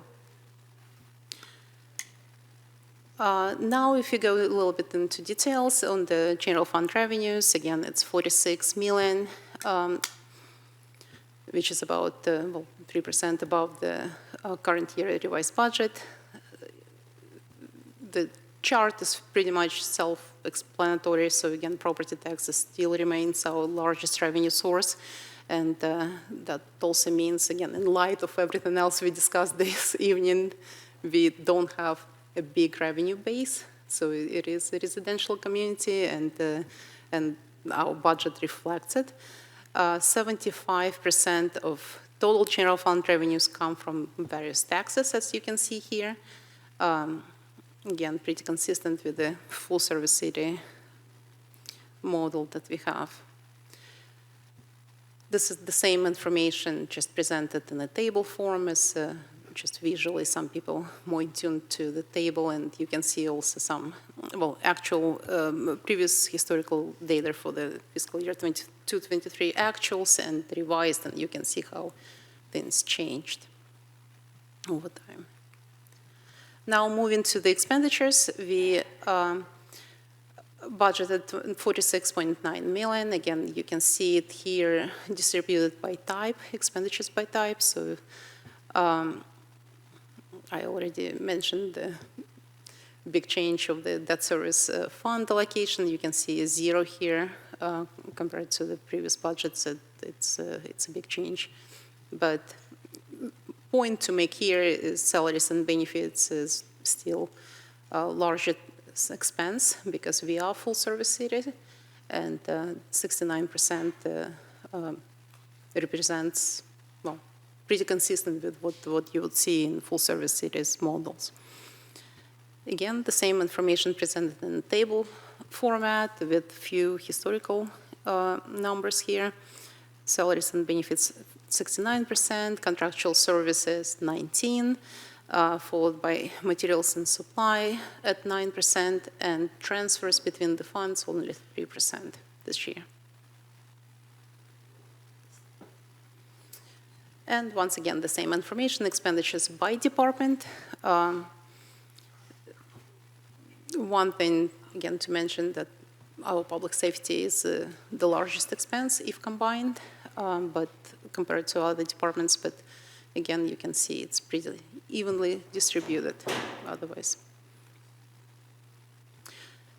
And again, just to conclude our overview of the general fund, this is our projected fund balance structure and all budgetary reserves. We are pleased to report that we made no changes to the budgetary reserves, so all your previously established policies remain the same as far as assigned balances that you want to designate for specific purposes. And with all of this in place, we are projecting 10.6 million in undesignated fund balance, which is about 23% of operating expenses. And that exceeds a little bit the JFOA minimum recommendation for reserve. The JFOA minimum recommendation would be 2 months of operating expenditures. I believe this figure represents slightly over 3 months. So we are still in the positive note. And moving forward to the other funds, again, you've seen this table before. All our funds kind of condense the schedule between types of funds, but the full breakdown for individual funds presented in the budget and as a standalone attachment to the staff report. Just one technical point to make here that fund balances in wastewater and water pool funds include investments in capital assets, so these are not cash balances. So don't be misled by the numbers. So now moving on to corresponding resolutions that we ask you to adopt today. I want to mention that we had very short turnaround to publish this 394-page document, so since the last meeting, and we noted the number of typos, formatting errors, and some edits that need to happen before we publish the final budget book and send it to printer and publish on the website. So we will take this time during the summer to complete that work, but one correction that needs to be made today is unfortunately, after reviewing the published fee schedule, we noticed that staff accidentally made edits to the prior year, and you can see it here. So what we published and what we actually intended you to adopt is highlighted in yellow. So if you, when it comes to adopting the resolution, we ask you to call out these corrections during your adoption of the master fee schedule resolution. And the fees only apply to parks and recreation childcare services. So those are the only 3 fees that we want to highlight. And finally, my favorite slide. I'm super excited to share with you that the City of Pacifica is a proud recipient of a prestigious Budget Excellence Award for the fiscal year 23-24. So this is a current fiscal year that you can see a picture of it on the left. And we received award from the Government Finance Officers Association of US and Canada, also known as GFOA, and this is our second national award that we received. So that means that documents that we produce satisfied nationally recognized guidelines in 4 major categories. And one of the conditions of the award that the budget has to be ranked as proficient in all categories. The 4 categories of policy document, budget as a policy document, as a financial plan, operations guide, and communication device. And in addition to that, the city of Pacifica was recognized as a first-time award recipient from California Society of Municipal Officers Officers, CSMFO. So that's the second picture of the award that we received. So now we are being both nationally recognized and statewide recognized for our budget document. We made improvements to the format of our document to make it more informative, transparent, and hopefully aesthetically pleasing as well. And just want to highlight that we are committed to continue implementing these highest standards and best practices.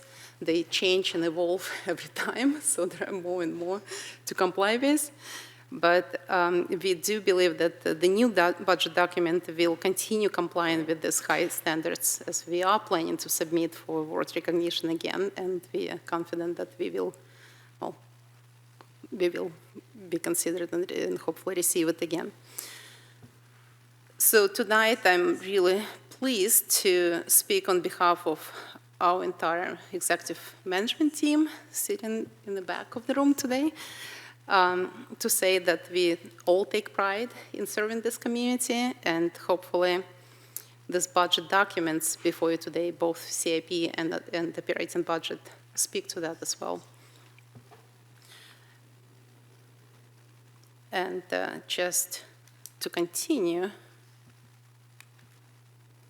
bragging, I just want to mention that, again, I want to share some specific rankings from our budget document. Again, we, in 4 categories, there are 25 evaluation guidelines. And we received outstanding top score in policy document category, and were ranked as proficient in all the other ones. And here, I just wanted to list some of the comments from the independent judges that we received. Again, each document is ranked by at least 3 independent judges, and this is combined comments from both the state and the GFOA. Again, tonight's meeting concludes our budget process with the formal adoption of the budget, and I would like to take a moment to thank the entire finance team,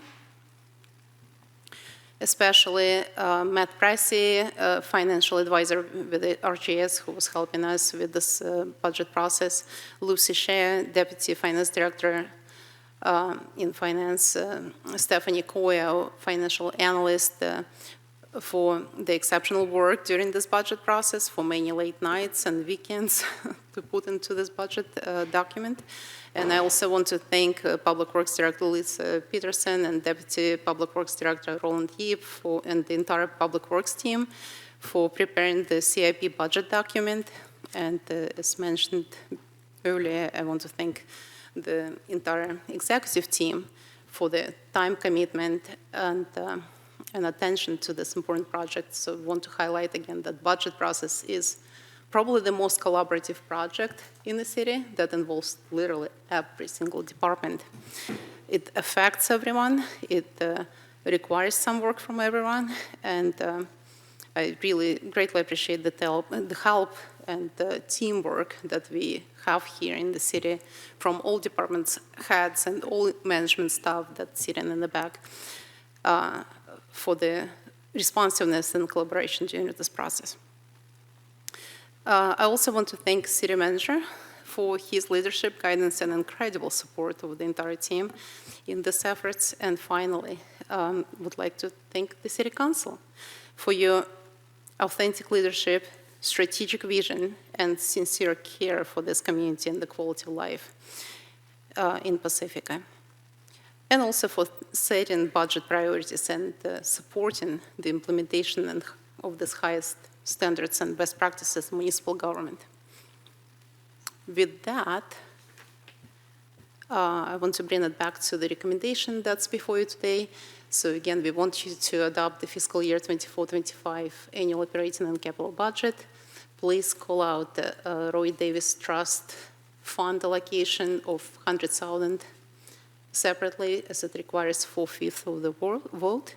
And we also ask you to adopt the again appropriation limit resolution for the master fee schedule, again with the corrections that we asking you to make, and the investment policy with minor changes as presented in your staff reports in the red line version. That concludes my presentation. And if I could just provide a concluding remark, I do want to thank specifically Ms. Carter for all of her work on this. There were very many late nights and early mornings that went into budget this year. And to the City Council, you know, this process begins with the mid-year budget update, essentially involves strategic planning. So there's 6 or however many meetings about budget that have occurred over the last several months. So thank you very much for your attention and diligence to that. When we do get to, just a note, when we do get to moving the resolution for the master fee schedule, we need to cite the specific packet page number for the child care registration fees that are in the schedule that are being... And any other edits that you want to make to any of the documents that they're approving. Yeah. We need to recite for them the changes and then recite the packet page for the record. I believe I saw those changes somewhere around page 129. I had 128. So. It goes along many pages. The child care ones, you mean? Yeah. They're on 128 and 129, I believe. Yes, 128.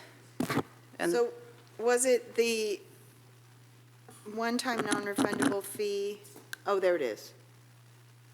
So basically the columns were just reversed? correct. Yeah. So it was just a typo Right. during. Okay, that's what I thought. Okay. So we would need to recite for the record what that packet page should actually say in that column. So I'm not clear on what the Well, changes are. we want to do that when we get to the motion, right? Council may have questions and discussion before. Yes. Questions? I have a question on packet page 118. It's part of the resolution, I think. I don't know. It states at the end of the paragraph that starts section 2, the last sentence says the CIP budget also includes expenditures from the Roy Davies Trust Fund of 103. Yes, that's the number. 103. Yeah, 100,300. So that's the, $100,300. somehow the number got cut off. And then can you refer me to the packet page where that's explained? Or where that's specified in the budget book?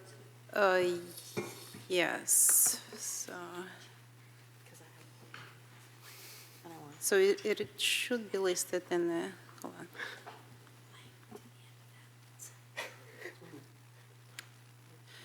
So on the page 117, actually in the budget resolution itself, you can see above in the fund,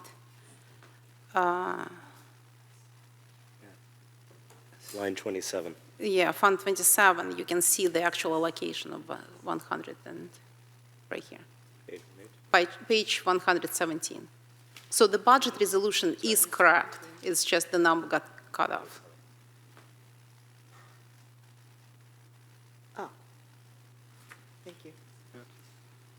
So it's in the special revenue. But I take it, That's page 117 of the packet. right, but on page 18, you would recommend that the council amend that to include, the number. and can you state the number for the record? Yes, 100,300. So at the time of the motion, Assistant City Manager will then relay these edits, and so your motion will just be as amended by staff. So that's one edit, so you That's- just need to do that for the, That's any one other edit, edits. yeah.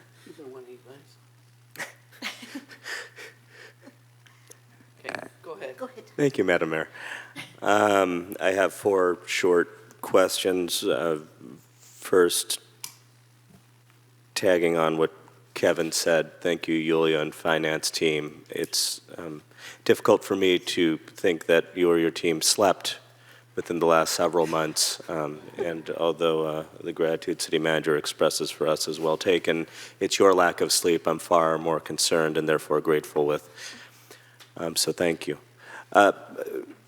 Most of my questions I asked in advance, except the one on packet page 137, which I forgot to, which may or may not include Chief Sarasua regarding the cannabis operation, employee background, live scan, plus DOJ and FBI fee, which I see doesn't seem present this year as it was $31 last year. Is that just because we don't anticipate there being any need this year?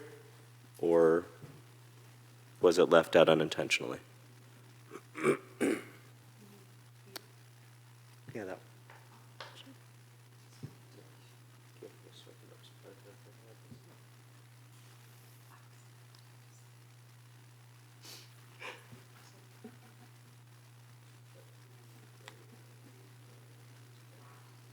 Okay. Yeah, you want to ask, go ahead. This action. Yeah, I'll ask a simple one of City Manager. I'm presuming that is also another typo, and it should be the same, but, 31, you think? yeah, 31, You don't think that would go up? or escalated by Yeah. the escalator that we apply. So we can calculate that currently and fill that in, unless we hear differently from the chief. Well, I was confused about that, actually, Kevin, because if you look at the rest of the fees on that page, well, they're not all escalated. Right. Yeah, the escalator only applies to certain fees, so. Oh, okay.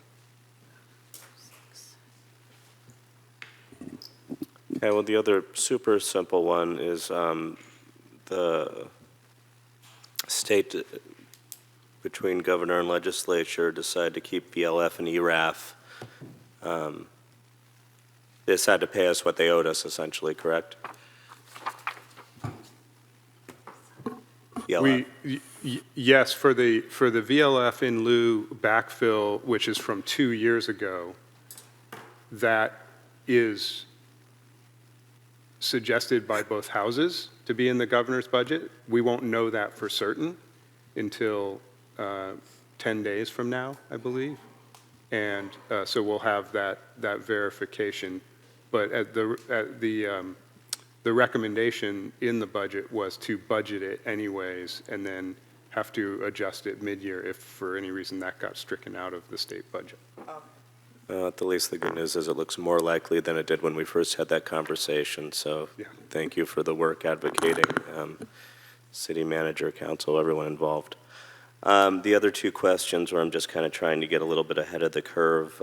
I see our friend Lauren Berman in the audience, who has been here for the last almost 6 hours of her life, which I'm sure is exactly what she had in mind. I know that comments have been raised around the coastal trail improvements near Taco Bell.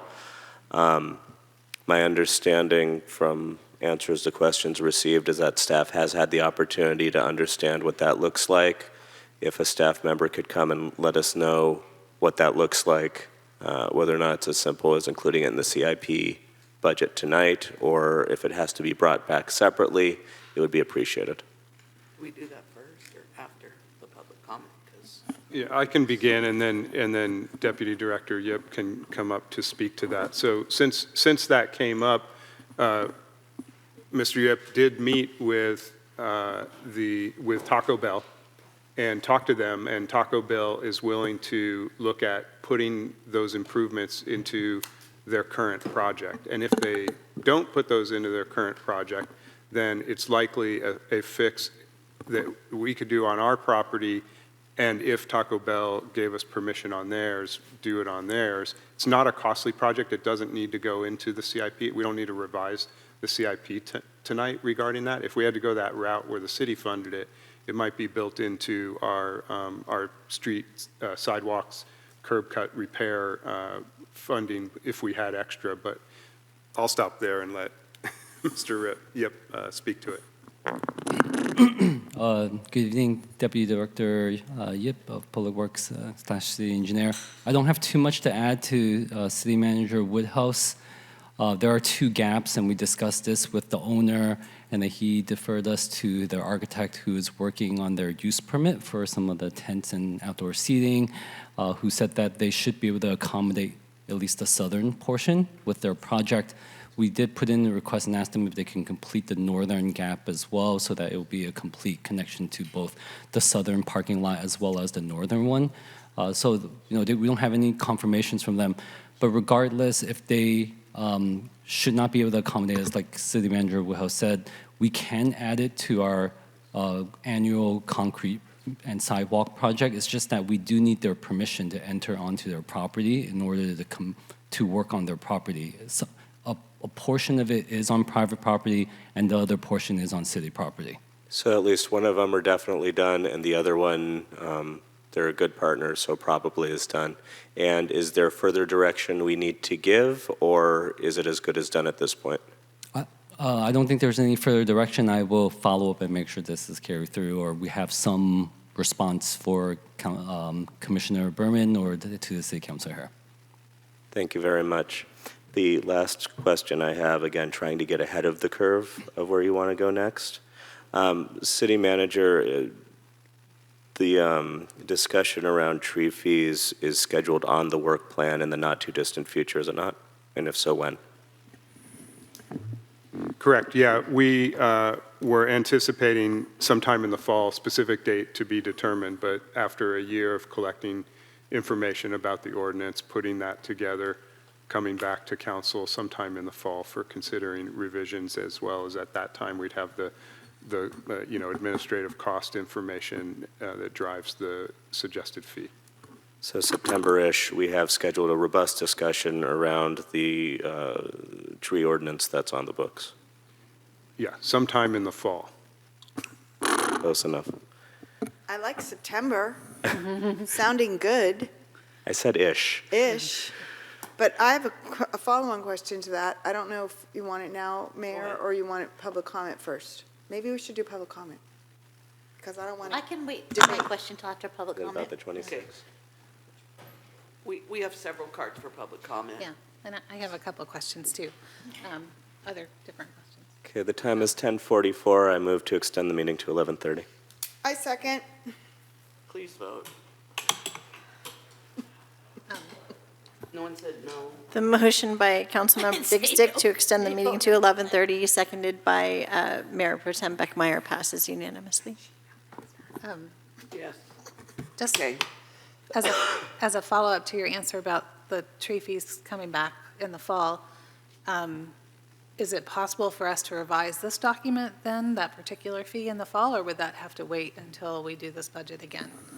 No, the council can make revisions, additions to the fee schedule anytime during the year, and they go into effect then, and then we reflect them in the update the following budget year. Okay, Yeah. great. Thank And you. if they're going to be increased, there'd be certain notification and hearing requirements, et cetera, but that's an action the council can take anytime through the year.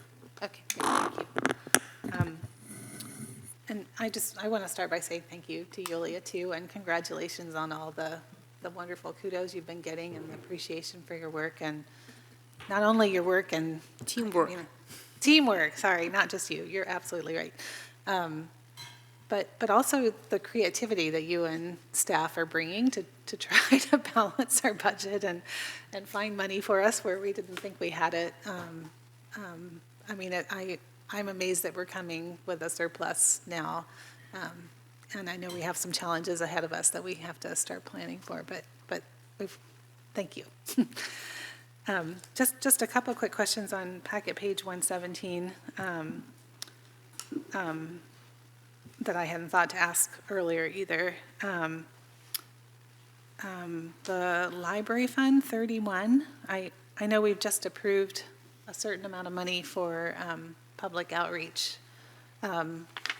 Should that number be here in the library fund, or does that go somewhere else? We allocated those funds in general fund for now. So Okay. Since it's not related specifically to library. To building the library Building, yeah. communication, okay.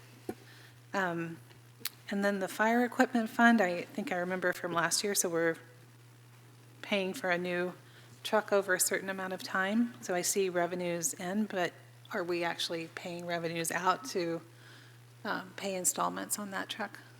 No, this is not related to the truck. It's related to the equipment, fire equipment, the safety gears equipment that they have to replace on a certain cycle. So the idea behind this 133,000 was every year we'll contribute to, because this equipment is really expensive, so it's like $500,000 at least in one purchase, which I believe we did in the current fiscal year. So allocating these funds will build up some reserves for the future. Okay.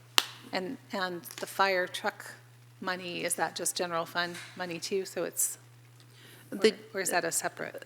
No, it's going to be, the fire truck money should be in the motor pool in fund. motor. Okay. All right, thank you.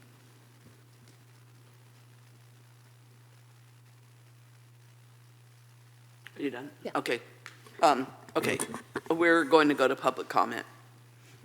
First, Paul Toda, Gail Benton Shoemaker, Lauren Berman.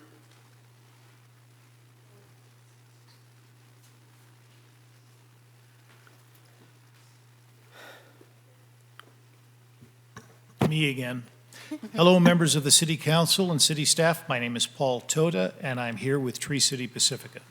You've heard me speak before regarding my objection to the fees imposed for removing and pruning trees and for appealing the removal of a tree. This time I thought I would follow the advice I used to give to my high school students when I taught English literature. Always back up your claims with reliable sources and hard data. As a result, I sent out a survey to gauge the thoughts of fellow Pacificans. I took pains to phrase the survey question as fairly, as impartially as I could, and here are the results. So first, we have about 159 respondents. All of, I think, 6 don't live in Pacifica, the rest did. What should the fee for be for a tree permit? 5 thought the $1,000 figure was fair and just. 152 thought otherwise. They believed the $200 fee would be more appropriate. What should the fee be for a tree appeal? 3 thought the $577 fee was fair and just. 23 thought $300, and 132 thought $200 would be a more appropriate fee. Here's another chart showing Pacifica's fees in relation to 4 nearby cities. And I think this speaks for itself. And I'll read the results. So Pacifica, $1,000. I think the proposed increase is $126. San Bruno, $171. Burlingame, $150. South City, $116. And San Mateo, $105. Lastly, I asked folks on Nextdoor their opinions. Here are some excerpts of what they had to say. I took the survey, as I am astonished at the present permit fee schedule. I will write an email. The fees are outrageous. I was at the meeting when the new fees were approved. It's definitely drastic and unreasonable. I took the survey and will be at the meeting. Thank you for speaking out. I was at the meeting when the new fees were approved. It's definitely drastic and unreasonable. In my humble opinion, permit fees should be $200 and appeal the same for conformity and reasonableness. The new ordinance is great, the fee schedule, terrible. I think that the fee schedule was an honest mistake and needs to be corrected as soon as possible. From the start of our work on tree ordinances, we followed one simple mantra: how can we help the city make it easy for residents to do the right thing and hard for them to do the wrong thing?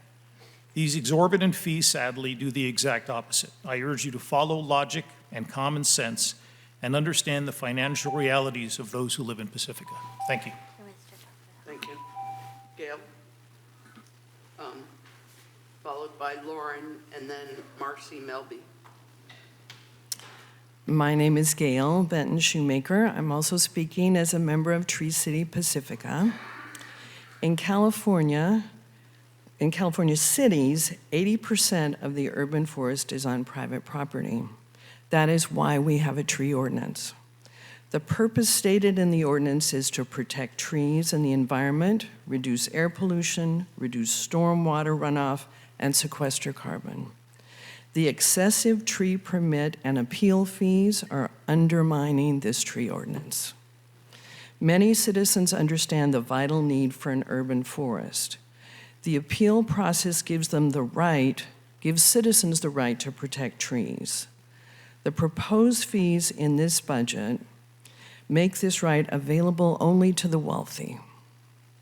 First of all, if someone wants to remove a protected tree, they must be willing to pay not $1,000, but $1,026 for a tree permit. As you know, when the fee was raised from $237 to $1,000, there was a rash of illegal tree removals. In those cases, no notices were posted on trees, and the citizens did not get a chance to appeal. But let's say someone can afford to do the right thing and gets a tree permit. Then a notice is posted, and if someone values a tree, they must quickly pay $592 to appeal the tree coming down. Who can pull that amount of money together on short notice? Several citizens have told me they wanted to do a tree appeal but could not afford it. The fact that the tree fees have not gone down but gone up when we have talked at goal-setting meetings and multiple meetings and emailed about the results of these high fees makes me concerned, because the fee schedule is separate from the ordinance. It's hard to have trust that the fees will justly be addressed. Tonight, you're making changes on the fee schedule regarding childcare. I'm requesting that you make changes on the tree permit and appeal fees tonight. It's often money versus the welfare of the environment. Don't be the council that puts excessive fees over the urban forest. Thank you. Thank you. Lauren?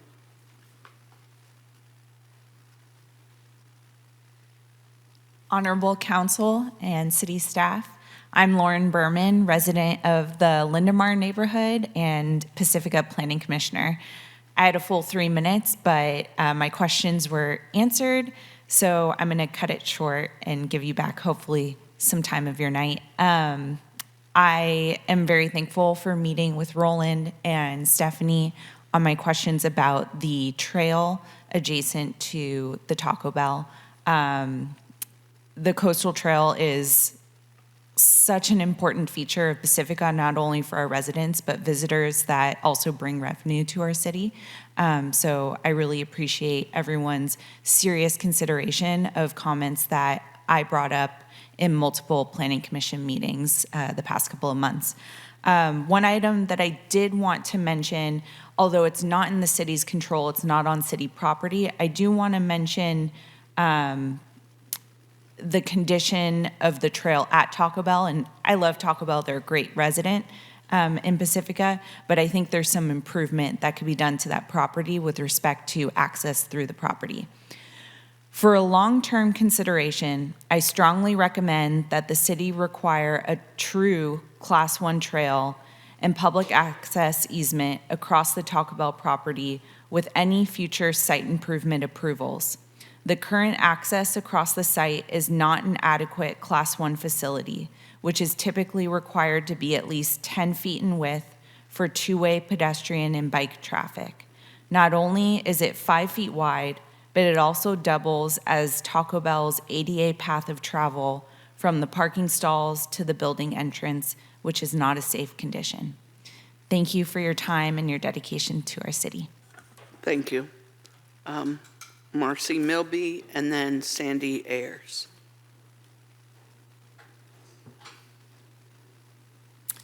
Good evening, and thank you for the opportunity to, as a Pacifica resident, to provide my feedback on the tree trimming situation. I too think that it is overly regulated, and now only elitists in Pacifica can afford to have a tree. The fees are unclear. If you look at page 139, 8C, tree permit is the top item.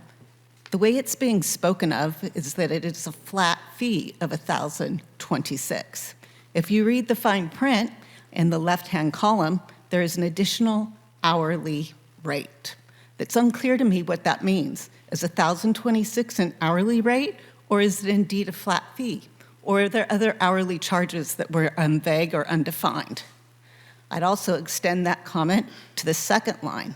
It too lists $257 as a fee, but in the other column, there's an hourly rate as well.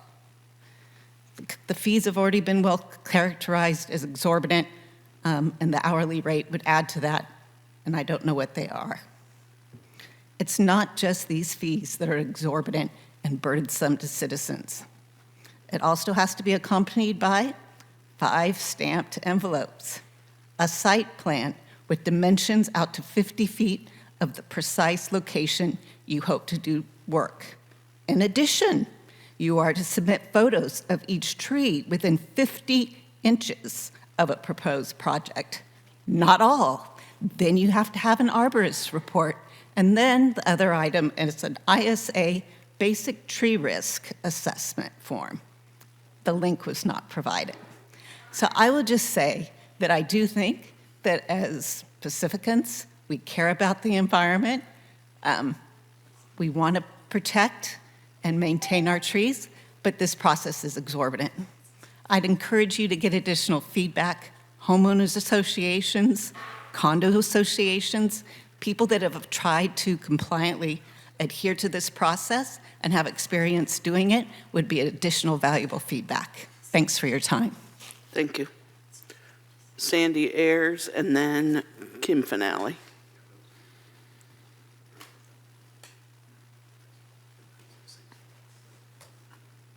Thank you. I wanted to speak about the tree fees as well. I'm with Tree City Pacifica, and I just wanted to second what others have said in front of me. I feel like if we're charging 6 to 10 times what the other cities around us are charging for a similar permit, it just seems, and that's consistent through the other cities, like we're way more expensive. I'm not privy to all the administrative stuff that has to go into this, and I know the costs are calculated, but I question that they could be 6 to 10 times what all the other cities are charging. It seems like there's a mistake there. They're also, the fee for getting a permit is also in excess the cost or the penalty for not getting one, right? The fine, I believe, is $1,000 for not getting a permit, and the permit fee costs more. So I think we're discouraging people from doing the right thing. I feel like the right thing to do is to make it really easy and fairly inexpensive, encourage people to come get the permit, and then make the penalty for not doing so greater, so that we are encouraging this. It's that even if there's a legitimate reason for taking out a tree, it's really important to get someone's eyes on it, right? Because there's underground utilities, there's other things that could happen. It's like, it's in everybody's best interest to make sure the tree that's coming out is right, and it should be very easy for someone who is disputing that removal to file an appeal without too much cost, and then let's adjudicate that in a way that happens before the tree comes out, right? After the tree comes out and somebody does it illegally, you guys have to go police that, try to figure out what happened. what the cost of that tree was. It's just like get everybody's eyes on it ahead of time. And the only way we're going to do that is to make it easy for people to come in and get a permit fee, expeditiously, inexpensively, right? And then penalize them for not doing it. So I'm encouraging you guys to reconsider the fee structure. Thank you. Thank you. Kimberly?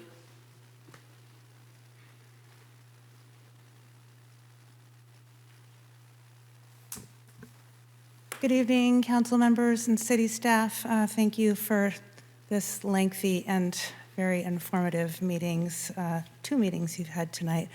Kimberly Finale speaking tonight as a private citizen. I love trees almost as much as I love the ocean. And that being said, I have had the great honor and responsibility of raising 3 kids as a single parent. And had I had to pay a $1,000 permit fee as a single parent of 3 young children, that amount of money would have broke me. It would have taken food directly off of the table of my family. It would have compromised the ability to pay my mortgage. It would have been the decision to to be responsible and take out a permit in order to have some work done on a tree, or to be able to put the money into the car to keep the car going so that I could get my family to school and I could get myself to work so that we could begin the cycle of paying bills and getting kids to school and putting food on the table and paying the mortgage all over again. So I ask you to please reconsider the tree fee schedule tonight.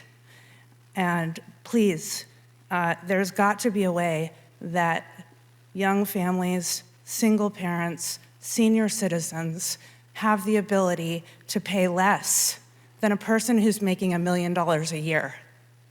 It's just not right. There's got to be a way. It could be as simple as bringing in your tax return, and we all know that, the difference, it's very easy to be able to tell a low-income person with a tax return from a family or an individual making $1 million a year. So please, I ask again, please reconsider this tree fee schedule tonight before passing this budget. Thank you for your time. Thank you. That's my last card. Is there anyone on the phone? There's one raised hand. It is for Cindy Abbott. Go ahead, Cindy. Good evening. The subject of the tree permit fee is very important to me. So even though I've left the room due an early meeting tomorrow, I wanted to call in. Thank you again for providing Zoom capacity to allow remote comment. Last year when the tree trimming permit was raised, council indicated that they would review it this year.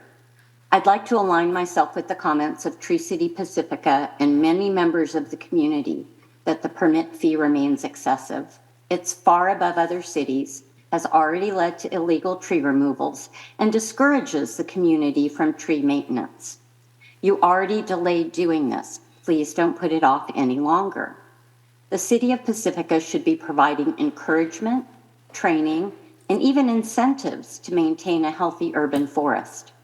Instead, the over $1,000 tree permit fee seems like a penalty to being a responsible tree owner. I'd encourage the permit process to be deeply reviewed, taking out what seems like an immense amount of additional steps that have been added in over the past year and a half under the guise that the updated ordinance triggered the increased fees, and implement a fee that allows individuals to do the right thing and maintain our canopy. Reducing the fee tonight provides incentive for staff to review the process and streamline it, and maintains trust with the public. Please reduce the fee to $200 in line with other communities. Thank you. And that's the last card, and no one else in the audience, so we'll close the public hearing and bring it back to council for deliberation.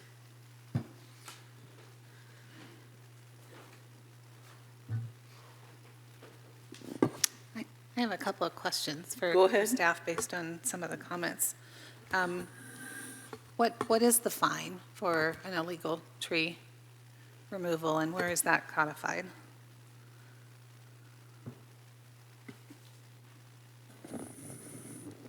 Yeah, either Acting Deputy Planning Community Development Director Stephanie Cervantes can speak to that. Thank you. Yeah, so the fee for illegal tree removals is based on the replacement value of the trees. And so that's based on, again, forgetting the exact name of the guidebook, but it is referenced in our municipal code in that chapter 12. There's a guidebook that determines values of trees, and that's what is used. Are any trees valued at more than $1,000? I mean, Yeah, so some of the values are going to climb to $10,000, $20,000, I believe. And so with these trees that were cut down illegally in the last year and a half, I know we were following up and trying to get to the source of that, and I know there were some bad contractors giving homeowners wrong information. Has there been follow-up? Have there been violations and fines? Those are in process. I can't speak to specifics. I don't know if City Attorney Kenyon has or Public Works Director Peterson, but those are in process in issuing the notice of violations and the fines. And do we know approximately how many tree permits we processed in the last year? We do not have that information to date yet. It takes a little bit, there's different types of tree permits and they're issued for different reasons, so it's not easy to get that information. We have to look at several different databases. So we have tree permits that are associated with building permits, we have standalone tree permits, and then we also have tree permits that are issued as part of planning applications. So it takes us a little bit of time to collect the full picture. That's all part of the staff work that goes into preparing the information that comes back to council for the tree ordinance revisions, as well as related to, what is the status of removals and the cost, et cetera. Yeah, I guess I'm not so concerned with the ones that are part of planning approvals because, you're all reviewing those and the fees are different and less. They're just $257 for those projects, but trees alone, I mean, if we're considering reducing the fee and, whether that needs a subsidization, it would be nice to know about how much money we're talking about, right? So to understand, I mean, is it 10 permits? Is it 100? Is it 500? I mean, is there just a rough estimate? Well, Councilmember Bowles, staff wasn't recommending a change to the tree permit fee tonight, so we don't have that information. So council could certainly just, make a change if you'd like without the data to support it. That's the whole intent of bringing the package and information back to the Why I'm council. trying to get a little bit of information, even just roughly order of magnitude. I'm not expecting a perfect number, but. Yeah, and we don't have that. And you don't have, okay. And then can you explain, so the one comment was made about the hourly rate. So that's what it says here. So tree permit now at $1,026. Removal, encroachment, or substantial trim not associated with a building permit, hourly rate, PMC title, blah, blah, blah. So is this 120, I don't think 126 is an hourly rate. I think that's what we decided was the permit fee, but how does the hourly rate? The hour, what I understand here, and in the future we can clarify and make this more precise, but that's not an hourly rate. The hourly rate written in the description is an indicator of the basis for that calculation. So if you remember when this fee was set, we did it, and council discussed this, we did an estimate of the staff time involved in processing permits, and there's an a standard hourly rate that is applied to that staff time. So on some of these items, it says, semicolon hourly rate, and that's the basis for the calculation to arrive at the fee. So in the fee column, adopted 2425, if it says per hour, that's an hourly rate. So if someone submits a tree pruning permit and it only takes staff an hour or two, they don't get a credit on that either, right? They're still paying that full fee. Yeah, but there's unlikely to be something that would just take an hour or two in processing the tree permit.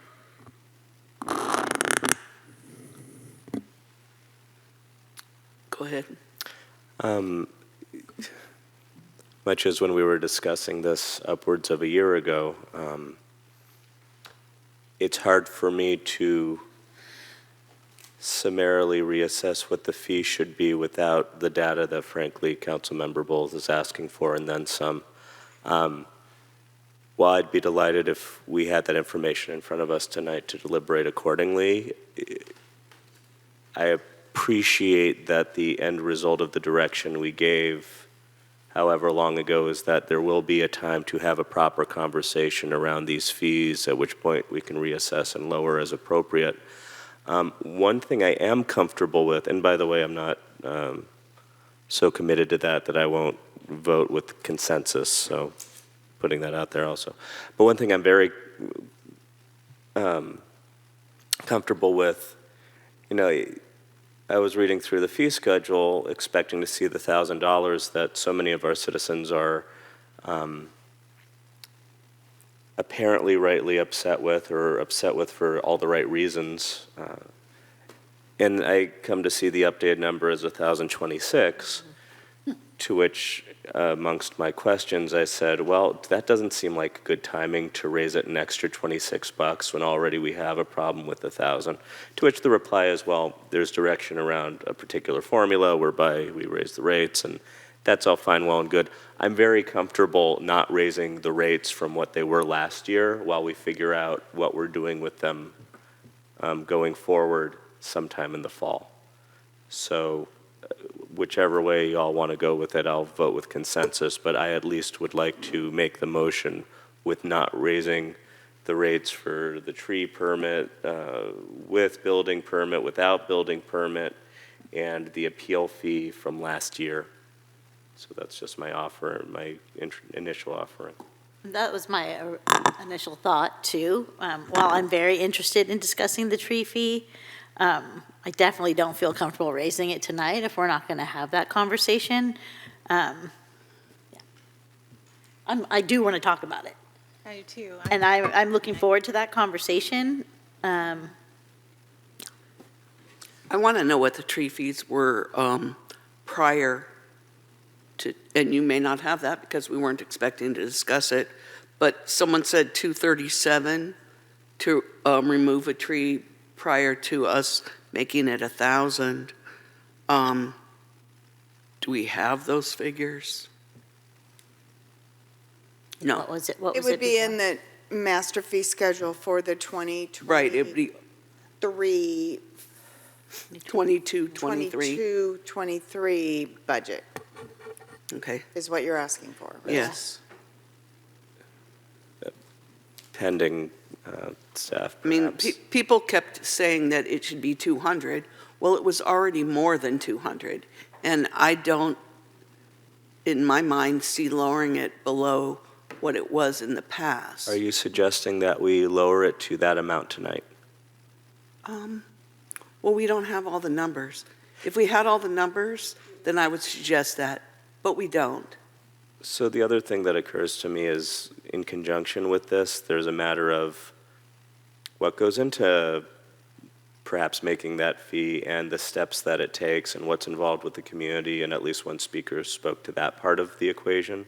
And that's what we were talking about when we asked for this to be brought back, isn't just the fees themselves, which if you want to lower it to 237, again, I'll vote with consensus, but it's also where is our ordinance working and where is it not working, and that presumably extends beyond the fee. So yeah, I'm just concerned with Tree City's item that there were 12 something to that effect trees cut down in one weekend, and because someone lied to them about not getting permits, and would the people have gotten permits if the permits were even $500?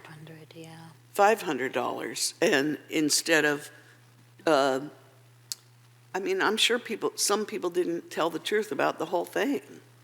They just went ahead and had their trees cut because someone told them, you don't have to get a permit. Yeah. And other ones probably said, oh, it's $1,000 to get a permit, so go ahead and cut my tree now, on the weekend when no one's watching. Yeah. So I just don't Yeah. think, I do think it's too high. I do too. I do too. Yep. I mean, I'm sorry, I do. Data or not. Yeah. And I think here's where I'm at. When did we approve this $1,000 fee? Last year. So it's been a year. We've collected data. We don't have time to look at what that data is or analyze that data, but it exists. Right. I remember that particular meeting, and the premise upon which that was brought forward had to do with, it's a inclusive fee. So for all the trees that you're cutting, you only have to pay this $1,000. And one question that's been eating away at me all year long is, yeah, but how many people cut down more than one tree? I mean, we're talking Lindemar Rancher lots here. I mean, not every single one, but if you're talking about logging or taking out 6 trees because you're building a new development on your property, that is an entirely different situation. And so I'm very persuaded by the argument, we want to create a path for people to do the right thing. I don't like knee-jerking, and I don't like making decisions without information. But my gut is telling me we're going to get the information and go, yep. And we're going to look at the information about how many trees have been cut illegally that we even know about. The reality of that, too, is what is that based on? Your neighbors telling on the neighbor? We're pitting neighbors against neighbors. I mean, this whole thing is a freaking mess. I'm sorry. I'm pissed off and irritated about it. And it's been a constant topic of conversation. I'm done. And I don't know how to make this something the community can live with, something staff can live with. Here we sit, the decision makers. Yeah. So we need to make a decision. Let's. Okay, let's. Let's lower it tonight, and then we'll see what the numbers are in, 4 months? Mayor, you thought they were 237?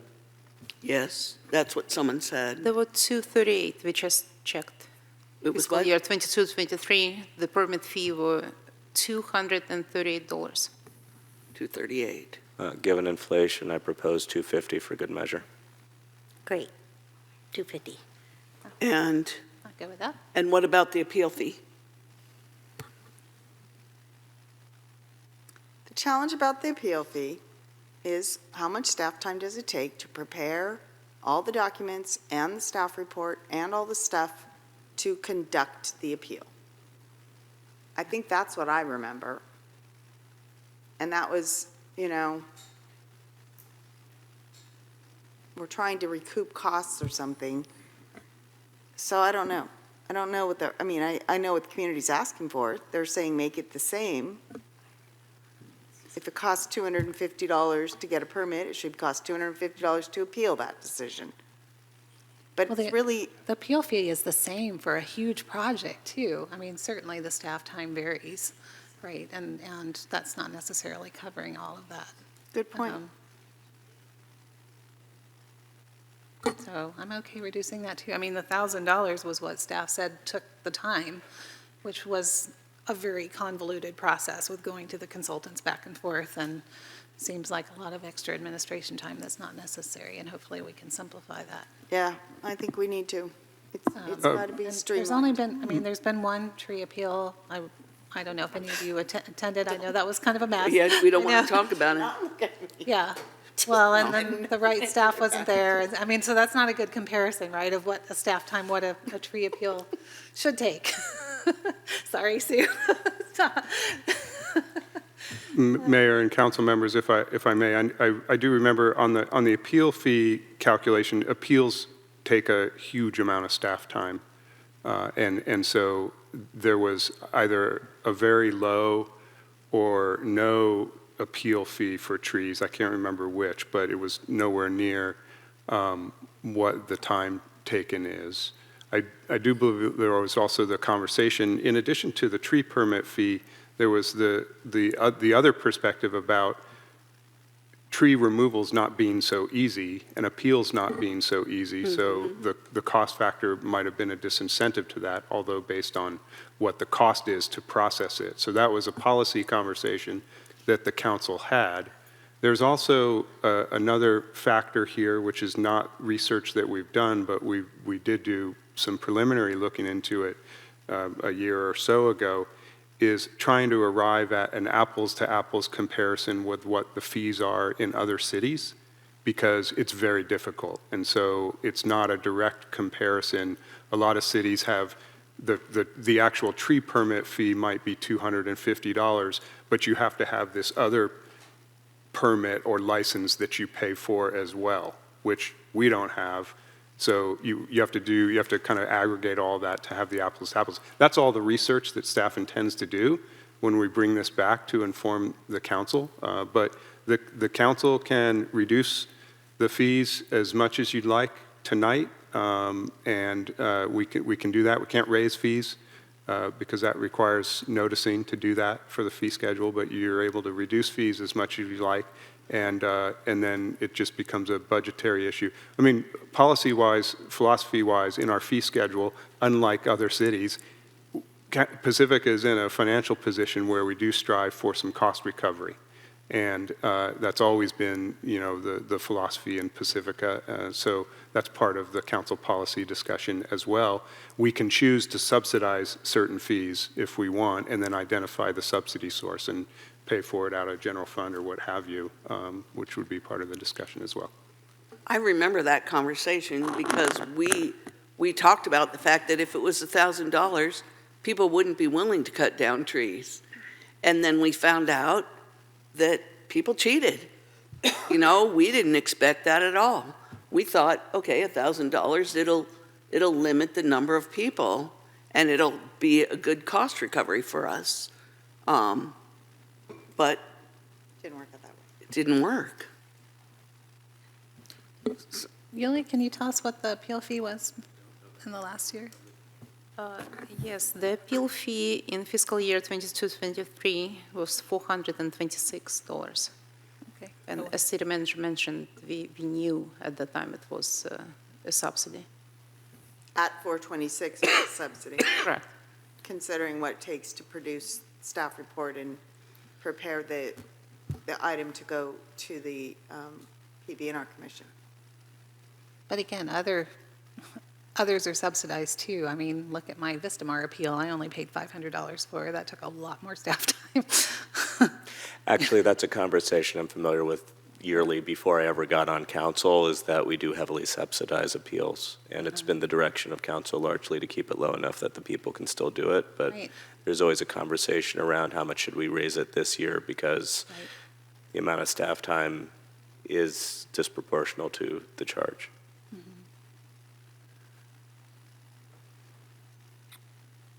Thoughts about the appeal? Well, I actually think that the tree fee can be higher than $250, because that's not much more than it was the year before.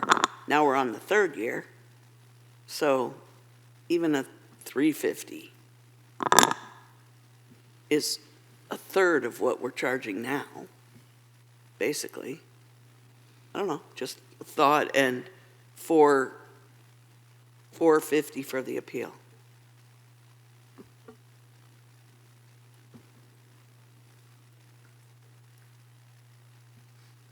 I know the premise and what was brought forward by the community was to make our rates more consistent with surrounding communities. And at $350, we'd still be the outlier. But also consider what Kevin indicated about additional fees that we may not have, that they have. So an apples-to-apples comparison might not have happened.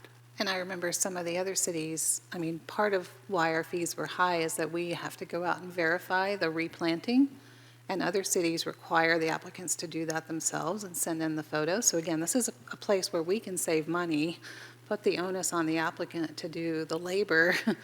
So, neither group is paying that extra time. And that'll be good to be a part of the conversation that we have next. Right, exactly. Yeah, so I think we should lower the fee to $250 tonight.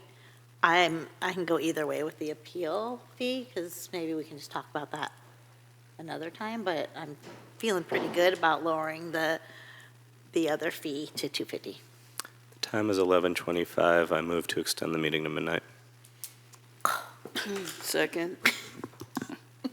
I Won't can't go that long, second, we're almost can done. Yeah, you can second. Oh, I never do. I know. Because you're the mayor, you're not I know. You have out of minions. turn, but you can. Robert's rule says you can. I'm waiting for one more vote. No, our code of conduct says you can. Robert's rules Based suggests on you. Robert's rule. Yeah, but Robert's rules I don't think says that you can. Are we okay? I think Robert's rules says you No, can't. somebody else, you guys No, I push your can- buttons again. Should I reset the Robert's lights? rules says Push your it's buttons our again. Code of conduct. Push your button again. Reset, please. Okay. You go ahead and Try vote. that again. Again, vote again. Here we go. And the motion to extend the meeting to midnight made by Councilmember Big Stick and seconded by Mayor Vaterlos passes unanimously. And still no one said no, even though all of us want to. Okay. They looked at me weird when I voted No. And actually, Okay. I actually have another fee I want to talk about too, so Okay. Okay. are we Why done? not? We have till midnight now. What's the appeal fee for a development project right now? And by the way, a part of the conversation around appeal fees for development projects is largely in comparison to other cities. I think Pacifica's on the low end. Goes on tight. Bless you. Anyway, I thought it was the same, like that was kind of the maximum of what we were charging.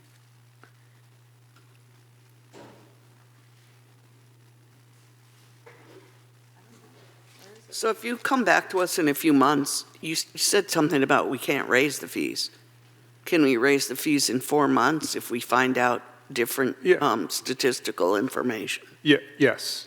We can't raise fees tonight because we didn't do the advanced noticing about fee increases. But Okay. in the future, we would do that advanced noticing. Okay. I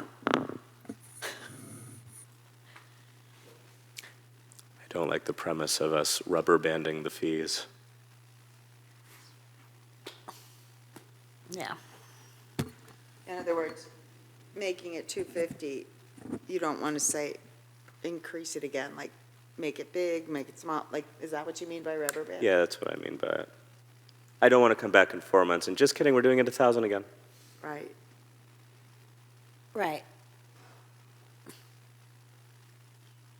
I don't think we want that. I mean, I don't want that either. Okay, so what are we doing? We lowering it to 250 tonight. Okay, what about the appeal fee? I don't know, I'm not quite sure about that. 450. What is it now? 592. Well, it would be 592, it's 577. How about 350? 350? Well, that's a lot of work, though. I'm comfortable with 450. Me too. Okay. All right. Okay. Okay.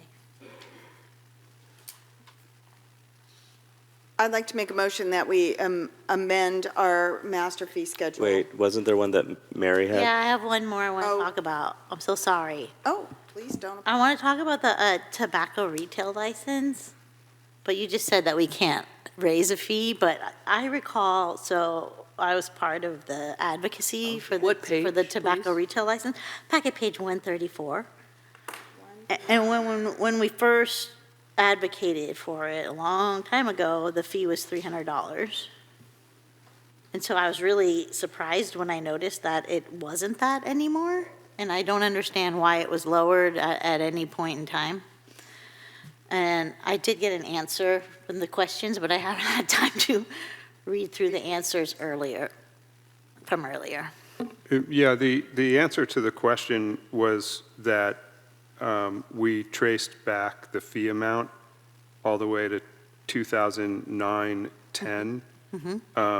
And there, interestingly, there's a couple years of not applicable in there, but the last year that it was $300 was 2012-13, and then 13, 14, 14, 15 say not applicable, and then 2015-16 it was $76, and then 2016-17 it was $30. So all to say that we would need to do more research for what the policy discussion and decision was back in that time to change that fee, and we don't have that information just in one day. Okay. So maybe next year we can talk about it. What is that fee for? What's that? What is that fee for? I'm not sure how it's For charged. selling tobacco. So It's, yeah, the tobacco yearly- retail In the license. police section. Yeah, and it goes to compliance. Okay. And with So the it's a uptake, one-time yearly fee that a Right. tobacco retailer. but with would the uptake of vaping and then the flavor ban, and everyone's selling flavor still, so there needs to be more compliance, in my opinion, but that's a whole nother discussion. So bring it up another time. Yeah, even I'll call 300 in the seems low. troops. Mm-hmm. For the amount of money cigarettes are. Yeah. Yeah. Right, cool. Okay. Is there consensus among the council about these change of fees?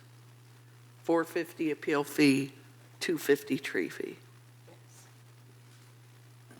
So does someone want to make a total motion, adding? Before we leave the tree appeal fees, if I could get some clarity, I thought I heard a comment about not wanting to consider changing them in the future. And so when we do come back with tree information, I just would like to get direction whether council wants all of that information and comparative data or not, because otherwise staff won't spend time on doing that research. I want the comparative data. All I was saying was it feels like really bad governance if the conclusion we come to in 4 months is to raise it back up to 1,000. I'm not saying that that's not exactly what we're going to do. I don't know. I need data in front of me to be able to make that determination. I'm just saying it feels like bad governance to lower it that far now, just to in 5 minutes from now raise it again. I agree. Right. Yeah. That, I mean, right. Please bring back data so that I can be a hypocritical person in 4 months' time if, that's what it seems like we need to do. I apologize for the frustration. Yeah, me too. It is frustrating. Okay. We do need a motion. We need a motion and with corrections. Right. So the motion has to include all the changes that we're making to every document. Well, and I So- think staff can Yeah, so handle let that me. for you. And then you can just make the motion as amended by staff. Yeah, well, let me try to summarize it. So we asking you to make few administrative corrections on pages, pages 128, 129 related to the childcare services fees, as listed on the slide before you. So we're asking you to adopt the fees for one-time non-refundable fee per child at the time of entry into full cost program at $80 per child, annex program for $295 per month, and annex summer program at $595 per month. We also asking to correct the typo on page 137 for cannabis background. This fee was listed at $31 last year and was omitted in the submission. So with the CPI increase of 2.6, this fee would go up to $31.80. Actually, if I could correct that, my understanding is from the police chief recommending to keep it at 31. Keep it at 31, Yeah. okay. So we recommending to keep it at $31 for the upcoming year. And finally, the tree permit fee will go down from 1,026 to 250, and that's the page 39. 139, yes. With the appeal fee set at 450 on the same page.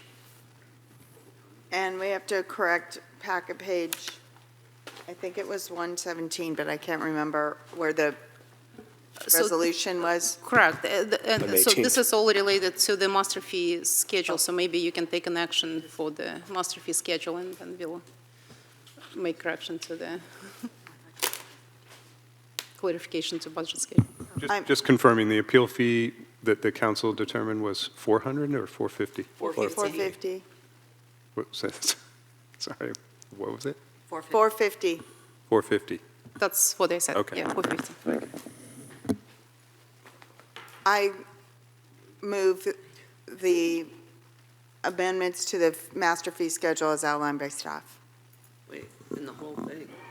I'll Well, I second. thought we had to do this separately. Yeah, we should do them separately. Okay.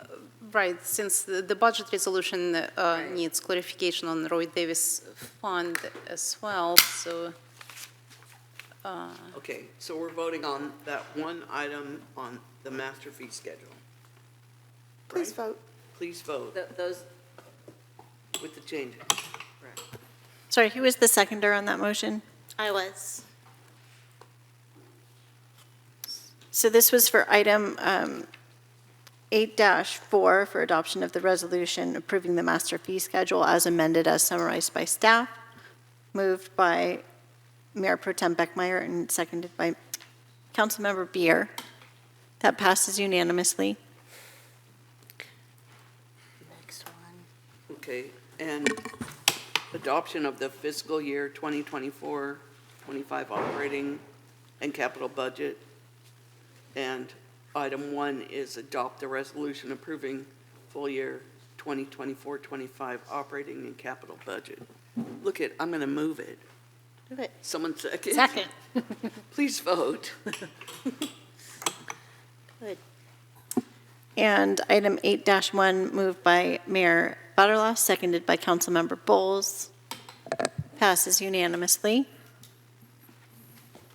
Next, somebody else? Move to adopt the fiscal year 2024-25 capital improvement program appropriation from the Roy Davies Trust Fund by a 4/5 vote. Is this where we make the notation on the resolution as well? Correct, so if you can highlight the amount of allocated from Roy Davis Trust Fund, which is $100,300. As stated by staff. Second. Please vote. And with the motion for item 8-2, moved by Councilmember Big Stick, seconded by Councilmember Beer, and that was as amended as summarized by staff, passes unanimously. I move to adopt the resolution establishing the GAN appropriation limit for fiscal year 2024-25. Second. Please vote. For item 8-3, moved by Councilmember Big Stick and seconded by Councilmember Beer, passes unanimously.